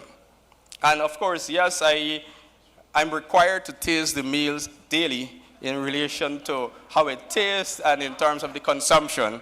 So my daily meals is what they eat. So it's nothing different. Key to this is the medical care. So in-house, we have our dental services at our 3 main facilities. And the other 2 facilities, we will be outfitting them with additional dental chairs. We have the Ministry of Health who also comes in to support our vaccines for prisoners. Recently, about 2 years ago, we would have established a pharmaceutical facility, a central pharmaceutical facility, where we manage and control our pharmaceutical items so that we can dispatch it to the various locations. And this allows us to have a better control in terms of procurement and what we are required to do. So this would have actually seen us reducing the number of persons we are sending to the main hospital for treatment. So the entire outlook is for us to not send persons, even if they have a major surgery to be done. So in the future, this is something that we have already started. And in this year, in our budgetary allocation, we would have made a provision for setting up a mini lab at the facility. So you don't have to send persons to the main facilities to do blood work and these things. The welfare aspect, I just spoke about the family bonding, and you can see to my extreme left the aspect of the family bonding, and this is at Mother's Day, Father's Day, Christmas, the distribution of kites. We do the distribution of kites too. And this is to keep the family connection going. And so you don't want the son or the daughter to think that the person or the father is in prison and they can't get to see them. And so this is geared towards that reconnection. I spoke about earlier in the prisoners' information management system about the grievance process. And so prisoners have various layers of making complaints. And this is just one where the former minister Ben went to Masrini and he was listening to a complaint from a prisoner. And so we have about 6 different layers of stages that a prisoner can make complaints. Recreational activity, and this is generic across all prisons where you provide the basic recreational activities for prisoners. This is to engage them because you don't want, imagine us being in this room and not allowed to go outside to use your washroom or to congregate. It's difficult for you to comprehend that. So recreational activities are quite important, coupled with the religious support. And so religious support will keep you intact when the darkest days come. And so we provide that opportunity for all the religious-based organizations. Somebody, I think the last speaker spoke about this. Staff training is vital, and staffing is essential to the entire process of rehabilitation and reintegration. It cannot be accomplished without staff. And so I want to admonish all of the staff of the correctional services in Jamaica for their hard work, and continue doing your best, and your reward will be recognized. Yes, you can clap yourself for that. So our staff training program are accredited, and we ensure that persons are trained in the area of leadership, prison management and supervision. Even to yesterday, we had a discussion about I'm not too certain if Commissioner Mason might want me to talk about it, but he has a great plan that should be coming on stream to look at the Correctional Academy and how we can standardize training across the entire Caribbean.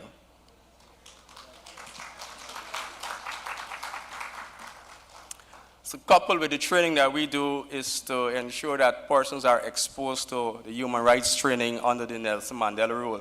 And this is key because under the UN Convention and some other conventions that we are a part of in Guyana, it is compulsory that ranks in the prison service are exposed to the human rights aspect.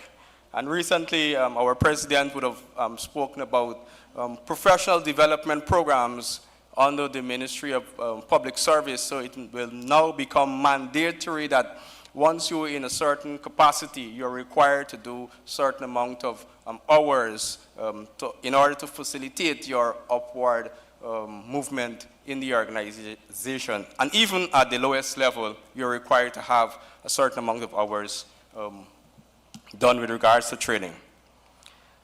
I think this is important as we address the issue of rehabilitation and reintegration, because what I find in my career, once a person would have accepted his or her imprisonment, it becomes easier for you as a correctional officer to manage and to facilitate your training. But if they deny that imprisonment, it becomes difficult for you to manage them. And so, as correctional practitioners, or for me, I don't see that being an issue, but what we decided to do is to ensure that once that person has signaled an intention of denial, we have employed a strategy to monitor them daily, have the necessary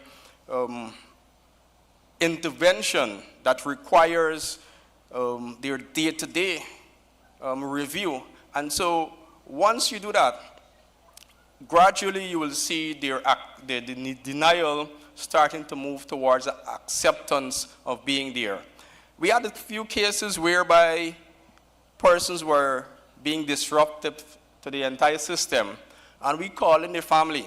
We call in the girlfriend and the boyfriend, and we let them know exactly what the behavior pattern is. Even the lawyer, we call them in. And we said, look, you have to help us. Help them to help themselves.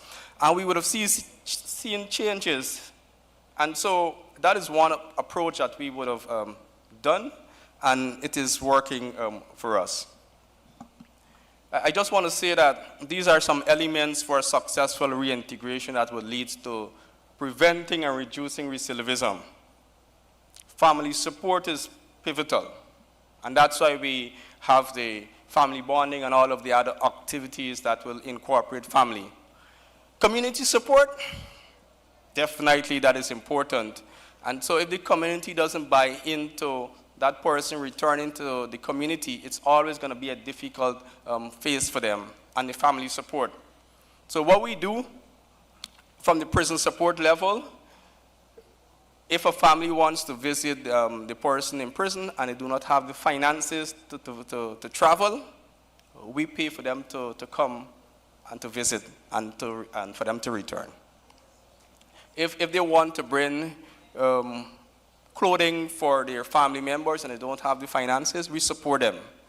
And so we try to support them as much as possible because we understand that it is our duty to do so because they will reoffend. I spoke about this earlier, access to social services. So it is compulsory that all persons have access, equal access to the various social services out there. And more so, the peer group counseling. Peer group counseling is quite effective because there's an old saying, if you rotten egg spoil the entire basket. And so if they return to the same friends that have a negative influence on them, they will do the same thing. Or if they return to the same community that neglected them, they will do the same thing. And so the peer group counseling will definitely help them to sustain. Employment opportunities, this is key. And so through the Ministry of Labor and Manpower, they have a job bank. And so those persons' names and skills are there in the job bank, and you can look at the profile and to see if you need this type of skill. And of course, we have the private sector who would help in terms of job creation. Yes, they have access to grants in terms of starting up their small businesses. And this is done through the Ministry of the Small Business Bureau that will help them to have the grants.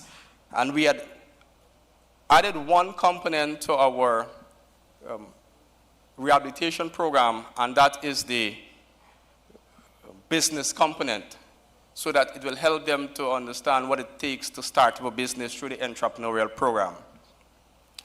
Educational opportunities, this is from the technical to the university level, because you may or may not be aware that education is free in Guyana from nursery to university. So they have access to the Gold Scholarship.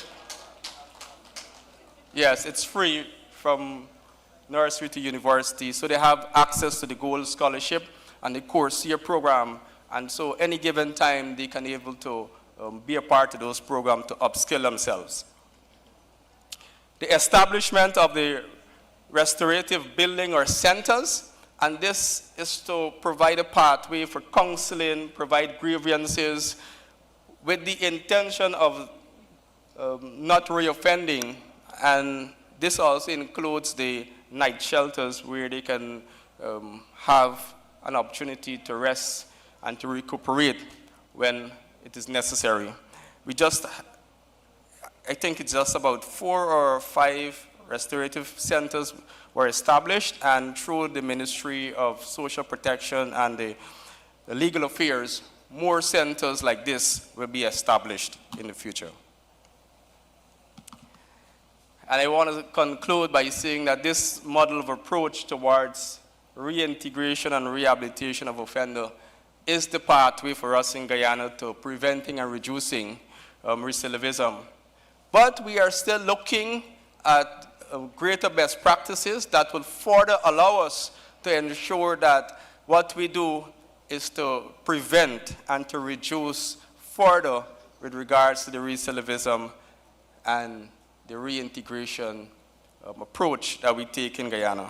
And I want to say thank you very much for listening to me, and thank very much to the Planning Committee for the invitation to be here. Thank you.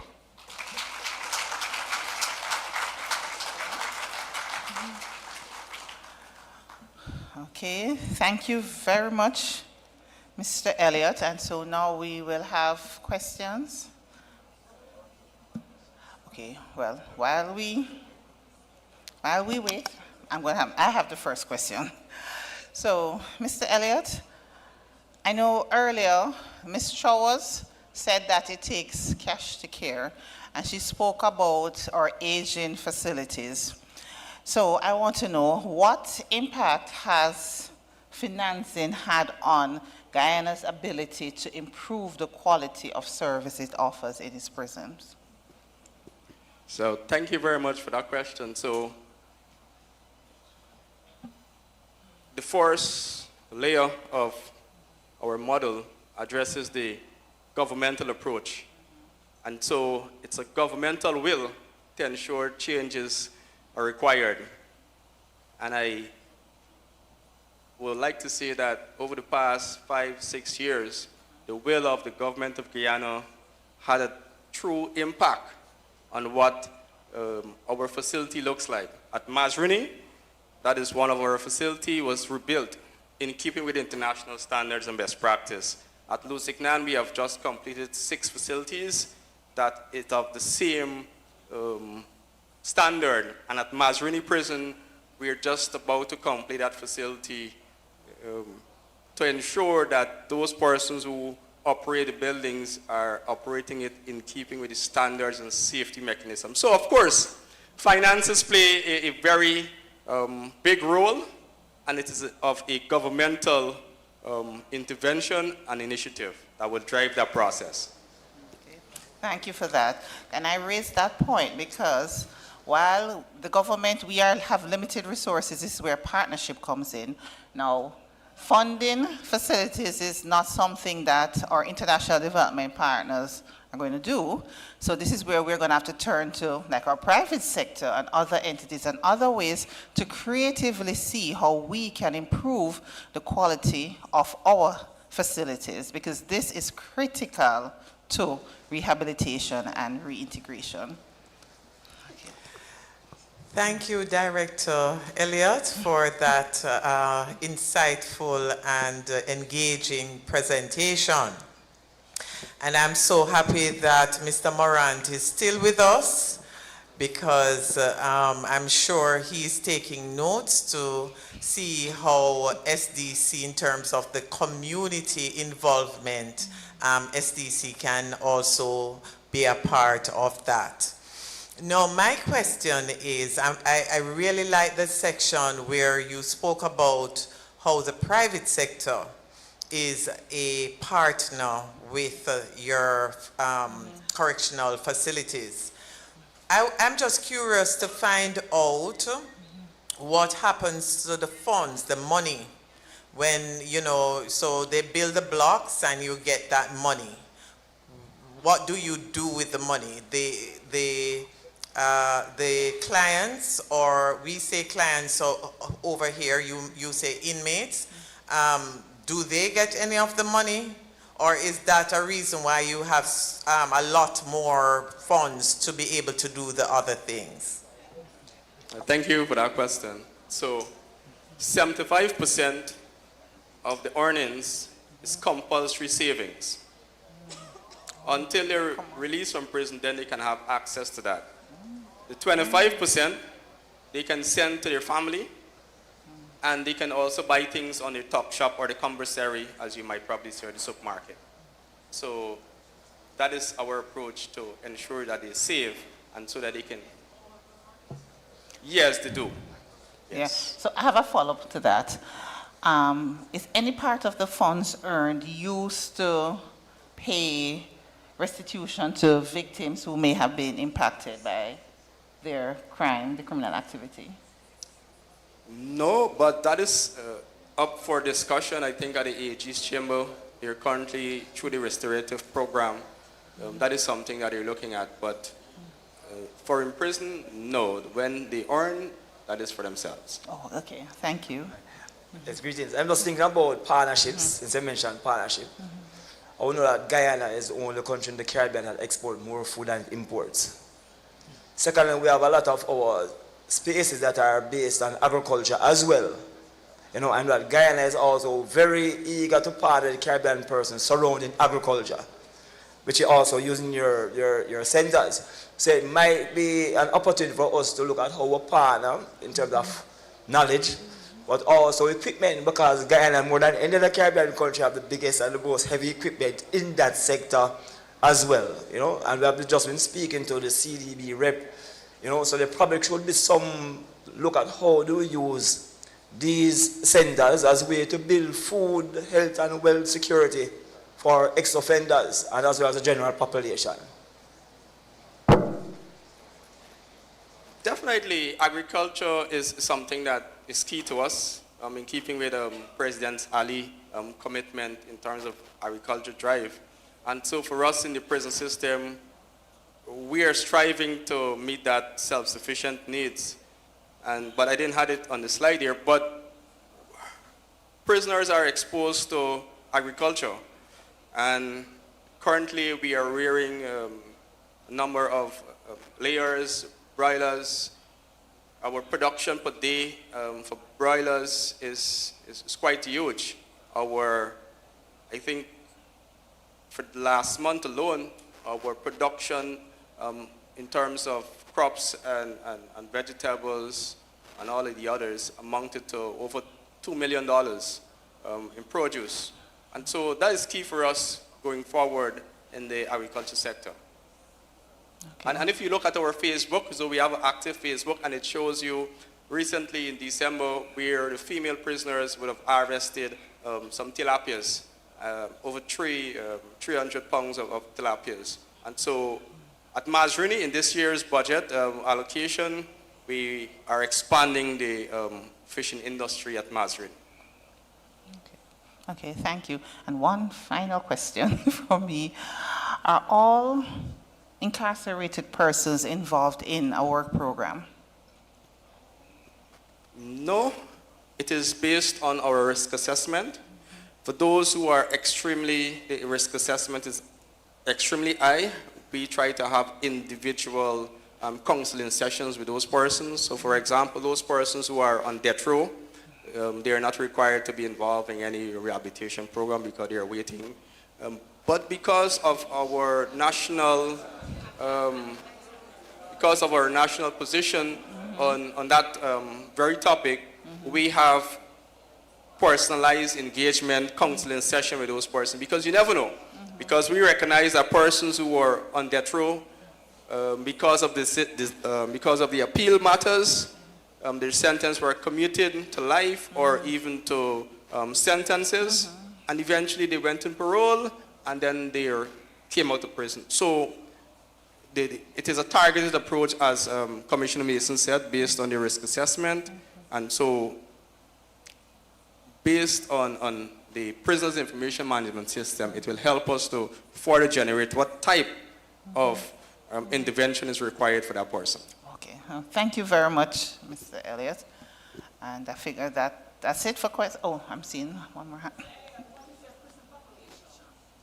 Our prison population as of this morning is 2,290, of which children? 3%. No, we do not have juveniles at our facilities from age 18 upwards. Our female population is just about 3%, 89 or 87.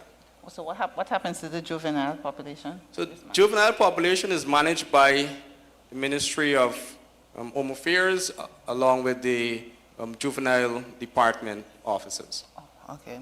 Oh. So when they transition from age 18, then they belong to us. But what we do is to have intervention, collaboration with them. We have different talks. And so when somebody might be reaching the age of 18, our team goes in and prepare them for that transition.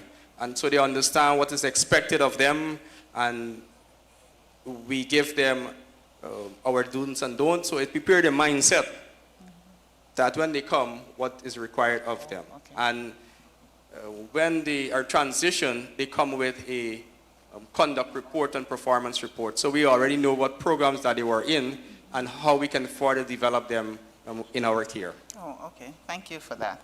Okay, so I think this is it for Mr. Elliot. Time's up, so thank you very much, sir. Okay, wonderful. So we have come to another break in today's proceedings. And right now I realize that I'm the only one standing between you and lunch, and so I will make this wrap up very quick. So before we move on, there are two announcements. During the lunch break, we are inviting you to visit, after you've eaten, to visit the local economic initiative booth display in the room next door. And please, where possible, please support our LEIs. We do know the value of micro businesses to Jamaica's national development. And additionally, a black pouch was left in the coffee break area. So if anyone has seen it, could you please return it to the registration desk? Oh, it's in the bathroom. Oh, so it was left in the bathroom, and someone found it and they returned it to the registration desk. So if you're missing a black pouch, please go to the registration desk. And so now as we go off to lunch, we will be back at 1:45, Mrs. Muirhead? Is that? Well, Mrs. Muirhead says 1:40, so she's the boss, so I go based on her time. But please, I invite you to all, please return. Don't run off to your offices.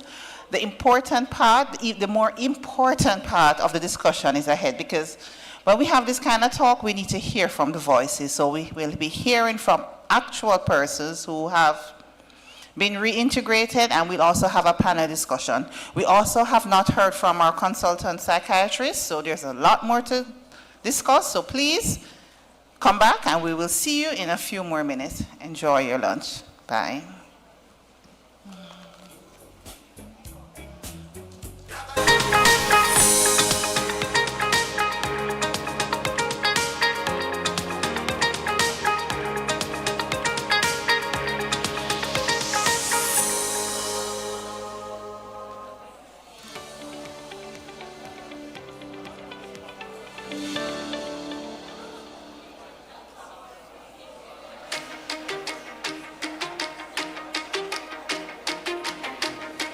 In 2016, the Best Practice Symposium for Social and Community Development was started with a simple conviction that our best ideas should not exist in silos.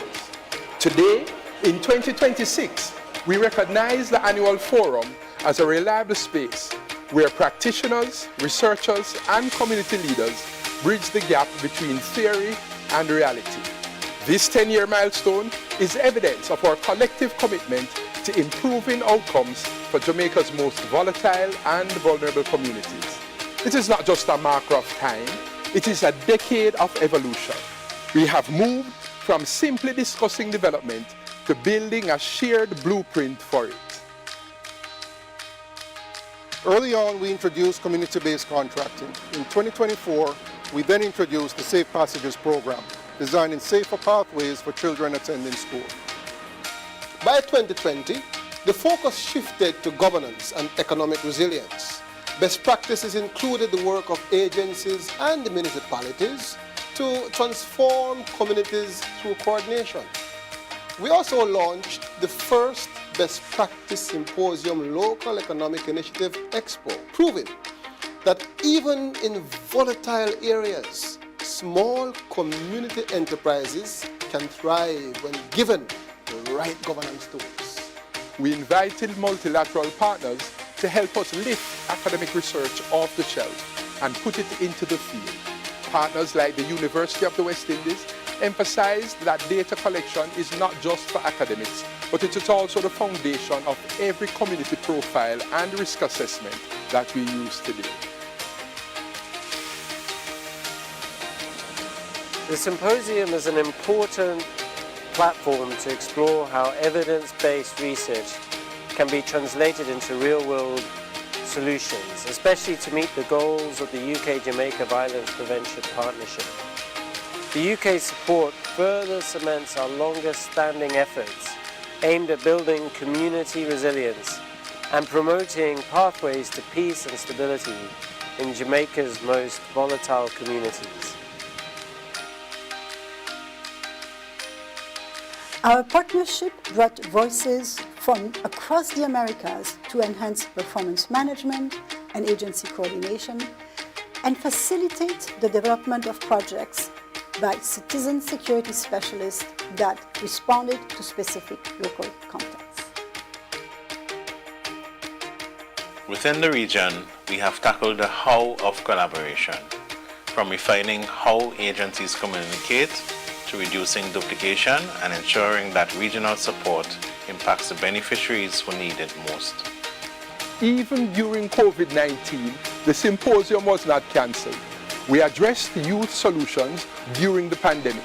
We explored and supported innovative funding such as the Jamaica Social Stock Exchange.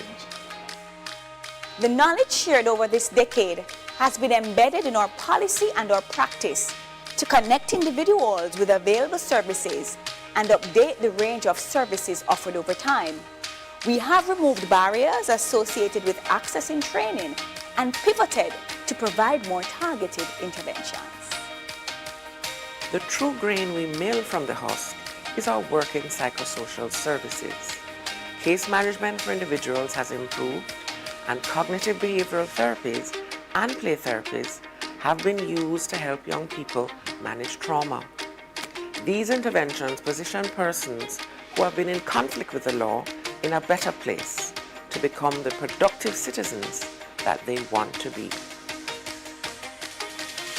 This year's symposium will focus on best practices that support rehabilitation and reintegration of persons who were formerly in conflict with the law and in our care.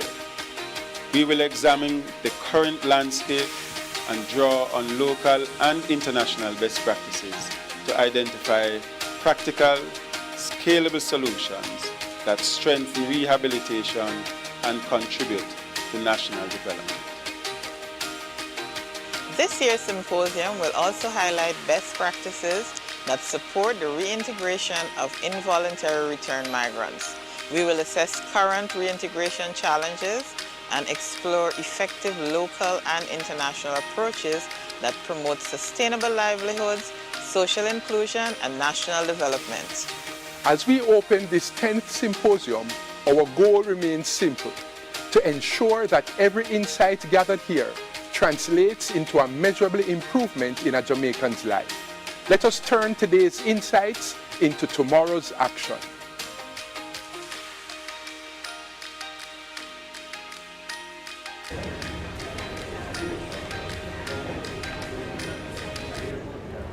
Hello, I'm Omar Sweeney, Managing Director of JCIF. It is truly an honor to welcome you all to this year's Symposium of Best Practices.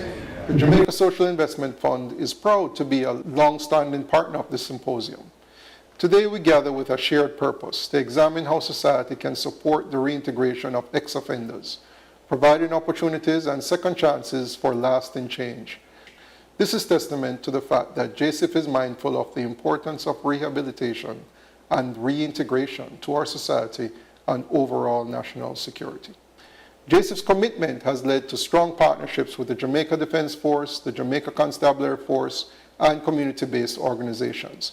We have continued our efforts to work with communities to create a culture of peace through livelihood programs, youth engagement, and building infrastructure.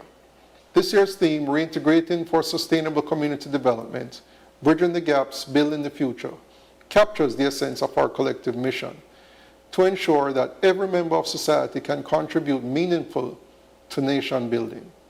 Reintegrating individuals into productive community life not only restores dignity and hope, but also strengthens social cohesion, fosters economic growth, and builds safer, more resilient communities. Today's conversation is about rehabilitation, empowerment, inclusion, and building stronger, safer, and more resilient communities. Thank you for being here, for lending your voice, expertise, and compassion to this crucial dialogue. Together, let us work towards building a society where no one is defined solely by their past, but by the possibilities of their future.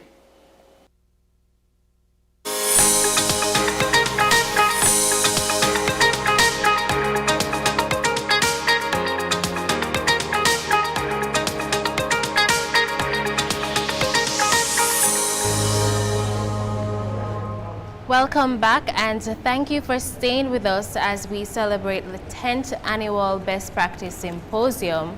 We continue to share some exposure for our small businesses, and I am here with Ainsworth from Herbaceutical Essential. Thank you for being here. Thank you, ma'am. Please go ahead and tell us about your business and some of the products that you offer. Okay, so Herbaceutical Farm is a farm-based business. It's all inclusive of agribusiness, where in which we collectively as farmers farm raw materials. Then we do the processing process of it by making essential oils, hydrosol, and then we go further by making products and bottle them and bring them right to the consumer. We would have been one of the first agribusiness in Jamaica who has break the ice for a lot of stuff, like creating a massage therapeutic oil, which is both health beneficial and can also and is also used in the massage industry.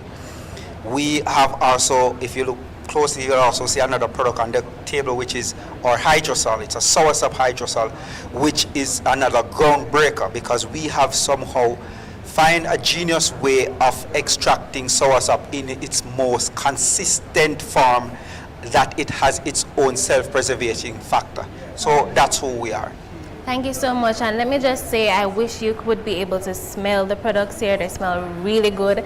I, in particular, am so excited to purchase this one. I tried it yesterday. It smells great. It's so soothing on the skin, and I was told it's able to help with joint pain. So thank you so much for your products. And let me just find out what inspired you to go into this market. Well, I have been blessed to be a part of a family of herbalists, so my grandparents, great-grandparents, and then as the years go by and the centuries go by, we seem to create the craft and make it better. And along with the help of SDC, we have been exposed to other possible ways of bringing this to the world. So that's where we're coming from, and along with collaboration with other government agencies, even this opportunity that is created by the PIOJ, it breeds the ground for not just me as a business person who is coming from a traditional Jamaica background, but others to be able to utilize this facility and get some things achieved. Thank you so much, and congratulations to all the partners who continue to support small businesses like yours. Finally, tell us quickly how we can reach you, where you're located, contact information. Well, we are Herbaceutical Essential. You can find us at herbaceutical.essential.com. It's our email address. You can find us on our Instagram page, which is still Herbaceutical. So that's a way that you can get in touch with us, or you can contact us at 237-6640. Thank you. Thank you so much. And now we'll interview another small business, so please don't go anywhere, stay with us.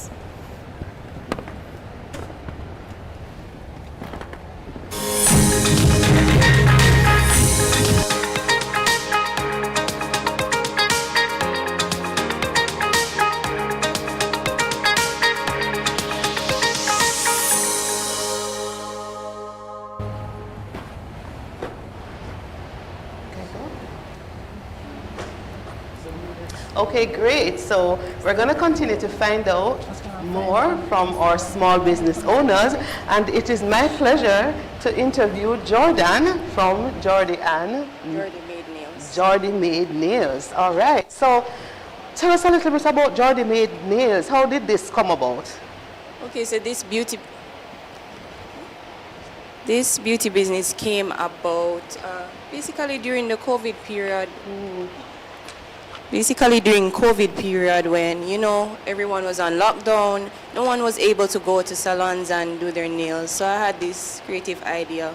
How about I make press-on nails and have it delivered to people? So it eliminates the need to go to a salon. So it's very convenient. Wow, I love that. That was very quick thinking within a very catastrophic time. So I remember having a conversation with you yesterday because I personally liked your packaging, particularly the color. So you shared something with me as to why you chose this color. You want to tell us again? Yeah, it's just very girl. It just represents girlhood. It's, you know, very bright and eye-catching. Okay, excellent. So you want to show us? I just think this package is so beautiful. So tell us, you can tell us how it... So these are some of my designs. They're ready-to-go sets. So this is basically a manicure that's already done. You can just simply apply it in 10 to 15 minutes and you have salon quality nails. Okay.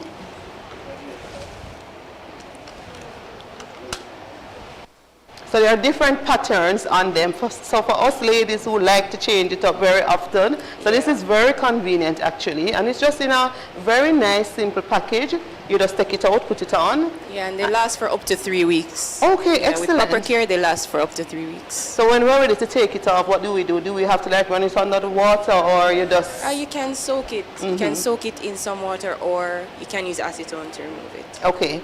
So can you tell us, how do we find you? Can you give us your any social media handles? Okay, I'm on Instagram at Jordy Made Nails. And you can message me on WhatsApp also for orders. So that's 358-5072. So can you just tell us quickly, how has business been going though? It's been going good. Okay. A lot of orders. Yeah. Okay, excellent.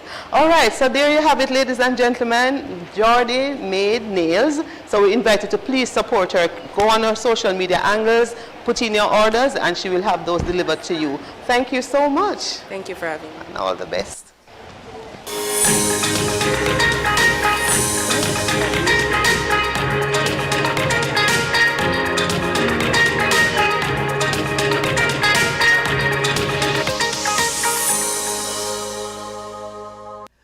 morning, distinguished guests, valued partners, and esteemed representatives of the Planning Institute of Jamaica and governmental institutions. It is an honor to join you today for the 10th Annual National Best Practice Symposium. On behalf of the IDB, thank you for making us part of this important platform, one we have been privileged to support for the past 8 years. But our partnership runs deeper than this event. For more than 5 decades, IDB has worked alongside Jamaica, supporting over 250 public sector projects, reaching every corner of the island, and with always the same mission: improving lives of the Jamaican people. This is why this year's topic, Reintegration for Sustainable Community Development, could not be more timely, especially as Jamaica recovers from the impact of Hurricane Melissa and rebuilds forward better, reconnecting people to opportunity and delivering on the promise of a sustainable future where communities are empowered and shape their own paths. IDB has supported Jamaica across many sectors, from social sectors to capital markets and climate change protection. For example, we helped anchor and scale up Jamaica's PASS program, which provides grant to more than 300,000 beneficiaries, has helped children stay in school, and has cut the under 5-year-old mortality rate in half. Similarly, we've also worked alongside Jamaica to help reduce crime in communities, improve public safety, and develop preventive and remedial education programs for young men at risk. This is not just social protection. This is transformational impact for today's generation and beyond. The IDB has been here since Jamaica's foundational years, and our commitment remains steadfast and strong as the country builds forward better, with more resilience and empowered communities. Thank you so much.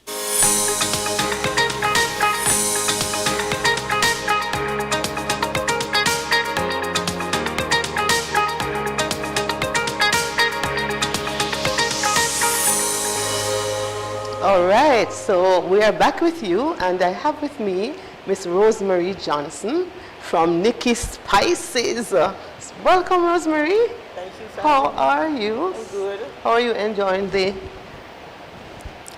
enjoying the expo? It's great. It's going okay. Okay, wonderful. So tell us a little bit about Nicklon Spices. How did you start? First of all, how did you come up with the name Nicklon Spices? Okay, it's SDC came up with the name actually. Okay. I'm a true SDC baby. Mm-hmm. Okay. Right. How I started is when I love to make, I love to share. Mm-hmm. So I made some stew tambourine and I sent it to 93 FM to Jerry Small. And when he got it, he called me and he said, I'm having a African business link up. What else can you make? Make all you can make and take it to my fair. And that's how I get started. Okay, excellent. So tell us a little bit now about what we have here. So I see some really nice packaged items here. So walk us through your line. Okay, Nicklon Spices and More is a truly Jamaican, authentic products. I sourced my tambourine from my community, and I made a tambourine, stew tambourine, my pepper sauce, my tambourine sauce, and my tambourine balls, and the pimento leaves, and my pepper elder leaves seasoning as well.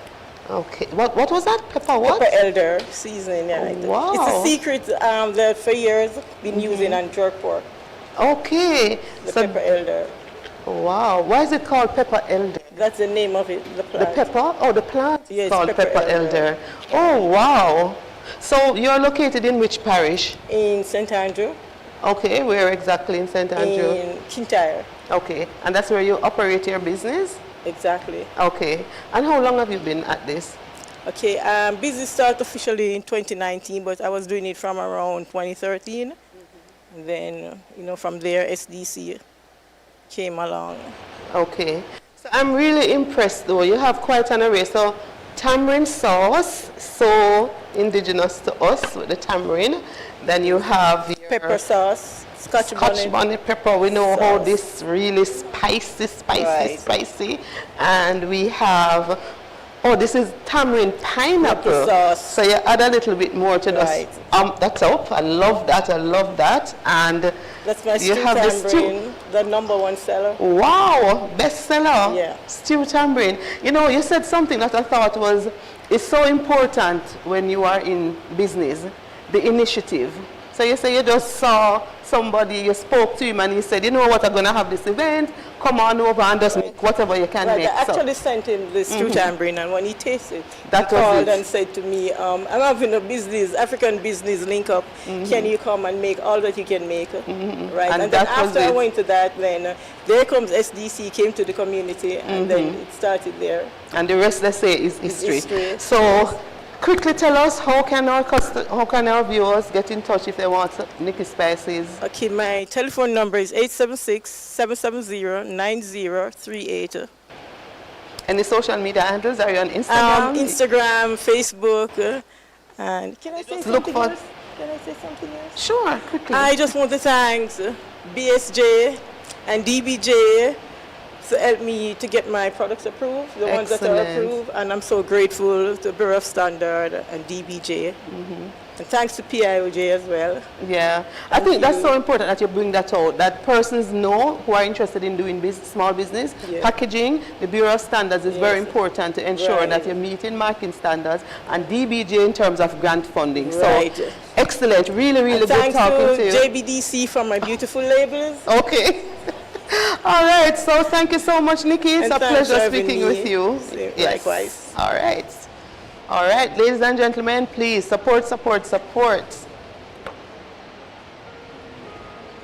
Warm greetings to everyone gathered for the annual Best Practices Symposium for Social and Community Development. On behalf of the International Organization for Migration, it is a pleasure to join you for this important convening of practitioners, researchers, and community leaders who dedicate their work to strengthening Jamaica's communities and advancing social transformation. For 10 years, this symposium has stood as a unique space where ideas meet action, where the people who live the realities of community development every day come together to share solutions, bridge the gap between theory and practice, and shape a collective blueprint for resilience. At IOM, we are proud to stand alongside the Government of Jamaica and partners like the Planning Institute of Jamaica, contributing to approaches that put people, dignity, and local leadership at the center. For more than 30 years, IOM has supported national priorities in areas such as human trafficking prevention, reintegration assistance, diaspora engagement, and since 2024, humanitarian responses as climate-related disasters become more frequent and severe here in Jamaica. Our work following major displacement events, including Category 5 hurricanes, have reinforced a truth this symposium has championed for a decade. Resilience is built from the community outward, whether through strengthening local emergency response, supporting psychosocial well-being after crisis, or helping vulnerable groups reintegrate safely, including people returning from conflict with the law and involuntary return migrants. IOM remains committed to solutions rooted in inclusion and partnership. We also recognize the importance of dialogue spaces like today's forum. The achievements shared here each year by community groups, government agencies, civil society, youth, and development partners remind us that transformation is never the work of one actor. It is the culminative impact of many hands aligning purpose. This aligns fully with IOM's approach: coordinated, evidence-based and community-driven action to meet evolving challenges. As Jamaica navigates a shifting regional context, including new mobility dynamics and higher displacement risk, IOM remains ready with our local, regional, and global expertise to continue supporting the government and communities in building safe, resilient, and empowered futures.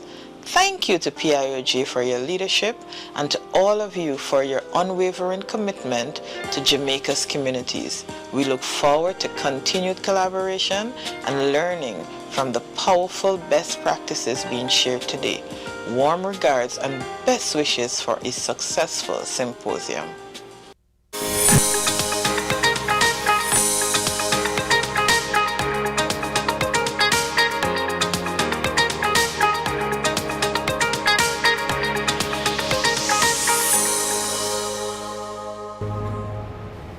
Okay, we continue with our LEIs, and I'm here with Ricardo Campbell from Pigs Up JA, and I'm already seeing some well-seasoned meat, so I can't wait to hear from you. But just a reminder to our listeners that the shuttle, the free shuttle to the expo, ends at 2 p.m. So if you want to get a chance to see the businesses and support them, please join the shuttle at the Total Energies gas station right beside York Pharmacy.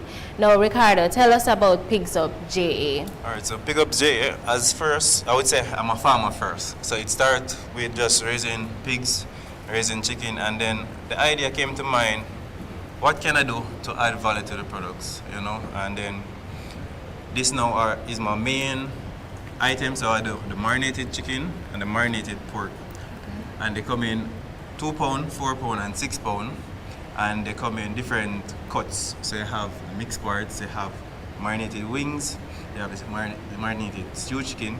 For the pork, you have the slice, so you have leg slice, pork chop slice, and then you have the stew pork.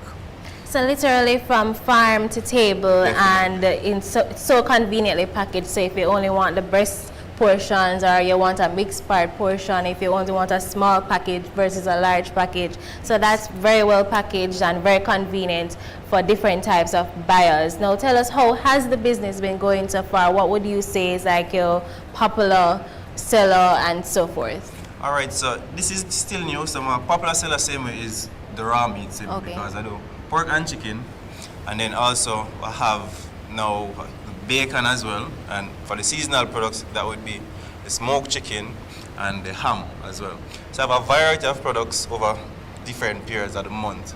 So you know, each month have a peak product compared to another. But chicken is the main, and then we are pushing the pork now because the idea is that I want to solve 2 problems with 1 item. So it is the pork. So the marinated pork, you will solve the problem of convenience. And then for other farmers other than myself, they will have a market to sell their products through me. Okay, interesting. That's a very innovative way of doing business, and I love that you said solve problems, because whatever it is that we're trying to produce, be it a product or a service, we have to solve a problem, and the businesses in Jamaica are clearly doing that. So thank you so much for that. Finally, let us know, how can persons reach you? I did take a quick look at your Instagram page, yes, and it seemed to be doing really well, but yes, just tell us about your Instagram page and other forms. All right, so I'm on Instagram, TikTok, and you can WhatsApp me at 876-408-7984. And you can just send me a message, tell me what you want, and I'll let you know if it's available or the lead time for it.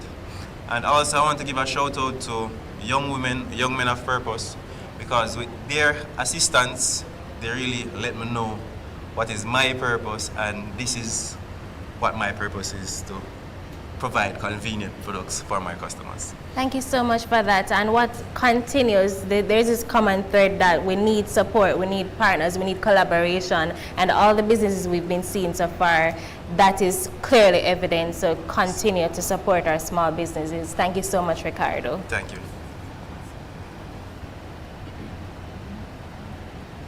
Good day, everyone. This 10th staging of the PIOJ's Best Practices Symposium for Social and Community Development under the theme Reintegration for Sustainable Community Development, Bridging Gaps, Building Futures, provides a space that celebrates innovation, evidence-based solutions, and national progress. On behalf of the Heart and STA Trust, I commend the Planning Institute of Jamaica for consistently creating platforms that elevate best practices, encourage collaboration, and strengthen Jamaica's development agenda. At Heart, we are proud to support this symposium because it aligns directly with our mission to build a skilled, empowered, and future-ready workforce. Across Jamaica, Heart continues to play a pivotal role in transforming lives and communities through targeted training, strategic partnerships, and inclusive development programs. Through initiatives such as our prior learning assessment services, skills training, and lifelong learning offerings, we have engaged thousands of working-age Jamaicans, equipping them not only with occupational skills, but also with confidence, with purpose, and pathways to employment or entrepreneurship. Our community training interventions have brought skills development directly into vulnerable and underserved communities, supporting livelihoods in areas such as construction, agriculture, hospitality, digital services, and renewable energy. These efforts are not just about training, they are about community upliftment and economic resilience. We're also advancing workforce transformation through partnerships with industry public sector entities and international stakeholders, ensuring that our programs respond to real labor market demands.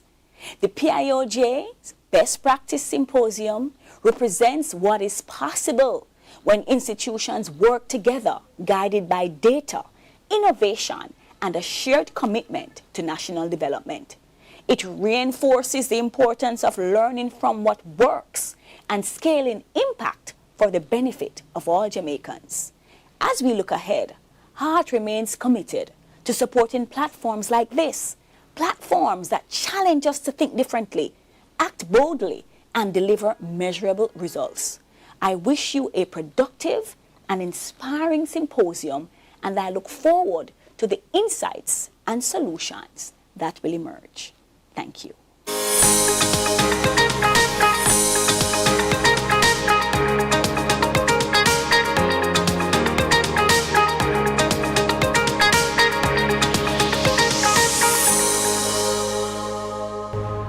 Okay, we are here with Wilbert from Smith's Rum Cream, and first I just want to say that rum cream is a rich part of the Jamaican culture. We all know this. So I just want to know from you, what makes your rum cream so special and unique, and tell us about this product. Okay, so again, we are Smith's Rum Cream. We are a fairly young rum cream company based in Clarendon, and we design lactose-free rum creams from scratch. Right now we offer 4 flavors. We have our vanilla, butterscotch, coffee, and original flavors. The original is not vanilla, the original is a mixture of butter pecan and pearlescent cream. So we are offering a variety of flavors, all of which are lactose free to our customers. That's very interesting that one, you have so many options in terms of flavors and it's lactose free, because believe it or not, I know we love cheese and we love a lot of dairy products, but a lot of us can't actually manage it. But we say, okay, let's just deal with the consequences after. But no, you don't have to deal with the consequences after. You can enjoy this product without the after effects. So that's very unique that you were able to do that. What inspired the creation? All right, so this is actually it's based on a family recipe from our CEO. So he was the one who initially crafted and converted that strong back recipe into a rum cream and chose to make it lactose free. Okay, interesting, interesting. And how has operations been going so far in terms of the feedback from customers? All right, so as I said, we're entering our 4th year now. So year on year, we've been seeing growth in the market space. Some of the awards that we won also aided us in gaining a foothold in certain sections of the island. Okay, tell us about some of the awards. Okay, so we've been a winner of the Observer Food Award. Observer Food Awards, Yes, wonderful. for being the best new food product on the island. We also won an award from the JMEA for being the best emerging manufacturer. And we won the MSME Roadshow Pitch Competition for being one of the best companies from Clarendon. Excellent, Yes, excellent. yes. So obviously high quality product and Yes. business that we do want you to support. Can you just tell them how they can reach you? All right, so the easiest way to reach out to us is Instagram, where our handle Smith Some Cream. So whenever you have any questions about locations, any other detail you want to find out, just shoot us a message on Instagram. We'll gladly respond. And yeah. Thank you so much. Congratulations on your business, and I wish you all the best. Thank you so much. Thank you. Thank you. The mandate of the Department of Correctional Services extends far beyond incarceration. We are deeply committed to excellence in security, rehabilitation, and reintegration, recognizing that for lasting public safety, this is achieved by changing behavior, restoring dignity, and rebuilding lives. Through our rehabilitation programs, we focus on education and skills development, equipping offenders with qualifications and employable skills. We invest in psychological and social intervention, addressing substance abuse, violence, and criminal thinking. We engage in spiritual care and moral regeneration, fostering personal responsibility and ethical decision-making. We invest in structured reintegration support, ensuring offenders return to society prepared to contribute positively. These programs are strategic investments in safer communities.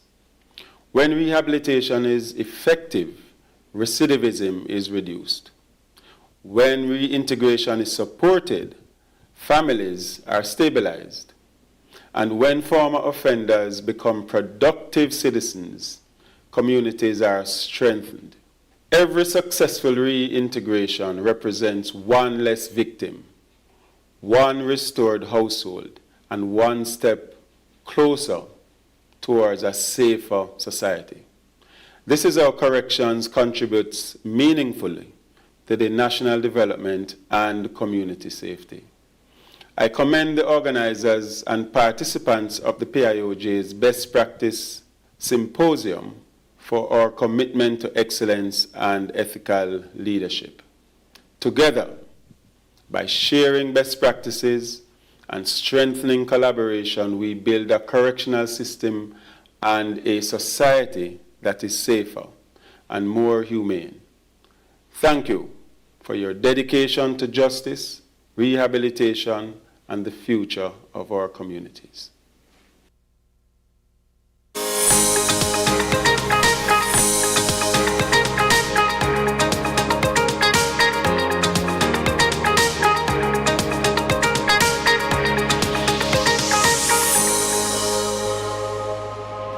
Okay, so ladies and gentlemen, we are back, and we have been learning so much about some very dynamic community businesses, and I have a mother-daughter duo with me. This is so exciting.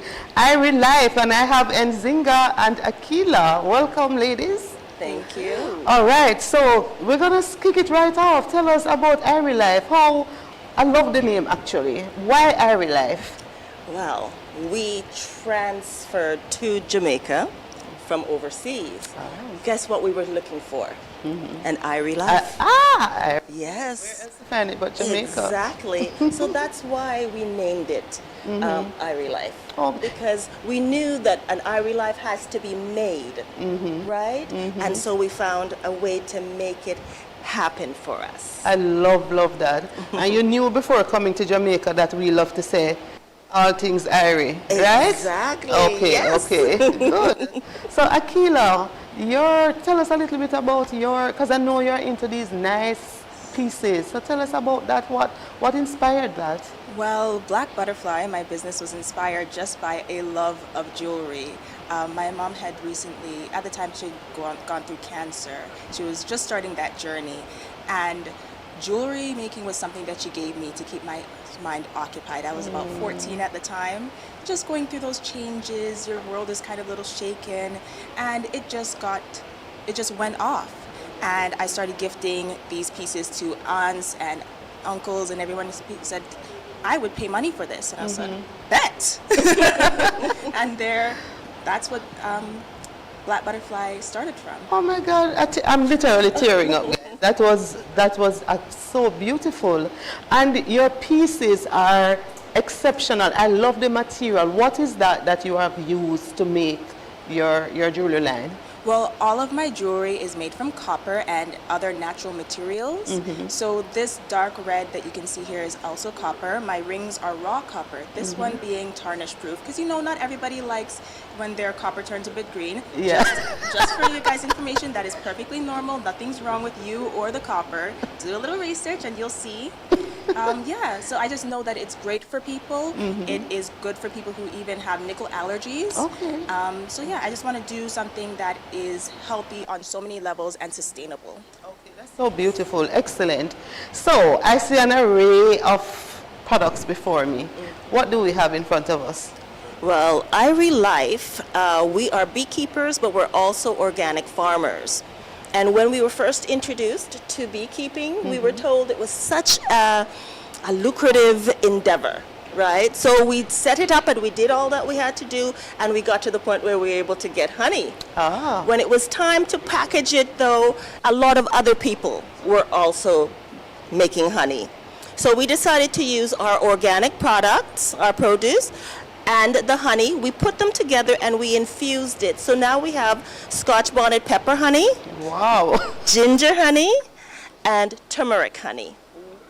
Yes. Now we chose those three because eventually, we're going to stop being micro and we're going to become better, more, and we're looking to export. So guess what? When people see Scotch bonnet, the first thing they think about is Jamaica. Jamaican ginger, the same thing. So we just wanted patriotic. to. Yeah. And I can actually attest to the taste of this because I bought the couple of years ago, I think when you came by PIOJ, I bought the turmeric infused one, which was really good. And I tasted this one, which was, if you're into spice, this definitely is for you. This is our bestseller. Okay, so this is Irie Life Honey Infusion Scotch Bonnet flavor. All right, so tell us about is there some soaps? Yes. So the soaps are our newest addition to our line. Because we do what we have here is our body yogurts. We make that out of our beeswax, right? But a lot of people were saying, they really like the product, but they would love some soap. And they're always asking, you guys do natural things, make some natural soaps or get them. So that's what we did, So we have about 8 or 10 different ones, and each of them speak to a different issue or challenge that people might have. So where do you get so you said you're beekeepers, you're farmers? Yes. So what is the ingredient for your soaps? And do you have a farm that you get, so in terms of your consistent supply to make your products? I'm so glad you asked that because we're also part of an organic group. And what's great about that is that organic farmers, we band together.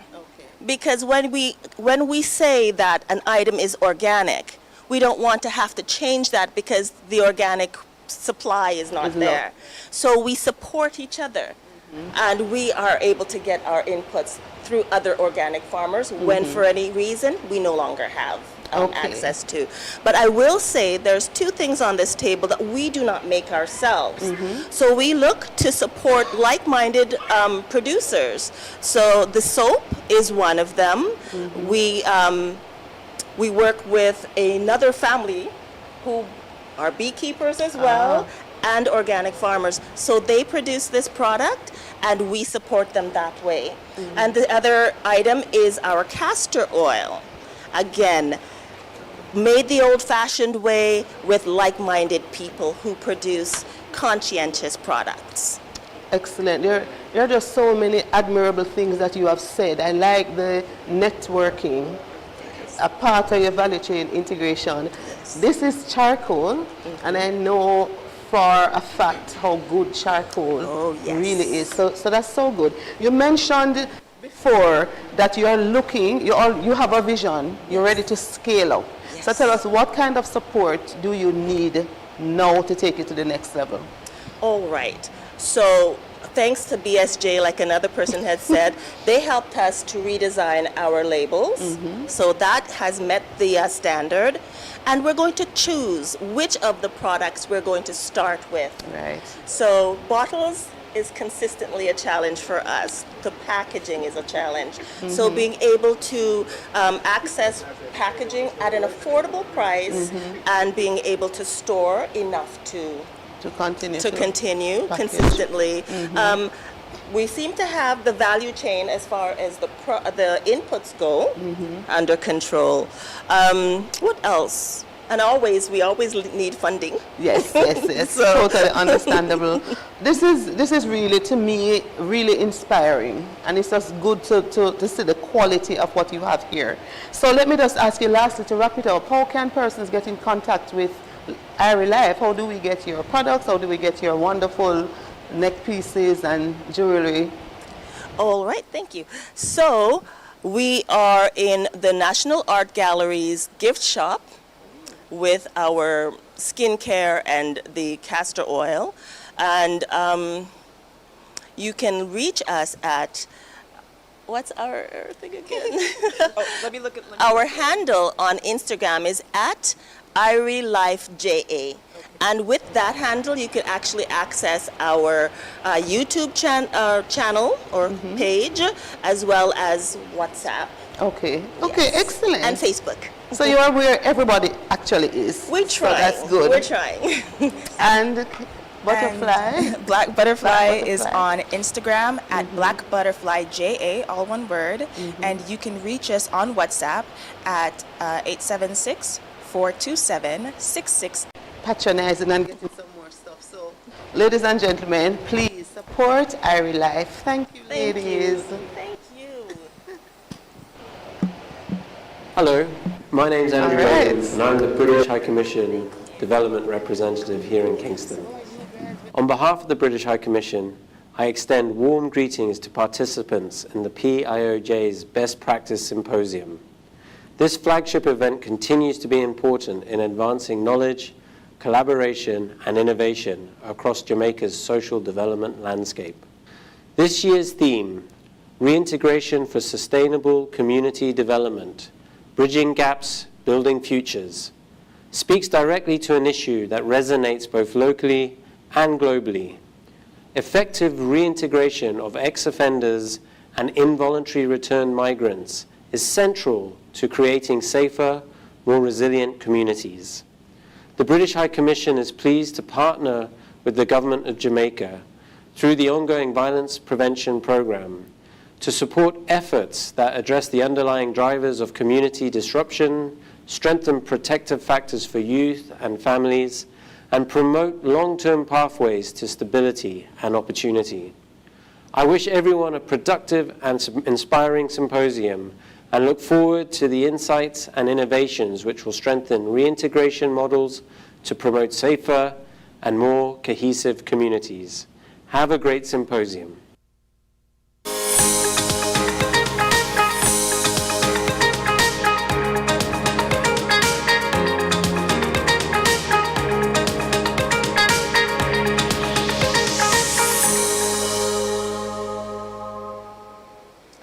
So, it's my pleasure to welcome Hortense from Crafty Handbags and More. How are you? I'm good so far, and you? I'm great, thank you. I'm truly inspired and so impressed with the community businesses so far, and I am so excited to hear about Crafty Handbags and More. So, tell us a little bit about your start and what is it that you make? Well, Crafty Handbags and More started from 2006, coming down officially registered in 2019, and from there I've really a fashion designer by trade, personally. My mother did the product, she passed it on to me, and so we'll continue doing. As for the jewelry line, I started that for my son, just looking at somebody doing it and just continue, take it up and start to sell it at school and continue until now. But everything is so far so good. We have tote bags. We have bags for all sizes and clutch purse from the seniors to the pre-teen, right down to the toddlers. So everything is there for everyone to come and look at, and I enjoy it so far so well. Excellent. What I hear you started with is generational. Yes. So your mother was doing it, and you started, and you're doing something with your son. Yes. And that's actually a key factor to business in terms of when you go into business, it's not just for the now, it's for then. All right, so you have some very impressive looking products. Yes. So can you just tell us, what is this? What is the material that you have used, and what is the process that you go through to produce this? Well, the material is originally from the Jippy Jappy straw. Well, I buy the strip from some seniors in Tavern and Bada.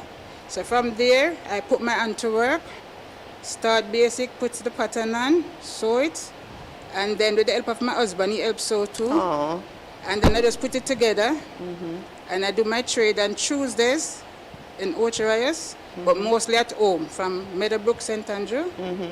And from there, that's where it is. So you just make it sound easy. You just put it Yes, together. put it together. How long does it take to weave something like this? Well, for the weaving processes, I don't take the process probably take about 2 days to do one or a day. So it's hand weave, woven? Hand weaving. Wow. And then I take my hand and do the rest. Okay. With the machine, finish it, touch with the machines. What else for me, sometimes a tote bag, basically, the big ones. It takes me 2 hours. And this one about an hour. Nice. So, as I said, once you love the trade that you're doing, it's come natural. Okay. They're really beautiful. If I make a wedding suit, a gentleman suit as that, yeah, I will take a day to cut it out and put it together. So let me get this straight. You do these fancy smanchy handbags and the clutches. You do jewelry, bracelets and all. I do. You do wedding suit, outfits, school uniform, right down to, as I said, I'm a fashion designer by profession. By profession? Yeah. Wow, so you're a Jane of all trades and master of all. Call it that. All right. So tell us, how do we find you? Well, I'm from Meadowbrook, St. Andrew, and I'm on Instagram, Shop Craft Handbags and more. Telephone number 876-8829-768. And I'm Artin Summers. My partner in promotion is SDC and PIOJ. Ooh, go SDC! Along with like Kingston Night Market sometimes. So as I said, I thank you very much for giving me this enlightenment. And I said, there's more to come. Excellent. Thank you so much, Hortense. Ladies and gentlemen, please go on our social media handles. You see these fancy bags? You want one, trust me. Thank you. Thank you again. Okay. Bye.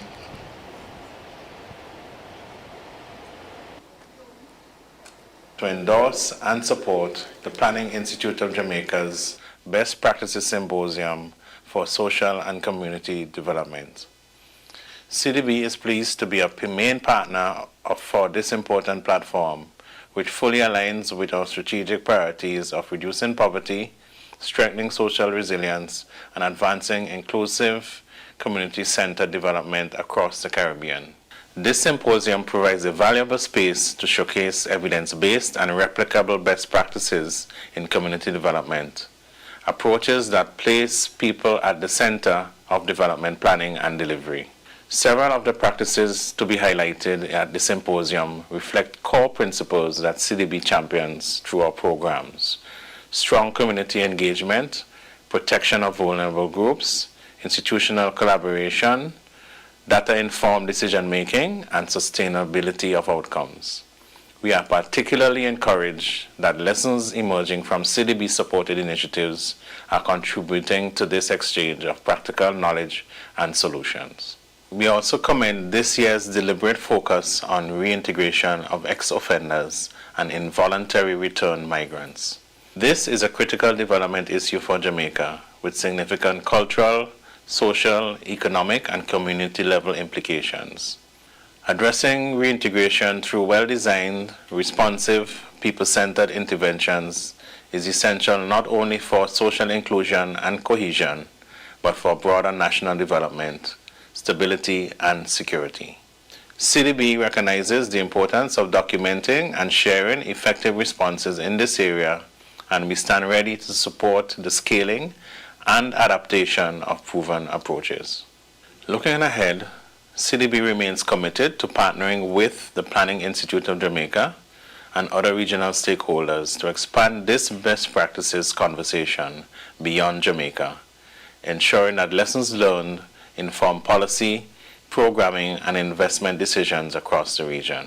We commend the Planning Institute of Jamaica for convening this symposium and thank all contributors for advancing excellence in social and community development. Thank you.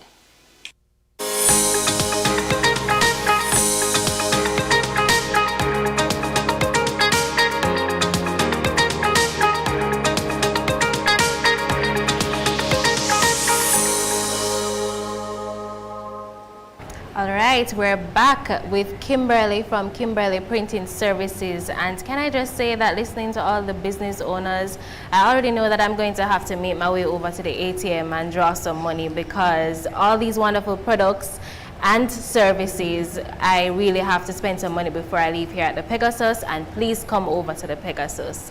Now, Kimberly, you are the owner of Kimberly Printing Services. Tell us about your business and the different printing options persons have, because sometimes people hear printing services and they only think about paper, but just let us know all the options that they have. All right, so as you can see here, these are different types of graphic design, but you know we have to print them for them to go on the product. So right here you have DTF printing, because you know for funerals normally is the heat transfer they would use, but now we have UV DTF and we also have the DTF print. So these are durable, you can wash it and it still stays. So this is also an acrylic trophy. So you don't have to use like the wood anymore, you can do any style you want. You just make a request and I will do it for you. And you know that Valentine's Day is coming up, so we have some nice little plaques here that you can order from us, and I also do business cards. So if you have a business and you don't have a business card, you can hook me up and I'll do them for you. Any style, you name it, I'll make it for you. Wonderful. So for all your special occasions and events, you can contact Kimberly Printing Services. Yes. Funeral services, weddings, graduations, even big award events ceremony. like this. I also do back job, guys, so you can holler at me. Thank you so much. And tell us just how you started, how you got started, and how has it been going? Alright, so I pretty much started because I have a 9 to 5. I work at Rostone Foundation. So persons normally come to me for printing, but based on our time when we close, they still want printing. So I live in the area, so I said to myself, why not satisfy the clients? So I just take it on and just do it from there. So I do resumes, I do projects, I do everything printing. Oh, you're multifaceted. Yes. It's lovely. So Lovely. it's really much the residents from the community who helped me start off this, because when I was doing the resume, they asked me, why don't do shirts, why don't do trophies, why don't do business card or labels? And I said, okay, let me just take it on. So I just start from there. I didn't have the equipment, so I was using Radgh Photo Studio to do all the works, and then from there I just take my time and buy up my own equipment. Okay, and I'm just curious, so let me know, because I was at home the other day and I was cleaning, and I like to clean. And something came to my mind. I wonder if I can do a cleaning business, but I don't have the slightest idea like how to get started, apart from obviously creating maybe a logo. So as a business owner yourself, and for persons who are listening, what can you tell them, like an advice or a tip that they can do just to get started? Well, if it's something that you love and you know that you're really passionate, and then you know you have persons who want to support, you can build your confidence, have faith in yourself. And because for me, I manifest. So I love to manifest, and I really seeing that my business is coming on great Wonderful, wonderful. And what I'm getting from you is that you have the idea, just do it. Just go ahead and do it. Don't let anything stop you from doing anything. If you're willing and you love it, just go for it.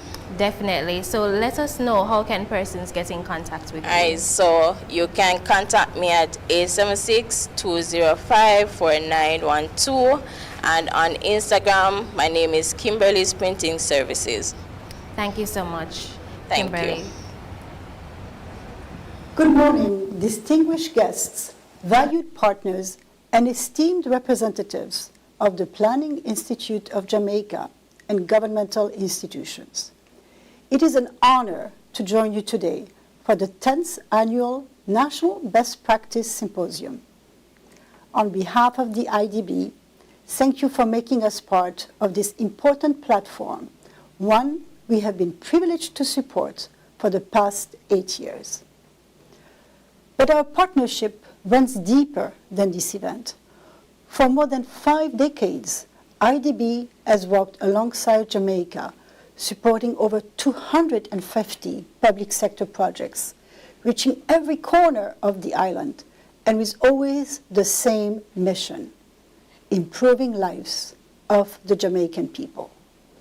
This is why this year's topic, Reintegration for Sustainable Community Development, could not be more timely, especially as Jamaica recovers from the impact of Hurricane Melissa and rebuilds forward better, reconnecting people to opportunity and delivering on the promise of a sustainable future where communities are empowered and shape their own paths. IDB has supported Jamaica across many sectors, from social sectors to capital markets and climate change protection. For example, we helped anchor and scale up Jamaica's PASS program, which provides grant to more than 300,000 beneficiaries, has helped children stay in school, and has cut the under 5-year-old mortality rate in half. Similarly, we have also worked alongside Jamaica to help reduce crime in communities, improve public safety, and develop preventive and remedial education programs for young men at risk. This is not just social protection. This is transformational impact for today's generation and beyond. The IDB has been here since Jamaica's foundational years, and our commitment remains steadfast and strong as the country builds forward better, with more resilience and empowered communities. Thank you so much.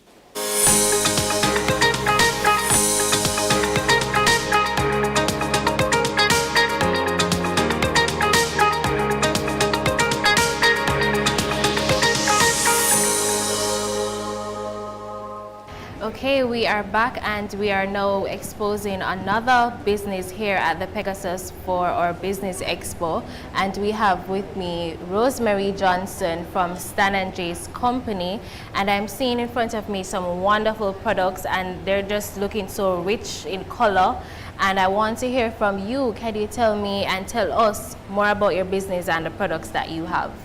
Okay, as you know, my business name is Stan & J's. And I start my business going 4 years now. Business has been registered, Bureau of Standard, and Company of Business, SDC. They are the one who is helping me. They help me to develop my product. They help me to get grant and all of that. So, but as you can see right here, I have 3 different product right there. I have the season, the one that I use to season the meat. I have the ketchup base that I use as finger food.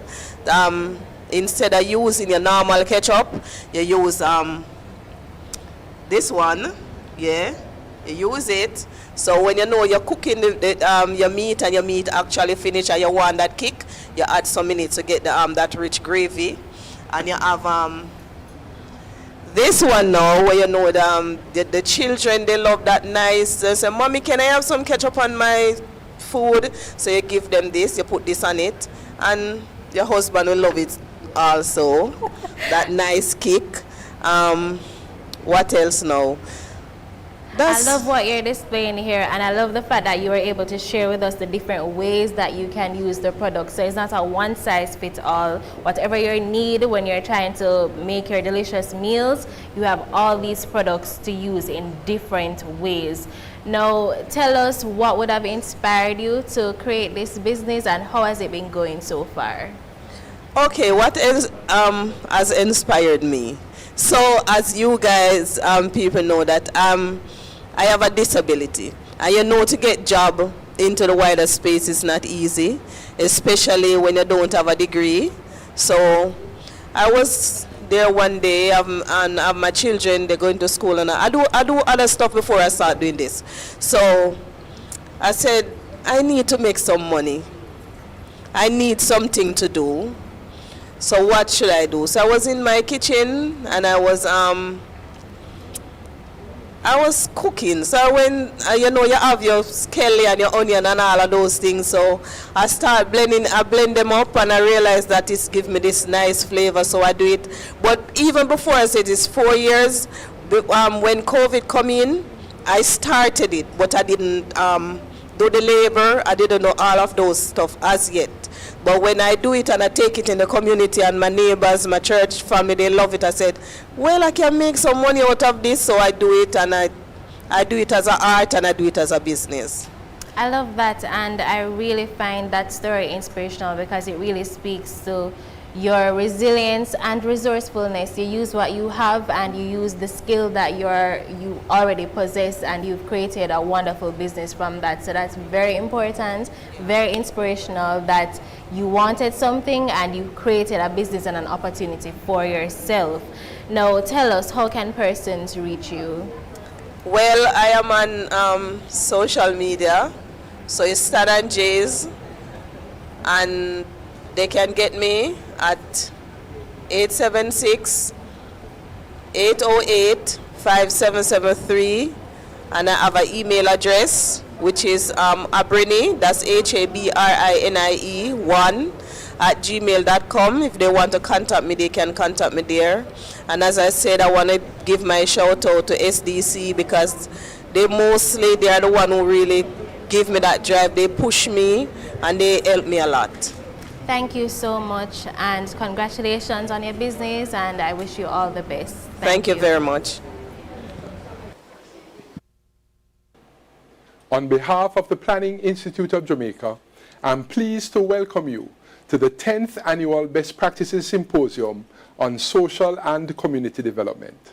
Over the past decade, this symposium has become a trusted space where evidence, experience, and implementation coalesce to advance better policy and stronger practice.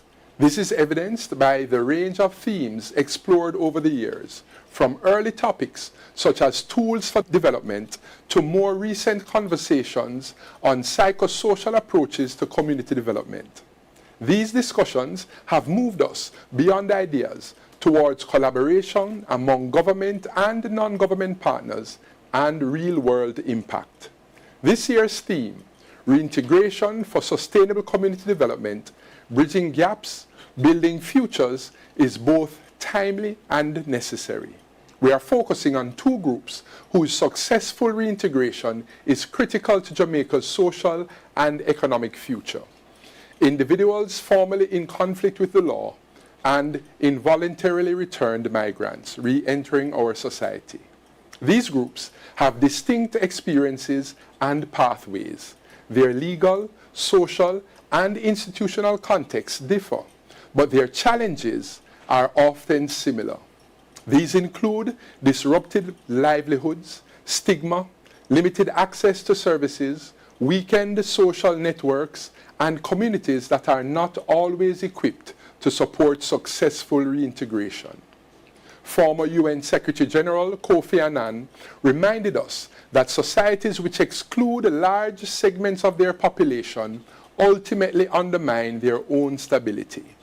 Weak reintegration deepens exclusion, and those pressures do not remain at the margins. They are felt across families, communities, institutions, and the wider development landscape. For the Planning Institute of Jamaica, reintegration is not a peripheral issue. It sits squarely within our mandate to promote inclusive and sustainable development. It is closely linked to national priorities of crime and violence reduction, labor force participation, poverty alleviation, and social cohesion. When reintegration systems are weak or fragmented, the consequences ripple outward. They affect families, strain community cohesion, increase vulnerability, and in some cases, undermine public safety and development outcomes. This symposium, therefore, begins from a simple but powerful premise. Reintegration is not only about individuals. It is also about systems, institutions, and communities. This has informed our approach to bring together policymakers, practitioners, researchers, and development partners because meaningful progress requires a whole-of-society approach. Over the next 2 days, we will examine what is happening on the ground and critically identify what works. We will explore evidence-based approaches to rehabilitation and reintegration, hear from practitioners implementing programs in our communities, and consider how policy and institutional frameworks can better support sustained outcomes. It is my hope that when we leave here, we will do so with stronger partnerships, clearer insights, and a renewed commitment to building reintegration systems that truly bridge gaps and build futures for individuals, communities, and Jamaica as a whole. Thank you, and I wish us all a productive and engaging symposium.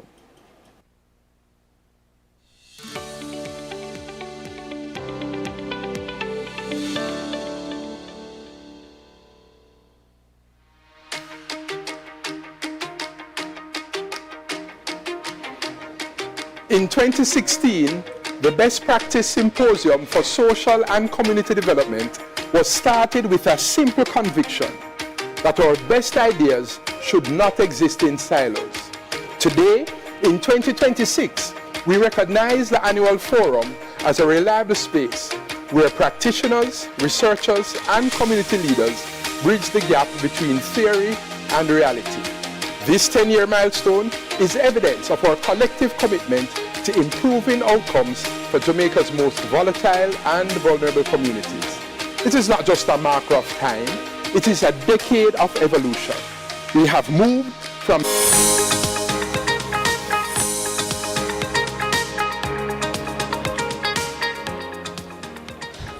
Good afternoon, everyone. Welcome back. I will not take it for granted that you're still here with us. We're happy to still see you in the room, and as we await the arrival of the other persons who may still be finishing up lunch, we are going to have an interlude of music. So, with the topic that is coming next, it relates to mental health, and there's nothing more soothing than music. So we're going to start off this section with a violinist, Mr. Giovanni Williams, who will be helping us to get ready and in that space for the rest of the afternoon. Mr. Williams, could you please come this way? Thank you.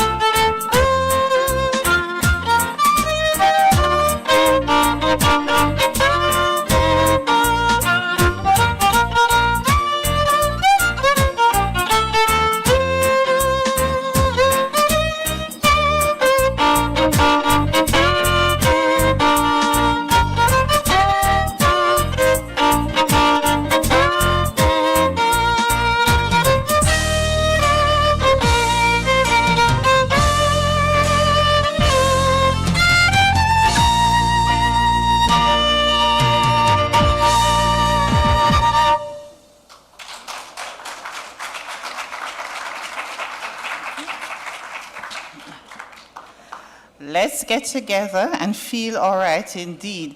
Another round of applause for Mr. Williams. Thank you. At this point, I am going to ask two persons to join me on the stage. The first person I'm going to invite is Mrs. Marcia Blake Hall. She is the Principal Director for Corporate Communications at the Planning Institute of Jamaica. And the other person I'm going to invite to the stage is Brigadier Mason, the Director of the DCS for PIOG, sorry, Commissioner. And why are these two persons joining me on stage? Because we would like to make a presentation to our overseas participants in today's events. So the first person I'm going to invite to the stage is Mrs. Leonardi. Louise, please join us on stage. We have a special token for you.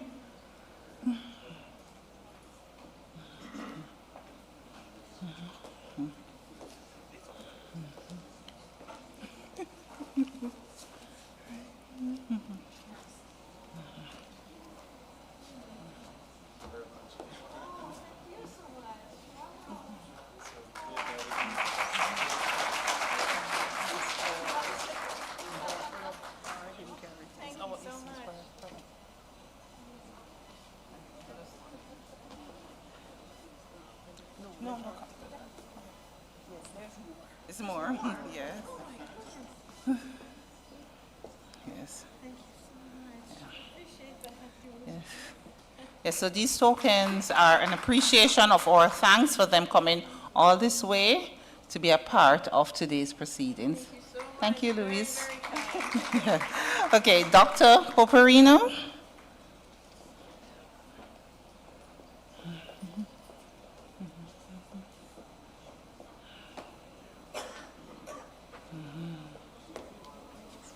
Yes. Thanks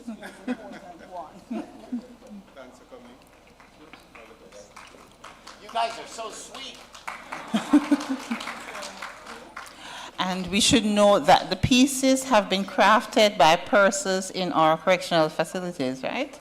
Right, Commissioner? Right. So this is the quality products that are coming from clients at the DCS. We would next like to invite Mr. Elliot. Thanks very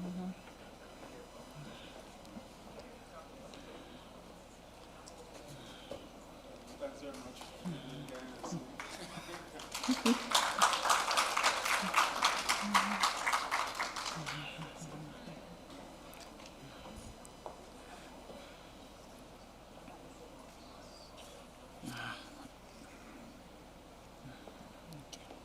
Okay, thank you very much. The fourth presentation is supposed to be for Tim Ho, but he is not here at the moment, so we will do that a little later. So thank you very much. The Commissioner, yes, surprise, we have a token for you.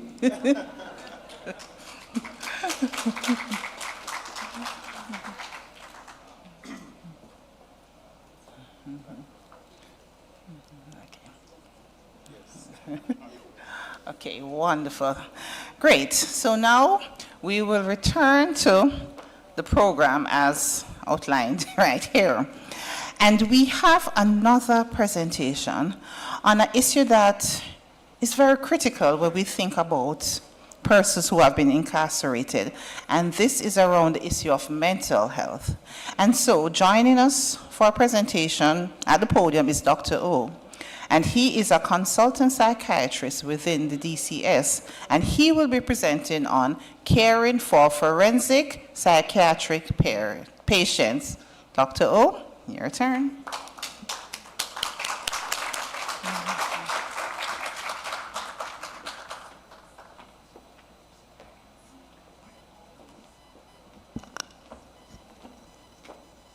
Good afternoon. It's my duty to keep you awake after lunch, a big lunch. And what I'm going to present you is caring for forensic psychiatric patients. Simply, they are patients with psychiatric disorders in conflict with the law. From the legal term, you may call it mentally ill offenders, but for physician and the psychiatrist, for us, is forensic psychiatric patients. Now, from 1975 to last year, 2025, Department of Correction has celebrated 50 years anniversary, and we are still in the celebratory mood. Right? I'm very proud to be part of it with the Department of Corrections. And why I mentioned these slides, I will come back to that. I'm going to ask you two questions to all the audience. I don't need the answer, but you will answer to yourself. What is the ideal place to offer care for the patients? And where is that ideal place to care for forensic psychiatric patients? Now, today we have 10 facilities in the Department of Correction, 7 adult and 3 juveniles, 8 male and 2 female institutions, including Horizon Adult Remand Center. Now, my presentation is going to be structured in the 3 sections. The past, what we did for psychiatry in Jamaica, and what we are doing in the Department of Corrections, and also what we envision in the future for the Department of Correction, especially for the forensic psychiatric patients. Now, if you look at the history of psychiatry, the treatment we provide, you all know that years ago, before we have medications available, it is mainly custodial. Yeah?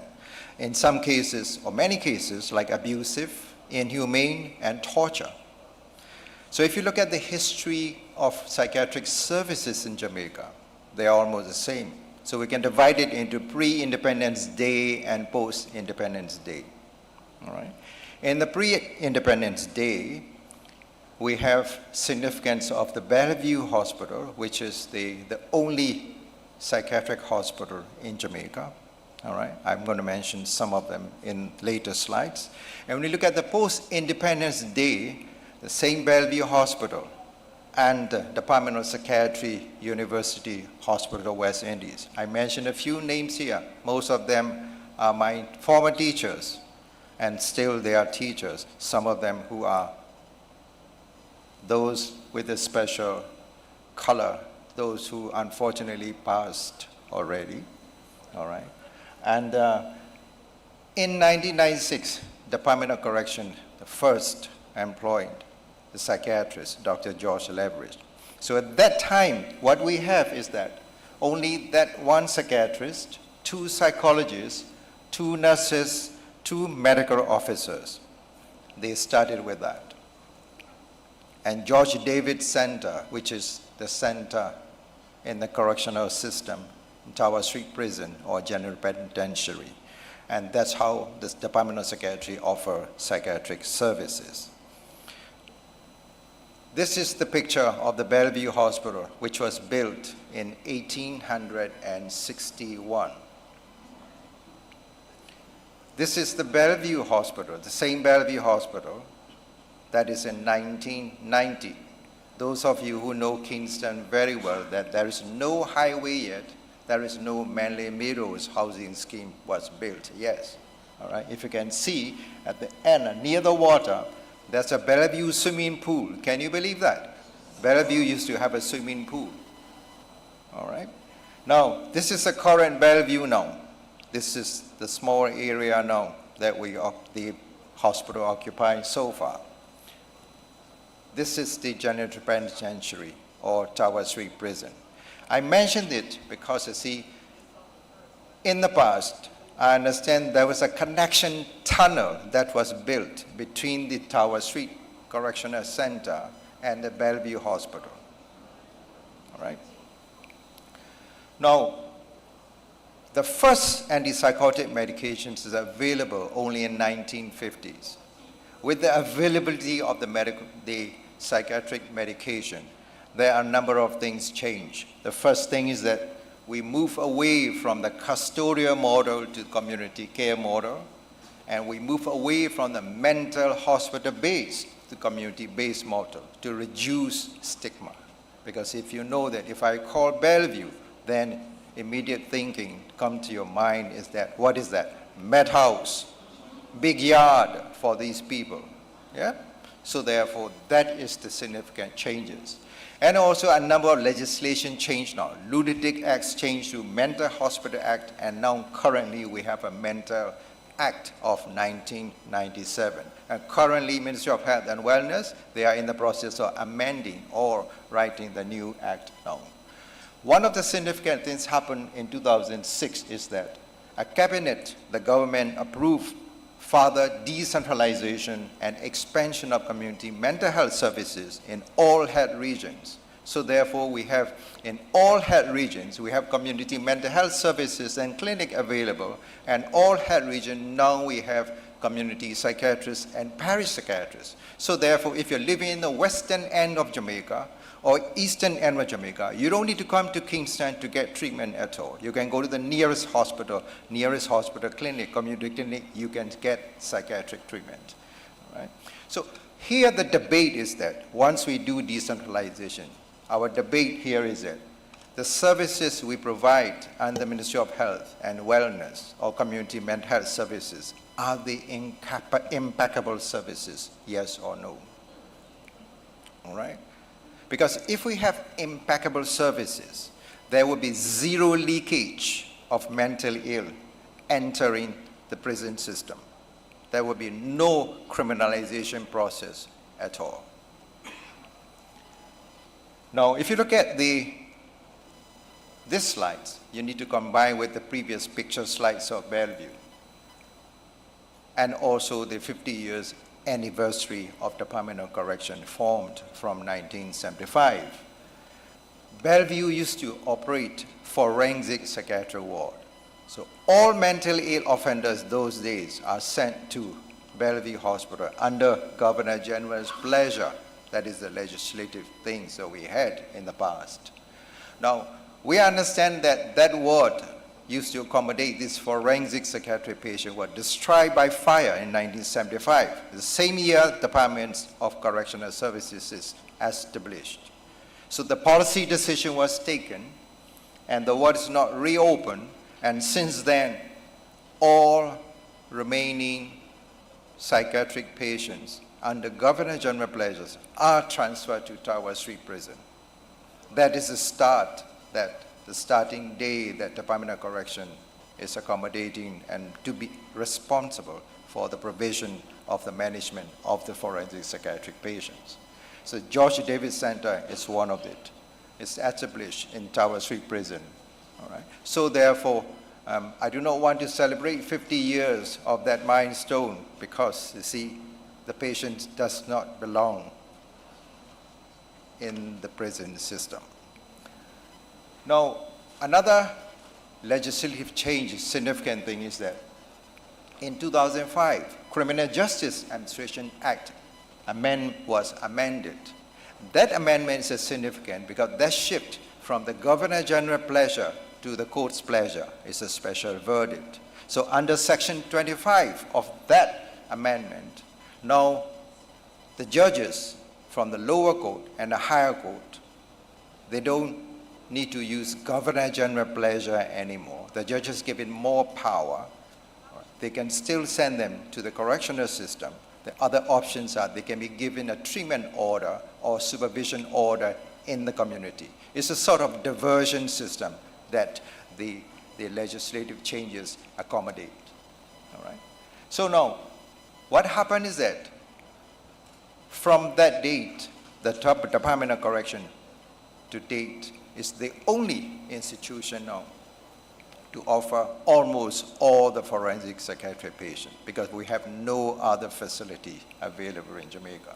So the Department of Correction and our team try our best to provide the caring within the facility and structure system that available to us. Now, what is the present moment? What are we doing? The care model has been biopsycho-socio-cultural model. We have approximately 300 to 400 people with psychiatric disorders from minor to major. Right? And we have a department, we have a specialized and medical services division. That's where we have all the specialists, special professionals. And we report to the commissioner, deputy commissioner. And currently, at this point, we have 7 consultant psychiatrists, 5 full-time and 2 sectional, 3 psychologists, they are counseling, 1 dentist, and 1 dental hygienist.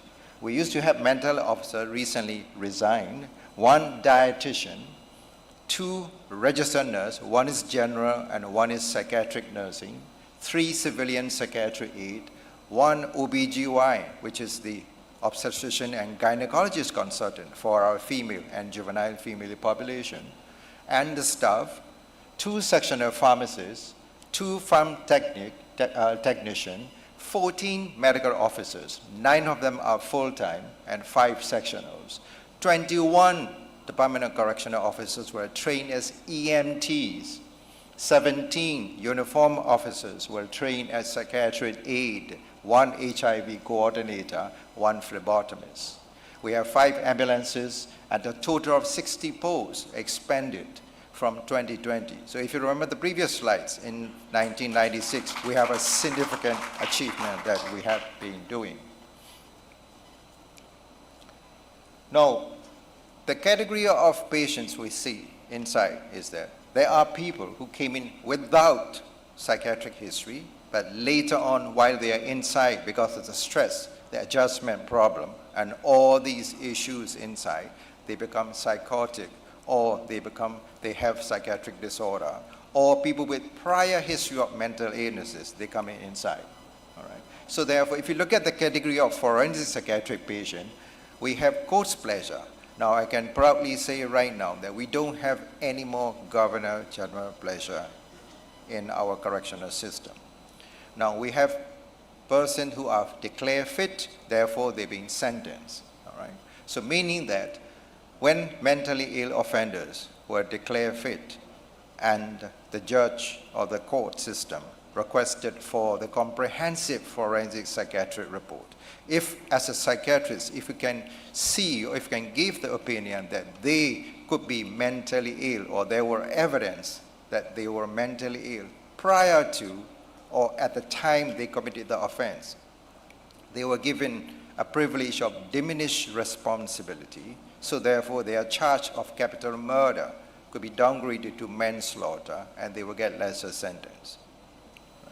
So we have some are unfit, some are fit people, but they're still waiting their court dates to attend.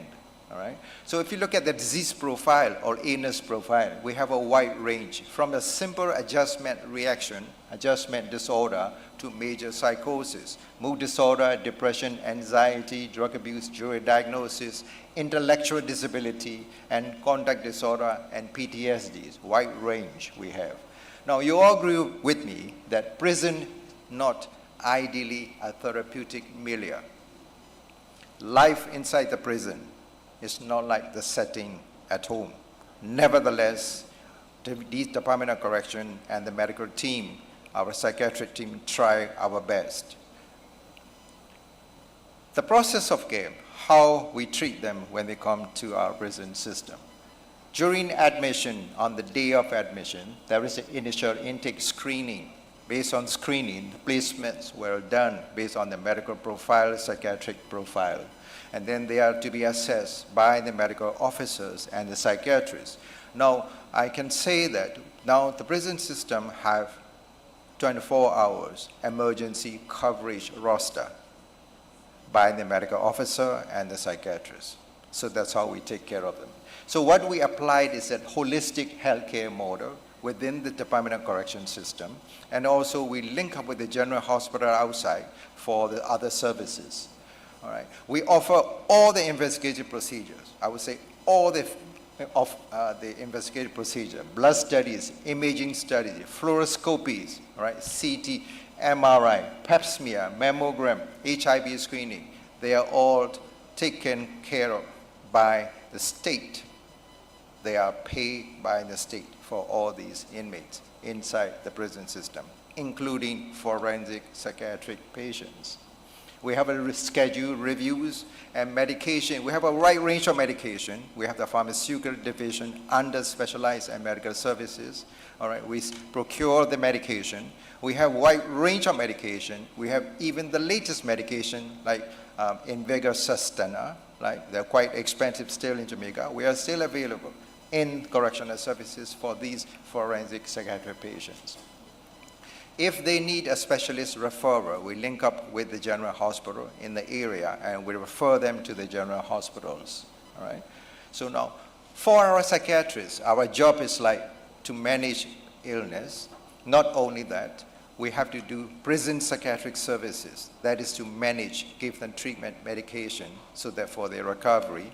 And the other part is the forensic aspect, forensic psychiatric aspect, meaning that we have to produce a report, fitness to plead report, fitness to stand trial report, and fitness to be sentenced report, right? That is one group of the report. Another report is called comprehensive forensic assessment. That is to assess his mental status prior to the incident or at the time of the incident, all right? And also, we are actively engaged in the parole assessment, appeal process, petition to the Governor General, risk assessment, danger assessment, and we also attend every court, lower court and high courts, for fitness to plea hearing and experts' testimony, all right? And we are supported by the medical dockets, and currently Department of Correction is now doing digital transformation of our medical docketing system and the statistical collection data. Now, we acknowledge that continuity of care is a very important part of it, because if you know that psychiatry, the treatment is a continuum, all right? It's not like a surgeon just cut off your appendix and throw it away and collect thousands of dollars and get rich. But our care is like lifelong, if you know that. Our psychiatric disorders are lifelong. So therefore, continuity of care is very, very important, all right? So what we did is that our psychiatric team, under the direction of Director of Medical Services, we link up with the Director of Mental Health and Substance Abuse from the Ministry of Health and Wellness, and we engage with the team meeting with the Director of Mental Health and the regional psychiatrists from all health regions, right? Because you see, to exchange, streamline, to get the streamline, the process of care. Because you can imagine now, if you send a mentally ill person to us, his speech is totally erratic, completely thought disorder, all the salad of words that he's talking about. You can't understand anything at all, not even English vocabulary sometimes. So therefore, we need to get information. So we need to get those history, that whether he have been treated in other regions. So that's why we have to engage with regional psychiatrists, all right? I can also say that we have the MOU, Memorandum of Understanding, with Bellevue Hospital, so that we can have access and information of those particular patients who have been to Bellevue, so we can get access to it, all right? So these things are guided by Mental Health Act, all right? And we also give guidance from the Mental Health Act, Data Protection Act, Access to Information Act, Correctional Act, and Ministry of Health and Department of Correction Standard Operation Procedures, all right? And we are supported by Data Protection Officer and Legal Officer of the Department of Correction, because we want to do that everything in the correct way, all right? So the thing we are doing is that we want to prevent criminalization of the mentally ill and trans-institutionalization, right? Because I have seen with the Department of Correction history, people who got released from the prison system end up on the street because social services are inadequate, and therefore they are taken back to Bellevue. His life ended at Bellevue as a chronic patient. Or Bellevue Hospital, due to decentralization, downsizing, or reduced size, so therefore those who are housed there for a long time are sent back to the community. But when you say the services are not impeccable, they do something else, all right, and then they go back again, all right? So therefore, to the institution, all right? So that's what we are trying to do. The next one is a cross-training. Cross-training is like capacity building, all right? We approach the Legal Aid Council to knowledge the gap, reduce communication understanding between the lawyers and us, all right? And then we got the sponsorship from the Ministry of Justice and UNDP and Government of Canada, all right, to do the capacity building. We give lectures, seminars, workshops. We train those our legal officers and judges to reduce the gap of understanding of the language of the lawyer use and psychiatrist use. And we also attend the stakeholder meetings in the island courts. All right? So the future, what is the future for us now? We continue to use biopsychosocial, cultural, and spiritual framework. We will introduce academic, vocational, occupational therapy, all the facilities, all services available in the prison system that would be offered to the forensic psychiatric patient, including group therapies, Bible spiritual classes, and so on. So what we plan to do also is one, capacity restoration. We want to teach these mentally ill offenders or psychiatric forensic psychiatric patients how to present themselves in the legal system. Because how many of you know how to address the judge in the lower court or higher court? That's what we are teaching. We are teaching the people how to say in the trial, what is the trial process? What is it they need to understand? What is the meaning of guilty and not guilty? If they have the ability to instruct their defense lawyer, things like that. That is everything in the capacity restoration. All right? And the next one is sex offenders treatment and rehabilitation program. And the psychiatrists will be involved when the department kicks off that program. And next one is the substance abuse program. Now, I just want to quote this, the Latin, actus non facis neum misi mens sit rea. It's Sir Edward Coke, barrister and the former Solicitor General of the England and Wales. An act does not make a person guilty unless their mind is also guilty. Now, we know that criminal justice system is a punitive originally to punish people. Now, the new concept is therapeutic jurisprudence, applying therapeutic principle in judging the case. All right? That's what we understood, and that's what we are trying to do. With that concept, our task is even wider. We need to talk about mens rea part of it. Mens rea, the evil intent. So with that, we want to offer the psychological counseling. And not with that, we even expect Ministry of Justice would change legislation that all the persons sent to the Department of Correction must have mandatory psychological counseling, because you don't think that they will come and see the psychiatrist or psychological at all. So if you send the person to the prison without psychological rehabilitation, with all available whatever physical rehabilitation, you not going to achieve that complete rehabilitation. Now, the future is forensic psychiatric hospital. However, before we achieve that, I'm going to ask all of you to join with me to advocate with me to have a new organizational system, because we just discussed about to expand our psychiatric and medical services branch to increase more than the posts that we currently have. All right? So that's what we are hoping. So thank you very much. And this is my slide. And this is our objective, that therapeutic rehabilitative care aiming at capacity restoration, facilitating continuity of care and reintegration, preventing relapse and recidivism. Thank you very much.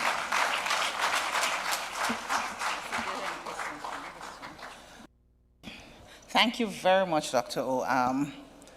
Your presentation was rather interesting. It raised a number of things that I did not even know about, so it was really good to hear this presentation. Are there any questions for Dr. O?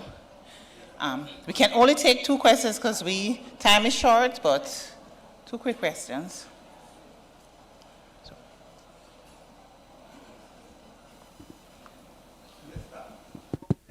rehabilitate persons who abuse drugs and go to prison. While when we are in there, we can get any drugs we want. So how we can rehabilitate them? When you're in a prison, you get any type of drugs on the street that you want. How we gonna rehabilitate them? In the prison, I went to prison, I get any drugs I want. How we going to rehabilitate those abuse? Thank you. Thank you for your questions. Now, I understand your question very well, perfectly well. And that is the reason that I mentioned that we're going to introduce a substance abuse program. Now, I can say that I also involved in the drug abuse.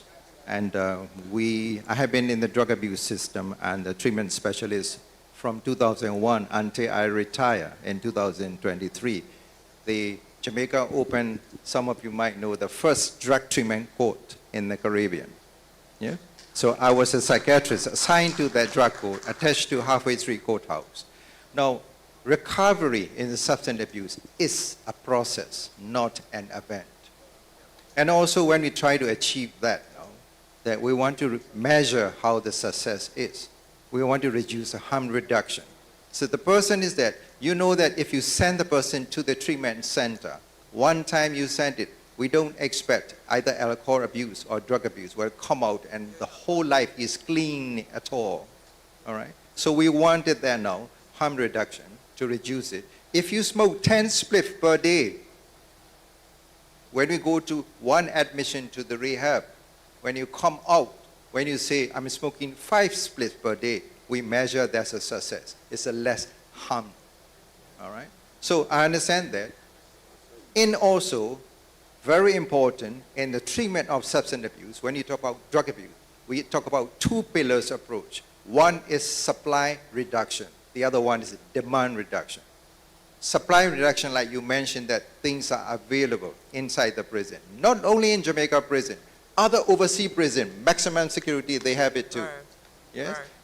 When clients or ex-clients of the DCS, when they leave, if your area is also a support area that is given. Thank you very much. Now, we have introduced a system that any inmates leave the prison today, either released today or they attend the court. They are given a referral letter to the nearest health center. Name, diagnosis, treatment, when they get medication, that's 1. 2 is that we inform the Ministry of Health, that's why we have the meetings. We inform the regional psychiatrist that this person is coming to that area, so they will have it. And also, we supply the medication at least 2 weeks for that individuals. All right. But then, if I mention, if you look at it, biopsycho, socio, cultural, and moral, not only biological medication that you need, they need psychological support. That's why we have counseling psychologists. All right. We encourage them to go to the nearest mental health to get further counseling. And social services, we are not so far, not attached with the social worker or probation yet. That is what we expect with the new organizational structure. We have drawn this structure already that we expect to get it. So we want to provide that package at all. All right? So therefore, in the future, we will have this complete package. Okay, thank you very much, Dr. O. And again, as with the other speakers, you will get a chance to speak to Dr. O after if you have more questions. Thanks. Okay, and with this presentation, we have come to the end of segment 2, and we're going to quickly go into segment 3. And at this point, I'm inviting my co-facilitator to the stage because she will take over from me.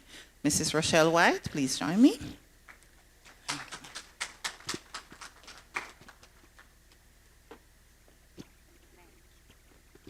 Thank you very much, Antoinette, and thank you to Dr. O for that presentation. I have so many questions, but I will, as Antoinette suggested, I will leave them until the end.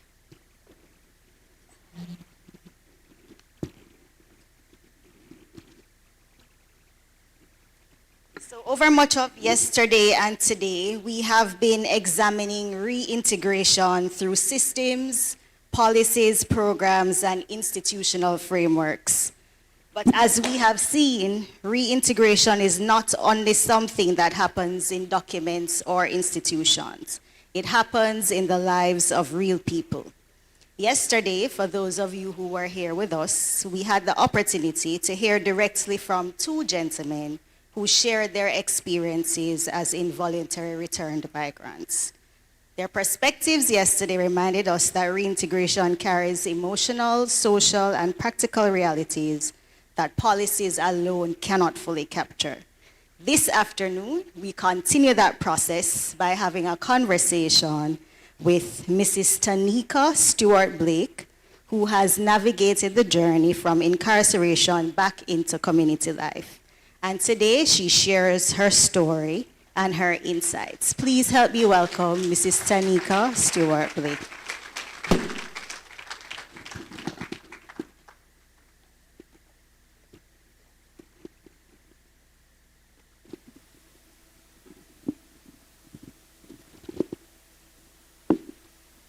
All right, so I invite you to feel at home. We're gonna have a conversation.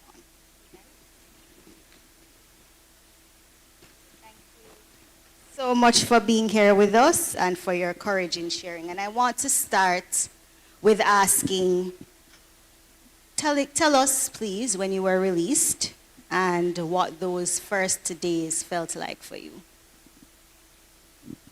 Good afternoon. My name is Taneka Stewart-Blake. As previously mentioned, I was released from South Camp Adult on the 13th of March, 2025. So... The initial days, what was that like for you? Coming back out into society, felt a little bit, it was free. You are, it's like people welcoming you and being excited to have you back. I felt like, yes, persons cared, even though I wasn't around. And now coming back, they didn't shun me.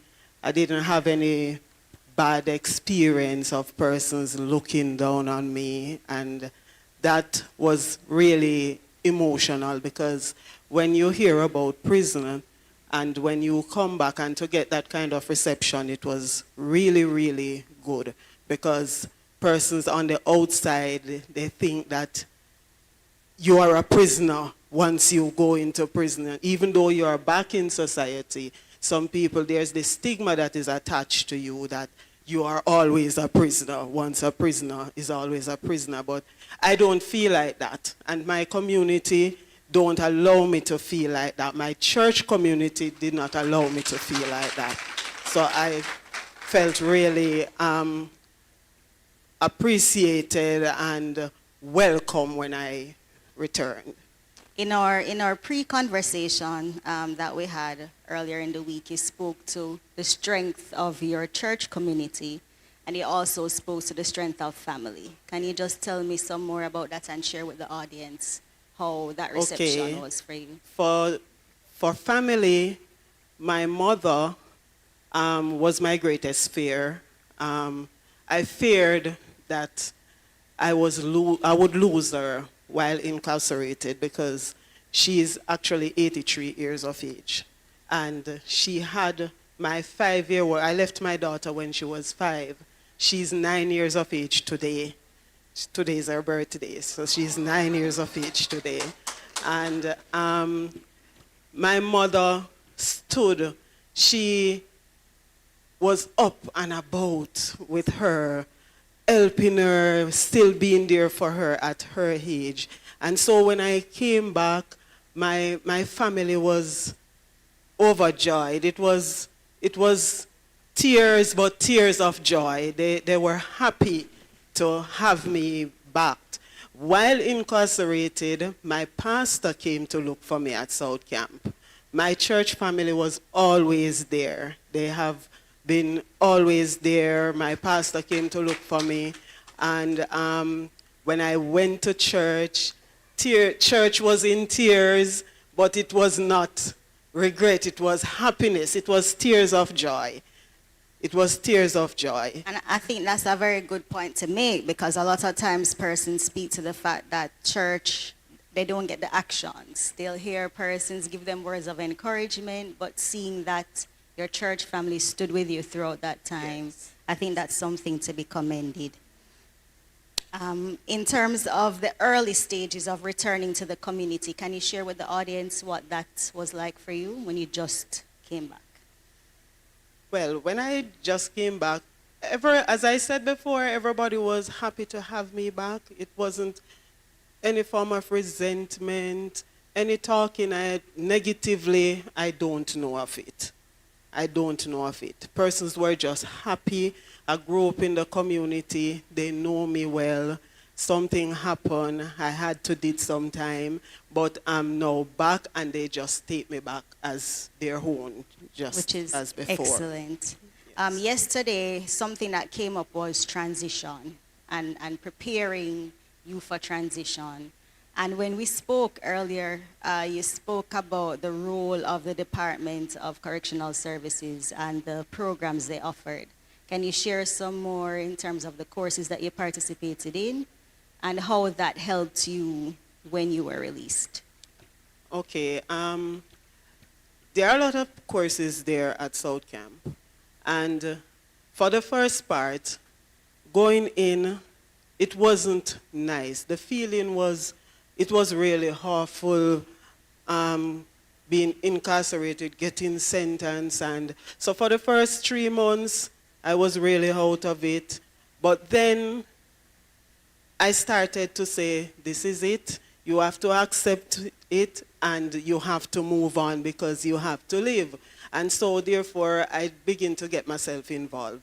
So I went to school, and even though I had CXCs, I just did social studies for doing its sake.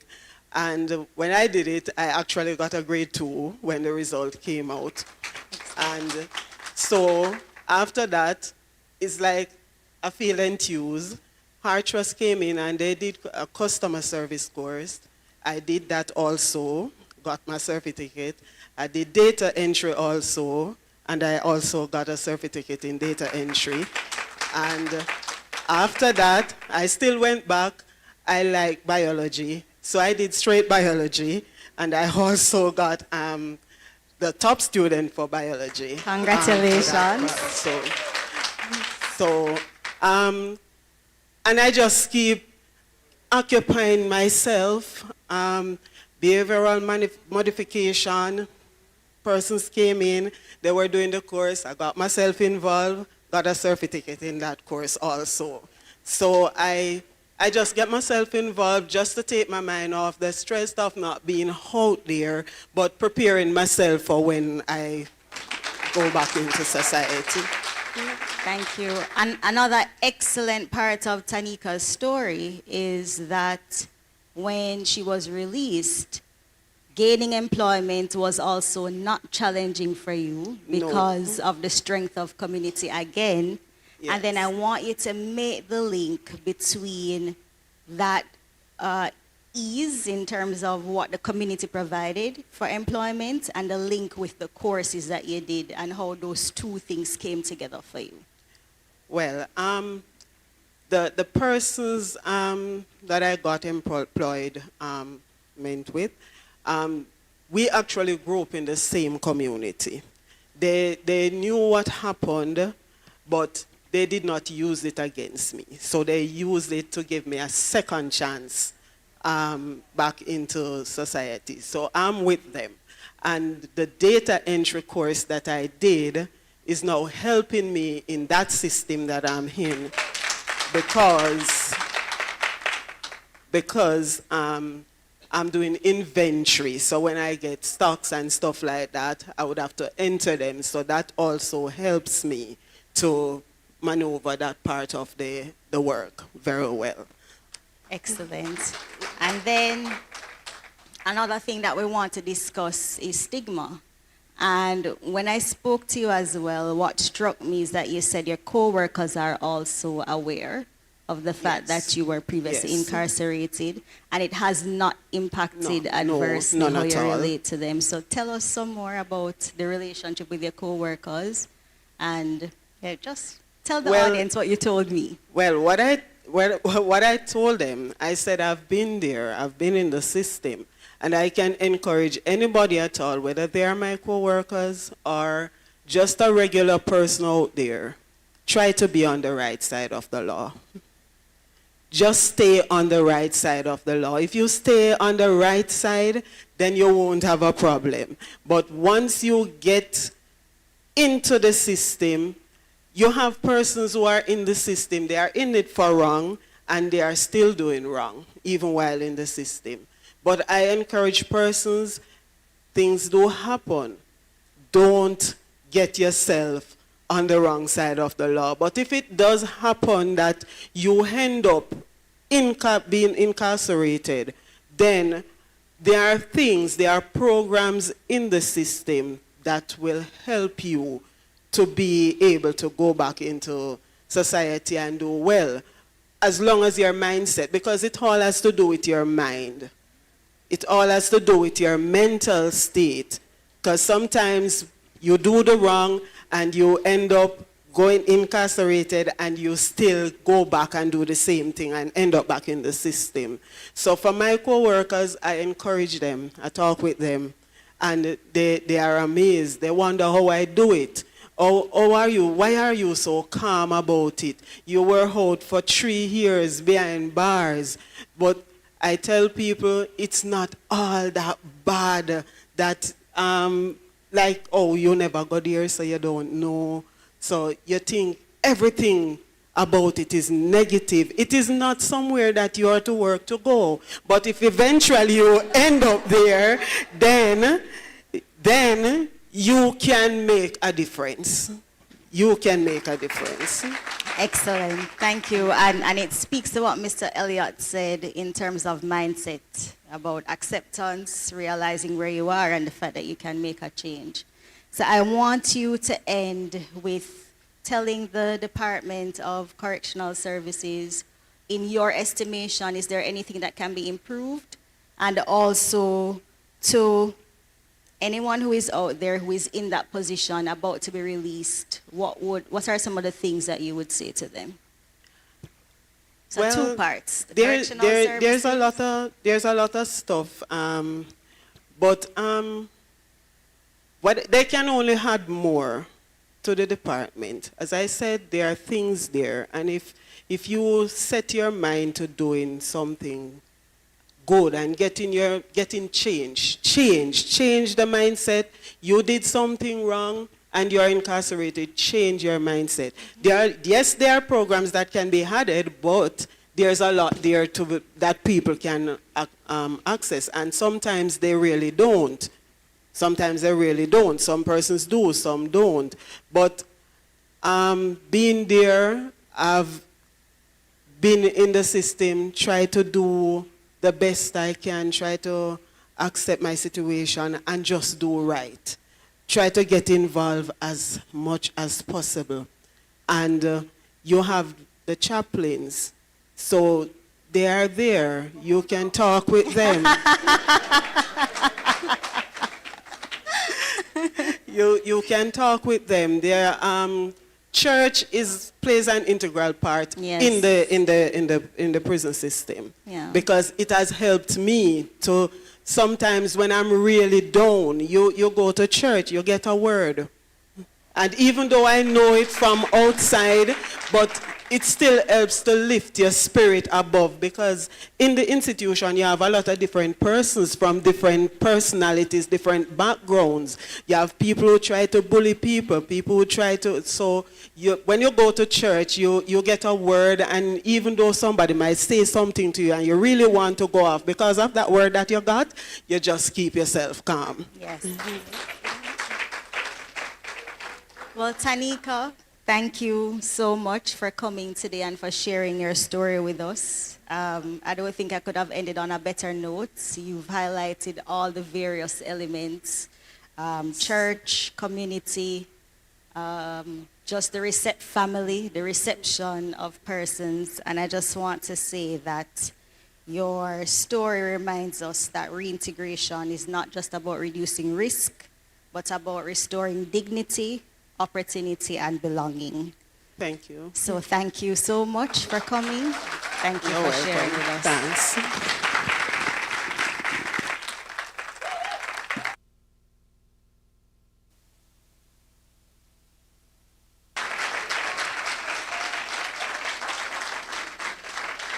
Hi.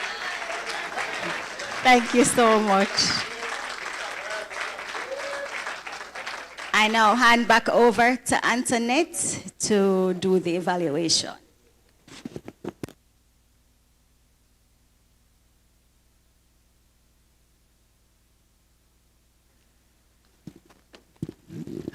Thank you.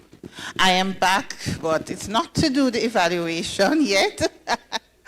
We still have a panel discussion coming up next. And so at this point, I'm going to invite the moderator for this session, and that is Dr.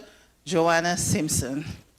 And as Dr. Simpson makes her way to the podium, I must say that after listening to Taneka a while ago, many times when things don't go the way we want it to go, or things are just not the way it should be, we hear, what is the government doing? Why is the government not doing this? Why is the government not doing that? But you heard from Taneka, what helped was community. So instead of just saying, what is the government doing? We need to start saying, what am I doing? Because I am part of that community that is going to foster the change that is required for us to see Jamaica be the country that we want it to be. Okay. So now it's over to Dr. Simpson, and she will introduce her panel to you. Thank you. Good afternoon. Thank you so much. That was an awesome segue into this panel discussion. Good afternoon, ladies and gentlemen. You should see the big smile on my face. My heart is full. This has been an excellent 2 days, and I'm so grateful to be a part of this panel discussion. So I'm going to invite our panelists to join me on stage, and the first person I'll invite to join me on stage is Brigadier retired Radgh Mason, Commissioner of Corrections.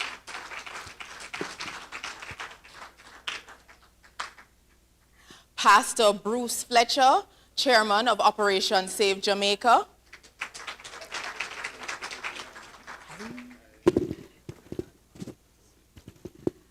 Mr. Charles Clayton, Director of Community Renewal Program at Planning Institute of Jamaica.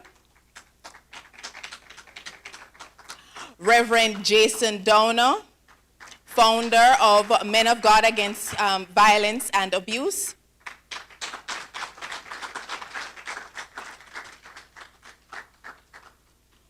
And Senior Policy Director from the Ministry of National Security and Policy, Mr. Peter Myers.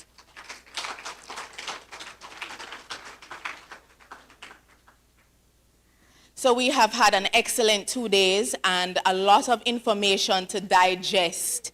And we have really heard the importance of a whole government approach.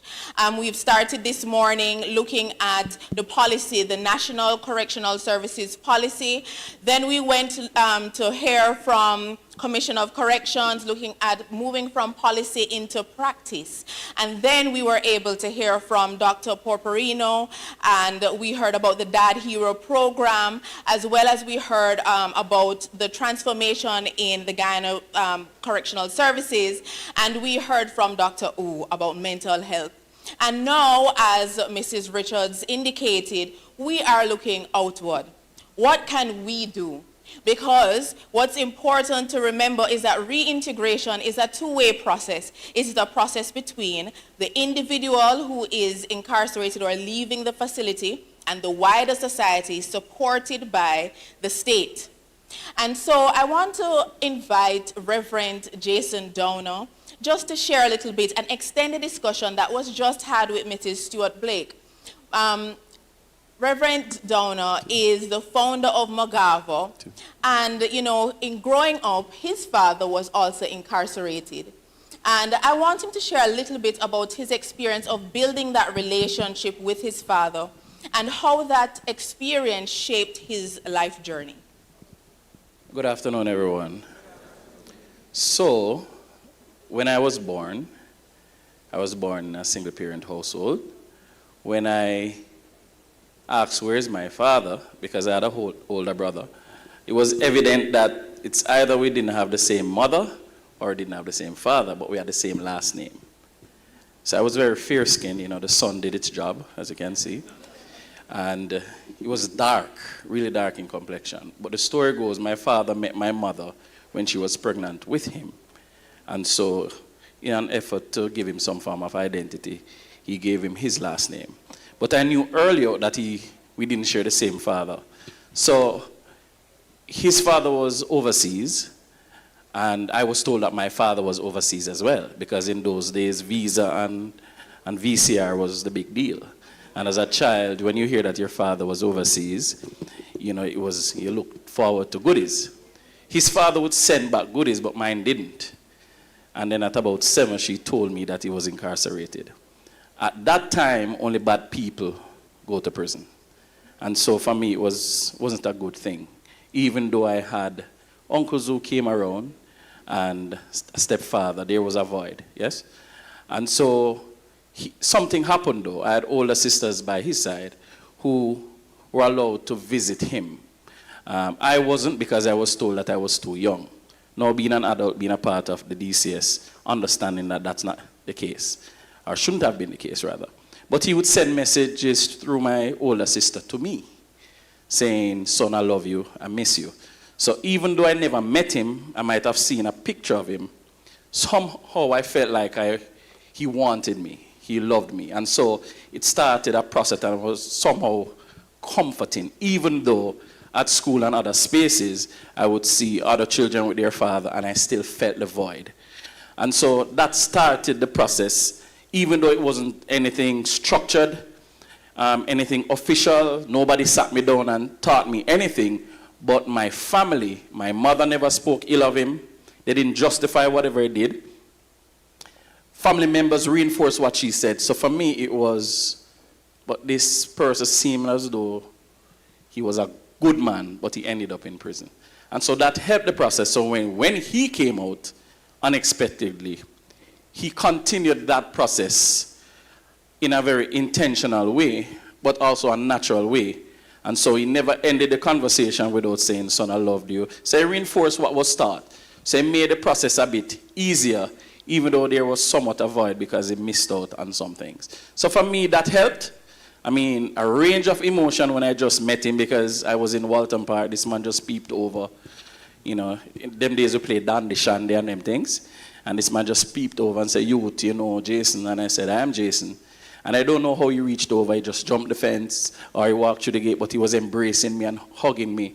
So a range of mixed emotions, because I don't know if this man is my father, etc., etc. But I found out that he was. And so it was easy because he loved me and I felt it. He never complained about just having a job at a bakery or anything like that. He just loved on me, and I got to spend time with him. So that part was okay, and more than okay, I should say. And so it made it easier for me. Don't know if I answered. Yes, most definitely. And I just want to ask you also, because after that experience with your father and going into the future within your own life, you started something a little bit like the Dad Hero program. Could you tell us a little bit about that? Well, yes, certainly. Just quickly. So, Mugabe, Men of God Against Violence and Abuse, we went on a campaign rebuilding the walls of fatherhood, because we recognize that there's a direct link between crime and violence and fatherlessness.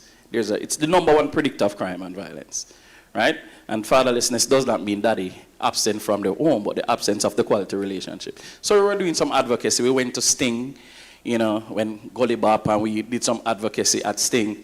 And at the time, I was on a radio program co-hosting, and somebody called in. The long and short, the person said, we were talking about spending time with your child, and the person said, I want to spend time with my child. The person said he couldn't state why he said that, but we went off air, and then he expressed where he was. Don't ask me how he got the phone call. I was not a member of the DCS at the time. This was 2013, and he told us that he was incarcerated. We eventually got an invitation in, because they were called, I can say this, inmates as agents of change at St. Catherine Adult through Reuben Kelly, Superintendent Reuben Kelly. We got invitation when we went in, and going in, somehow, whether it's divinely, supernaturally, the opportunity came out, and we rolled out the 10-week program, Fathering Behind Bars. And I'm grateful, at the time, Madam Stone was at that time deputy as well. And from that point onward, a partnership with Department of Correctional Services started. Thank you. Thank you so much. I mean, we have really heard a lot of what the Department of Correctional Services has done and has been doing today, and I really think it is commendable. And as students, as persons come and reintegrate into society, I know that members of the public often wonder, but what does that look like? What does a person who has been successfully reintegrated or successfully rehabilitated look like? Could you share a little bit about that with us, Commissioner? Well, thanks for that. I think a person who is rehabilitated and reintegrated would be confident, has a lot more confidence in self, feel a lot more acceptance, feel a sense of belonging, and feel a sense that they have value to contribute to not only themselves and their families, but to the society as a whole. Thank you. Thank you so much. And again, in terms of those who are expected to receive persons, sometimes there's a bit of fear because we have a perception about what persons who have been incarcerated are like. What would you say to persons who would like to build that type of relationship but are uncertain about how to do so? And that's an excellent question. The transformation process, as I said earlier, has to do with not only the culture within the organization, but more so that wider culture within the society. The Department of Correctional Services would have an awesome duty and responsibility to extend that message, that re-education of the society, that evolution from a punitive to a correctional facility or correctional-minded setup. And so if the entire society, inclusive of the practitioners, accept this process, then it makes the reintegration far easier. And this is why the all of society, all of government approach has to work, because once persons would have left the facility, notwithstanding our efforts to provide training and psychosocial support, and we are now even extending to provide additional support even when persons leave, giving them tools and equipment, and we have also assisted with tuition expenses. The wider society and the community will be far better able to understand their own roles in causing these persons to be accepted back into the society. And so our ex-inmate, ex-offender who spoke recently would have given lots of hope and confidence to the practitioners that the society is in fact changing. And so we are winning, and we will continue that journey to make sure that we have a far better educated society to continue the work and make us have a safer society. Thank you so much. Thank you. And when we think about reintegrating into society, there are a number of sectors that are key to ensuring that persons feel a sense of belonging, inclusion, feel supportive. And what was mentioned earlier was that the church plays a significant role in this process. So I want to direct the next question to Pastor Bruce Fletcher. What is the church currently doing, as it relates to reintegrating persons?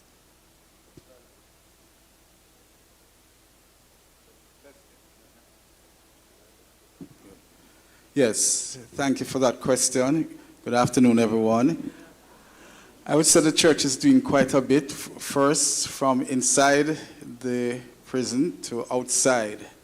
And I want to just start from inside. The church, the work of the church inside the prison, I don't think can be quantified. On the work of the church with persons being reintegrated is hard to be quantified because the church has done so much, and we heard that earlier. And I could tell you several stories as well.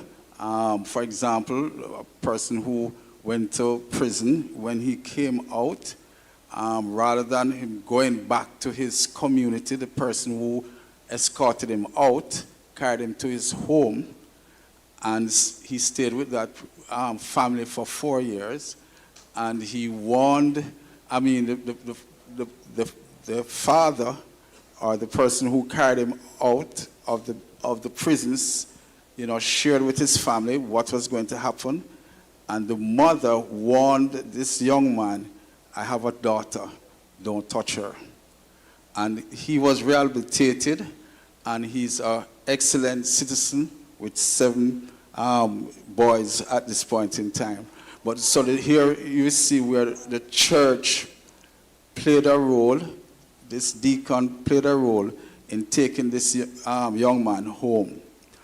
The church also played many roles in prison in terms of just helping in sharing from the Bible and in prayer. But one of the things I find quite often is that many of them learn to read the Bible. Their textbook is the Bible.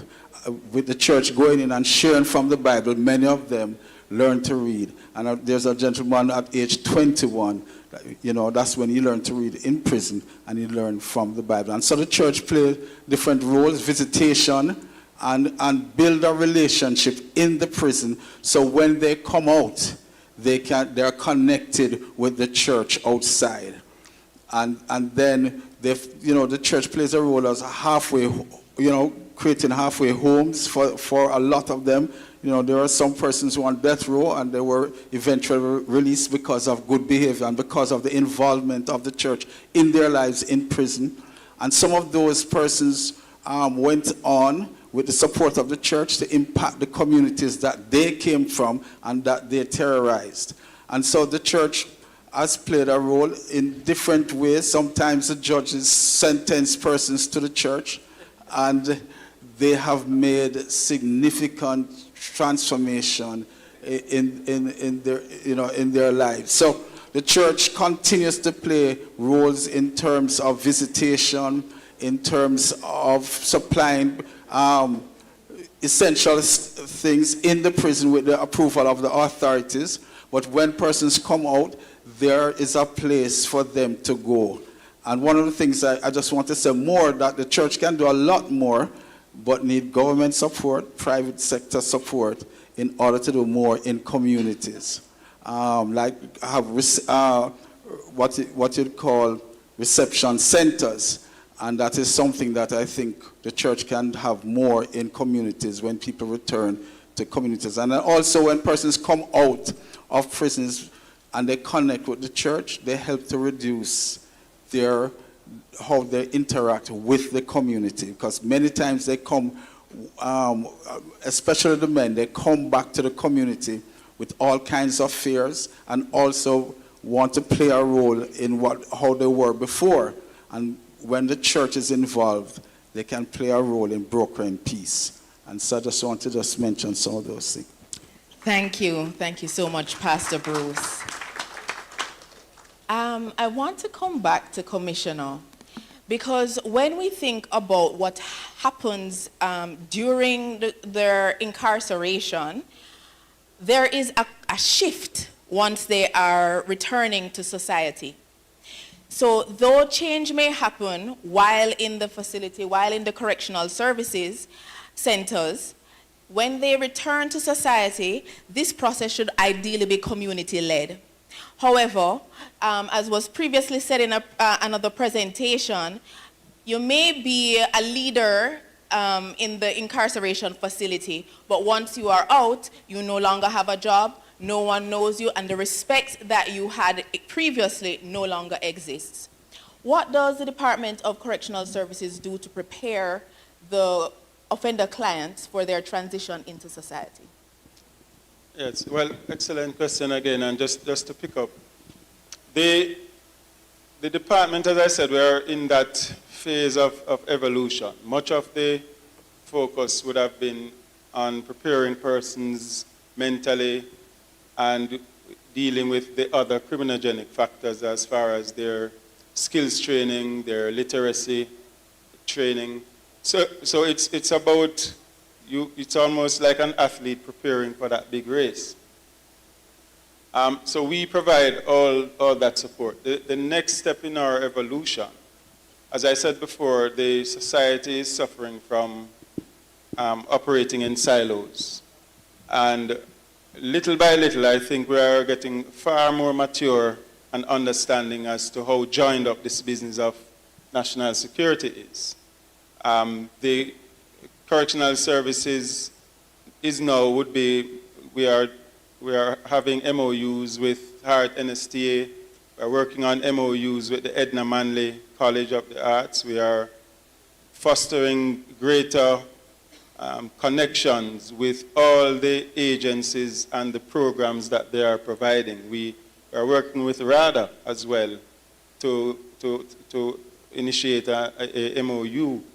And so by bridging these partnerships with all the significant agencies I saw on the outside, Food for the Poor, the SDC, all these agencies have excellent programs of support that they are not limited to persons who have not offended. And so that is where we are closing that gap now.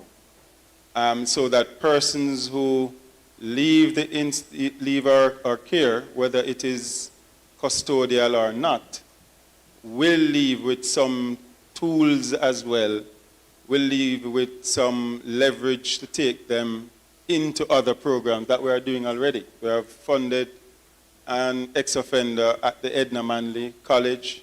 We are allowing persons, for example, who have done the tailoring certification to leave with a sewing machine. And so we are now actively helping inmates. We have the hostel that we would have reactivated so that it is serving as this kind of halfway house. And we are doing the reclassification so to ensure that persons are provided with all the support and assistance and advice. We have an excellent team of case managers who do that social inquiry report, check with the communities to make sure that persons are received in the communities. And where feasible, we are looking at helping those persons to relocate individuals. We are actively participating in the witness protection program. And so these are some of the steps that we are facilitating, working closer with the justice system to make the landing far easier for our ex-offenders. And so, as I said, we are doing well. We are on that path, and we'll get it done. Thank you. Thank you, Commissioner. So, Mr. Clayton, Program Director of CRP, Community Renewal Program, you have a big coordinating and collaborative role in terms of facilitating coordination, interagency coordination. Could you tell us a little bit about how CRP intersects with reintegrating formerly incarcerated persons? First of all, just to put in context the reason for our involvement here, the CRP was established primarily as a mechanism for enhancing the delivery of services in what are considered volatile and vulnerable communities. We looked for the issues and challenges that may contribute towards vulnerability or volatility, and then we try to identify mechanisms and partners to implement programs that can address these. In this way, we can achieve changes in the spaces. Now, one of the vulnerabilities is people who or one of the vulnerable groups are people who have recently been clients of the state. When they come out, you have heard all day the various challenges that they face and the absence of sufficient financial and other kinds of support to address all the needs that are there. Well, the CRP then is trying to, through this particular forum, as an example, with our partners, exposing these issues and challenges that they face and trying to identify greater support by bringing partners into play who are now informed about what needs to be done. You heard the questions asked earlier from the NGO sector. What can they do? This is what we hope to get from it, that we will have a wider range of support coming from individuals who have an interest and who can now understand that addressing these vulnerabilities is not only about being charitable, but also addressing their own safety and addressing their own community development. So from that perspective, we try to inform, bring information to the fore, and encourage others to participate, to give support to issues like these. Thank you so much, thank you so much. And Senior Director, we heard about the amazing policy that, that was tabled and passed, right, and is now a government policy. What is the process, what is the rollout process, and where are we in that process? Okay, hello. All right, good afternoon. Thank you very much for that question. Right now, let me just indicate right now where we are. We are putting in place what we call the Implementation Steering Committee for the policy, right? And we have developed the TOR and the membership, and we're going to our head, the PS, etc., to get the final approval, and then we'll be contacting the various entities to get them on board, to get them as part of that steering committee, and that committee is going to be the critical body that will drive the full rollout of the policy. I want to say something about what's going to happen next, of course. One of the key things, Commissioner Mason indicated it, the all of government or all of society. We say all of society, that whole concept is critical to the rollout of the policy, right? And that is what the committee is sort of shadowing, so to speak, because we're going to need all the players on board helping us, Ministry of Health, Education, the rest of the government, the private sector in particular, because we're going to need them to provide jobs, etc., for those who are coming out.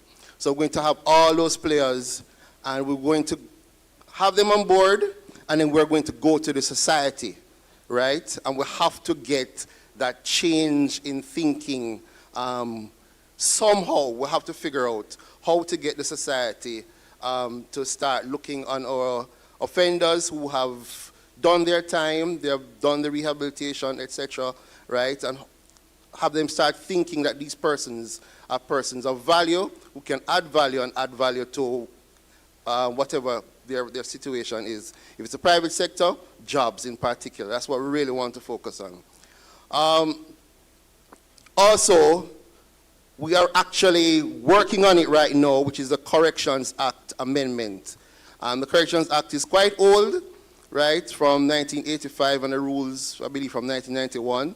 And we want to amend the act and the rules to give greater teeth to not just the legislation, but to the policy itself, right? Because policy alone is, as I always say, policy is at the highest level, but it still requires some teeth, right? And the Corrections Act is what will give. In particular, you have the Parole Act also, and the Probation of Offenders Act, but the Corrections Act in particular is what going to give the policy the teeth that it will need. And one of the things that we're putting in the policy is reintegration, right? Right now we have the whole rehab framework in there, and reintegration is going to be something that DCS will be required to do as part of its normal operations, and it will be legislated. So I just want to indicate that as something that is coming. So those are some of the key things. Oh, and then another thing.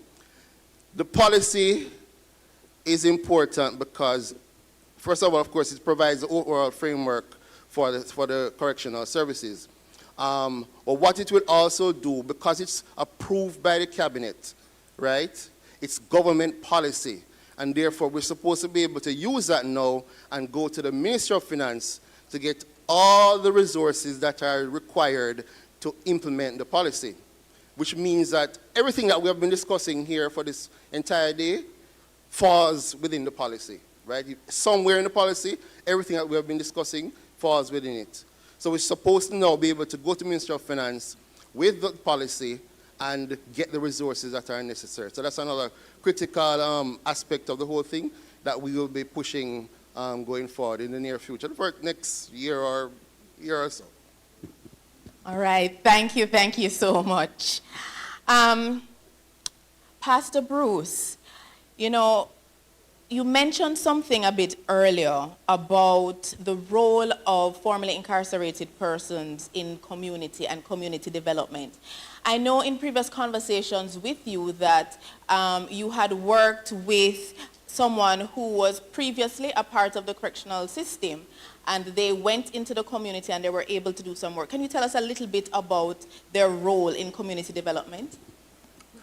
Okay, this particular person, having come out of prison, felt that he terrorized a particular community, and he felt that he needed to play a role now in helping that community. So he went into the community. He became a Christian while in prison, and he went into that community and began to reach out to young people there, both young men and young ladies. To a large extent, a lot of the young men in that community responded to him. One interesting thing that I found that he did was that a lot of these young men were out of school, and one of the things he made sure was to get them back into school. And so he raised money from individuals like ourselves and from churches to allow these young men to go back to school. And when they were finished at school, he then made sure that they had some kind of career. And so he also asked again for support for these young men. And I think maybe he was reflecting on his own journey and realized that he missed out on certain things in his life. And so he made every effort to make sure that these young men got educated. They also had some career. And I would say about all of the 19 young men are productive citizens now in Jamaica. But he also was very strategic in terms of how he reached the young men. So when there was football competition, he made sure to engage them, and that's actually one of the things that attracted the young men towards him. You know, there are sports that he was involved in, but he also partnered with others to help these young men, and I just found that that was a tremendous work that he did in that community. And also young ladies responded, and some of them, I remember one time there was a young lady going to a particular school, and she was pretty bright, and he said, we need to get her into a better high school. And so we worked with him to get her into a better high school, and now she's a nurse. And so there are things like that he did, which I just found was very tremendous, as somebody who responded to the gospel in prison, and then when he came out, made a big difference in his community. Thank you. Thank you very much, Pastor Bruce. And Reverend Downer, you are currently, well, you've done a lot of work with persons who are part of the correctional system, and also those who are formally involved. Could you indicate what are some roles that the wider society, members of society, other citizens could play in supporting their transition into society? Yeah, thank you for that question. I believe, as was mentioned earlier, the Department of Correctional Services seek to empower our offender clients in terms of academics. The question was asked earlier by someone. So yes, we do put a lot of focus on academics, as well as the vocational aspect of things. And so we recognize, we hope that upon release, they will be able to be gainfully employed. But at the same time, we do also understand that there's a challenge there in many instances. And so being self-employed certainly is a route to go. For those who, for whatever reason, didn't gain a skill, and they have gained subjects, or you heard mentioned earlier data entry or other things, we're saying to corporate Jamaica, be willing, and this is also a part of the church. The church's message is forgiveness, second chance. We are also saying, as DCs, allow inmates to actually and practically get that opportunity by providing employment for them. All right, that's a big deal, especially for men. It's a way for them to provide for their families. We hear about fathering, a man wants to provide. So that's one big part. As it relates to housing, we're saying we need, with the hurricane, I'm going to make this link. The big talk of container housing. Normally we hear about food for the poor. We can make a good out of the bad situation. And these very same container houses can be used for some of these inmates, because believe you me, I'm currently working with one, and where he now lives is worse than where he's housed as it relates to in a cell with other cellmates.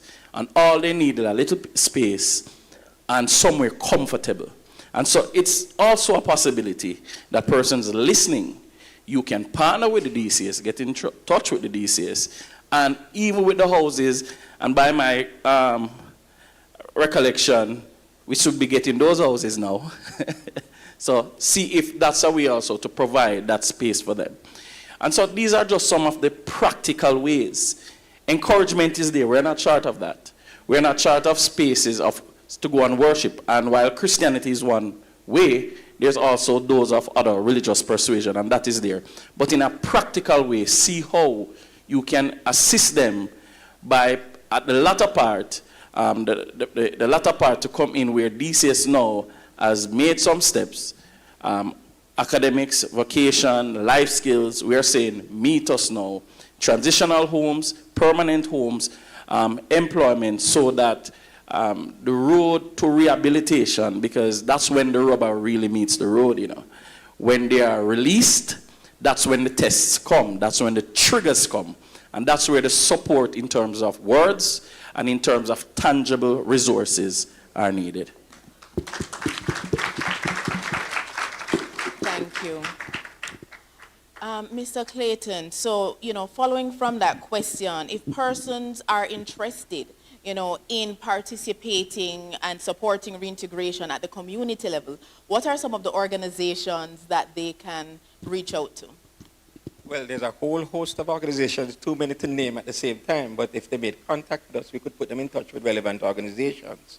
Most obviously we have Project Star out there, we have Reverend Bruce out there with Operation Save Jamaica. I just heard about the one that is in prison there.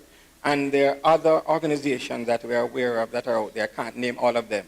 But if you make contact with the CRP, we can put you in touch with an organization who's able to work. You can even, if you're so minded, develop your own project, and what we try to do is to identify funding, if you don't have it, to see how that project can be implemented once it's supporting one of those primary areas that we think is important. Thank you. Thank you so much.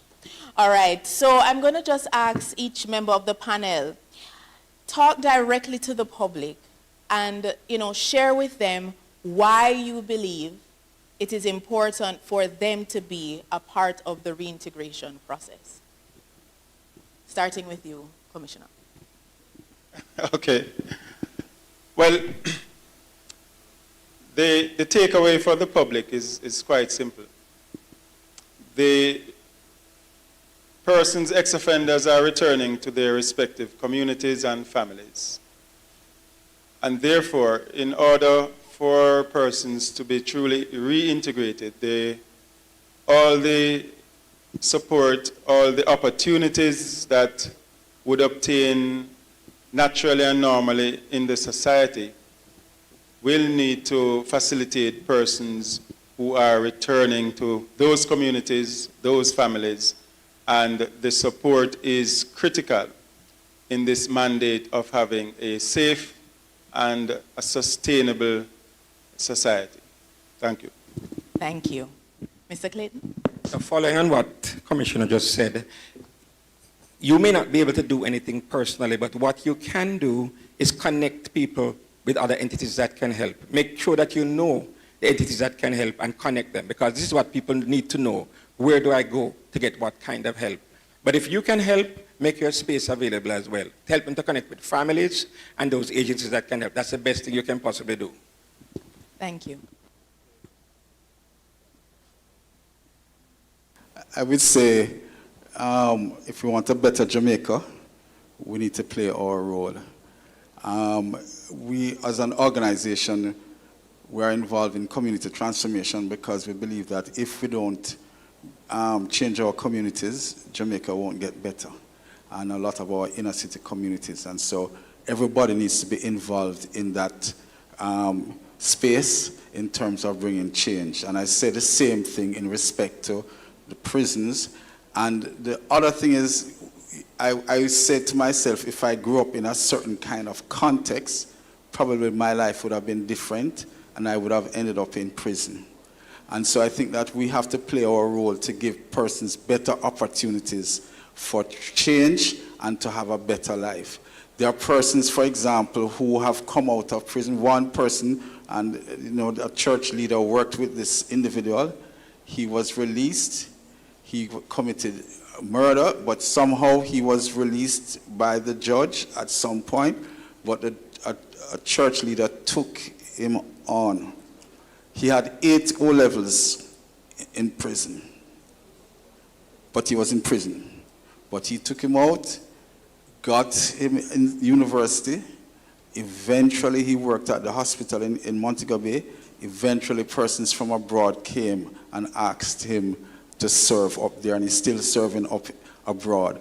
And there are many persons like that. If we were willing to give opportunity and to work with different individuals, we would make a significant difference in their lives. And I think many persons don't get the opportunity, and so the difference is not seen or experienced. And so if all of us play that role in Jamaica, some small part, then I think we can have a much better Jamaica and reduce the number of persons keep going back into prison. Yes, I will speak from the perspective of a lived experience. I didn't know it then, certainly through studies and involvement in terms of prison ministry. I recognized that I was a hidden victim and the children of those who are incarcerated. And I will just make an appeal firstly to Ministry of Education, and by extension, all the other agencies, CPFSA, all the others. Zero in on many of our children who, based on simply checks, you'll find that some of the maladaptive behavior that you see, it goes right back to the fact that that parent, and it does not necessarily mean the biological parent, some family member, there's a link directly to them being incarcerated. And sometimes as children, all that is needed is that support to help them to process in order for them to be more ready for that reintegration when it takes place, so that they don't start from ground zero, but they would have been at a place where they would have processed, and that when that family member, that loved one is released, it's just a continuation. That would be my encouragement. Okay, well, we have had a recidivism rate of 41% for some time, and in order to address that, we're going to need the entire society on board. Everybody will need to be on board. We have the policy. The policy shows the government's seriousness in addressing the problem of recidivism, and it has a plethora of activities, programs, etc., and direction that society can come on board with. And so we want the society to get into the whole thing. We're going to do a shorter version, so to speak, because it's a big document, a shorter version, which will be easier to read. And so we'll use that to try and help the society to understand how serious the government is about dealing with the problem of recidivism. And so we want them to come on board and help us to address this issue and get it down to the 10% or even 0, if we can, over the next 5 to 10 years. Okay, thank you so much, panelists. We have 2 questions. I'll just invite our audience to ask questions. So this is not a question, but just to say that Dr. Porporino spoke about the fact that we cannot settle for just a one-size-fits-all scenario in terms of tackling this particular issue. And I concur with him that we need to look on the individual cases. So when we look on the individual cases, I am seeing that today is not only a symposium, but it is a time of celebration. Why am I saying this? Rochelle just asked me to step to the back of the room. Somebody had something to say to me. And the person said, Charmaine, you know that I was incarcerated as a youngster? I said, no, I didn't know. And I have been working with this person in community development for over 20 years or close to 20 years. And she has been such a mover and a shaker in Hannahtown. And I did not know that. And Commissioner, it speaks to the fact that something good is going on at the Department of Correctional Center Services. So even though a lot of times we will look on the negative, I'm going to say to us, just reminding us, that Dr. Porporino said, celebrate, look on the individual cases. And she said she don't mind being identified. Pat, from Hannahtown, can you just stand and take a bow? A true community practitioner from Hannahtown. Thank you. Thank you. This is just the voice of the online community here. So Francis Fletcher 5512 put up a big red heart because she's staying online and just loving the solutions and the possibility of impact that she's hearing.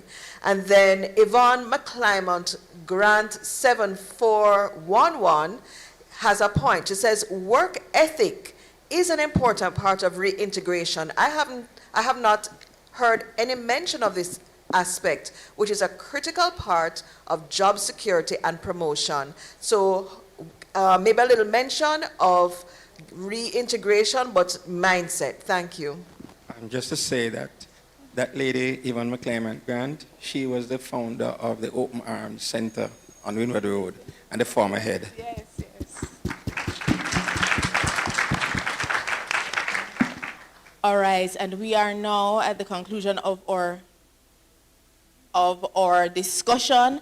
I want to thank our panelists, and I want to say also to us as policymakers, practitioners, members of society, that we do have a role to play, and there are accessible ways to be a part of the supporting of the reintegration process. And one of the examples I just want to give before I close is that there is a movie called Bad Guys 2. And it is actually a movie about the reintegration of some animals who had previously committed offenses. And this is one way that we can introduce the concept to young people and take them through the process and understand what are some of the unique challenges that persons face. And so there are a number of different ways. And so as we have gone through this conference, I want us to ask ourselves, what can I do? And what can I encourage my neighbor to do? Because there is something. Thank you.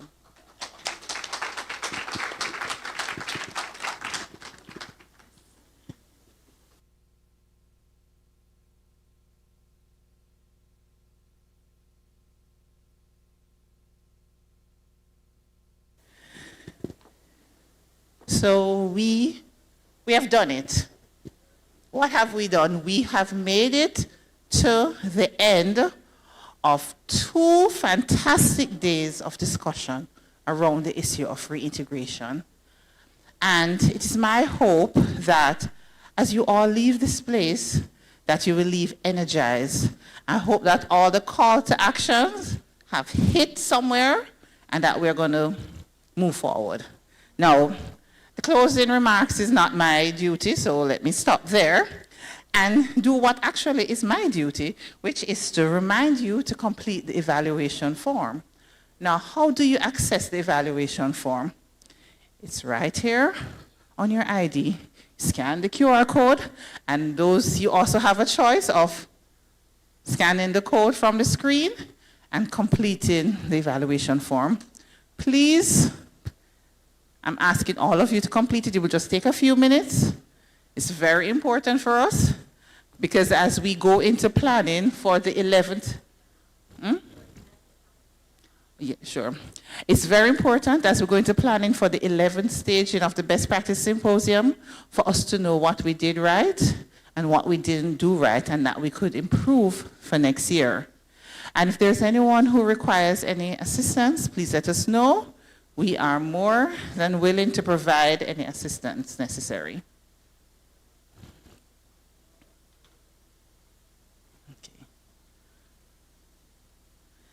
And while you are doing the evaluation form, I am going to invite Miss Jenny Shaw, who is the Adult Rehabilitation and Reintegration Policy Specialist in the Ministry of National Security and Peace. Ms. Shaw will be doing the vote of thanks. So, Ms. Shaw, could you please come to the podium?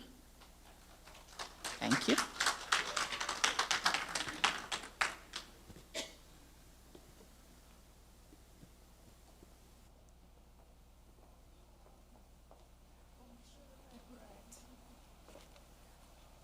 Good afternoon, everyone.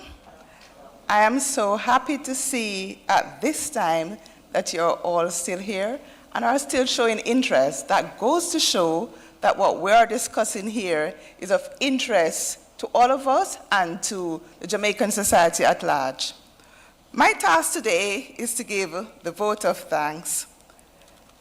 And I could merely say, thank you, and depart the stage. But I won't do that because I really want to express thanks to our partners. So it is my distinct pleasure to express thanks to everyone as we seek now to close the 10th Best Practice Symposium hosted by the Planning Institute of Jamaica. So thanks to our partners, UK International Development, the Caribbean Development Bank, the IOM, UN Migration, Inter-American Development Bank, the Department of Correctional Services, all out in their numbers, looking very good in their uniform, particularly those who are ushers. You did a very good job in ushering. To the Heart NSTA Trust, the Jamaica Social Investment Fund, the Social Development Commission, the Community Renewal Program, and of course, the Ministry of National Security and Peace. Our learning, our LEI partners, and our international and local presenters. We heard from our local presenters where we talk about the National Correctional Services Policy, and also how we are operationalizing reintegration and rehabilitation programs within the Department of Correctional Services. Our international partners spoke to us about the Dad Hero program, which I am sure we will be taking aspects from to beef up our rehab and reintegration program here in Jamaica. We also heard about family bonding, which is very important because we know upon release, our ex-offender clients are looking for support from their families because without that support, there can be no full reintegration. We heard about our ex-offenders being facilitators. Is that something that we would want to consider? Who best to share the experience more than someone who had lived the experience behind bars, or whether you were a involuntary returning migrant? We heard about using media to reduce the stigma, and I'm saying that is something that we also need to incorporate in our program, because we have heard a lot about the stigma, and we need to get rid of some of that stigma, and the media is a very good way of doing that. Partnership with the private sector. We heard what they're doing in Guyana, and we look forward, as my senior policy director, Peter Maz, spoke about the National Correctional Services Policy. We look forward to partnering with the private sector to help to improve our reintegration efforts. The perspective from individuals who were formerly incarcerated or involuntary returning migrant. I don't only thank you, but I salute you. It's not easy coming here to share your experience publicly, because recall that this is also being streamed internationally. And for you to come here and share your experience, that was a movement for me, that we say we must be doing something good for persons to want to share, to want to elaborate on what is happening, and just to give the nation a synopsis of what we do in the Department of Correctional Services, and also what it is that we do for involuntary returning migrants. As I said before, I salute the persons who come forth to show us what they have been involved in. I also want, as I mentioned before, the ushers, the Jamaica Pegasus Hotel for your accommodation and the delicious meal. The planning committee, the hard-working planning committee of the Planning Institute of Jamaica, you did very well. The program was very well executed. Excellent. I hope I have not missed any organization, but if I did, I thank you very much for your support. And I look forward to the 11th staging of the Best Practice Symposium. Everyone continue to be peaceful and live good as we look towards Vision 2030, which is, let me see if anyone here knows it.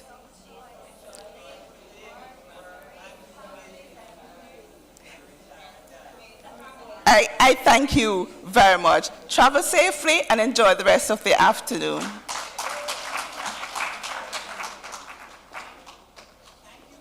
Thank you, Ms. Shaw. Now, as Ms. Shaw exits the stage, I'm going to invite the person who started the proceedings yesterday to close off. But before she does that, I'm also going to lay hands on her suddenly. And I'm also going to ask Commissioner Brigadier Mason to quickly come to the stage just for 30 seconds. Tim is back. Tim Ho from IOM. So Tim, we did presentations to the other persons before, but you weren't here, so we're going to quickly do a presentation to you. So Rochelle, you will present the token on behalf of PIOG. Great.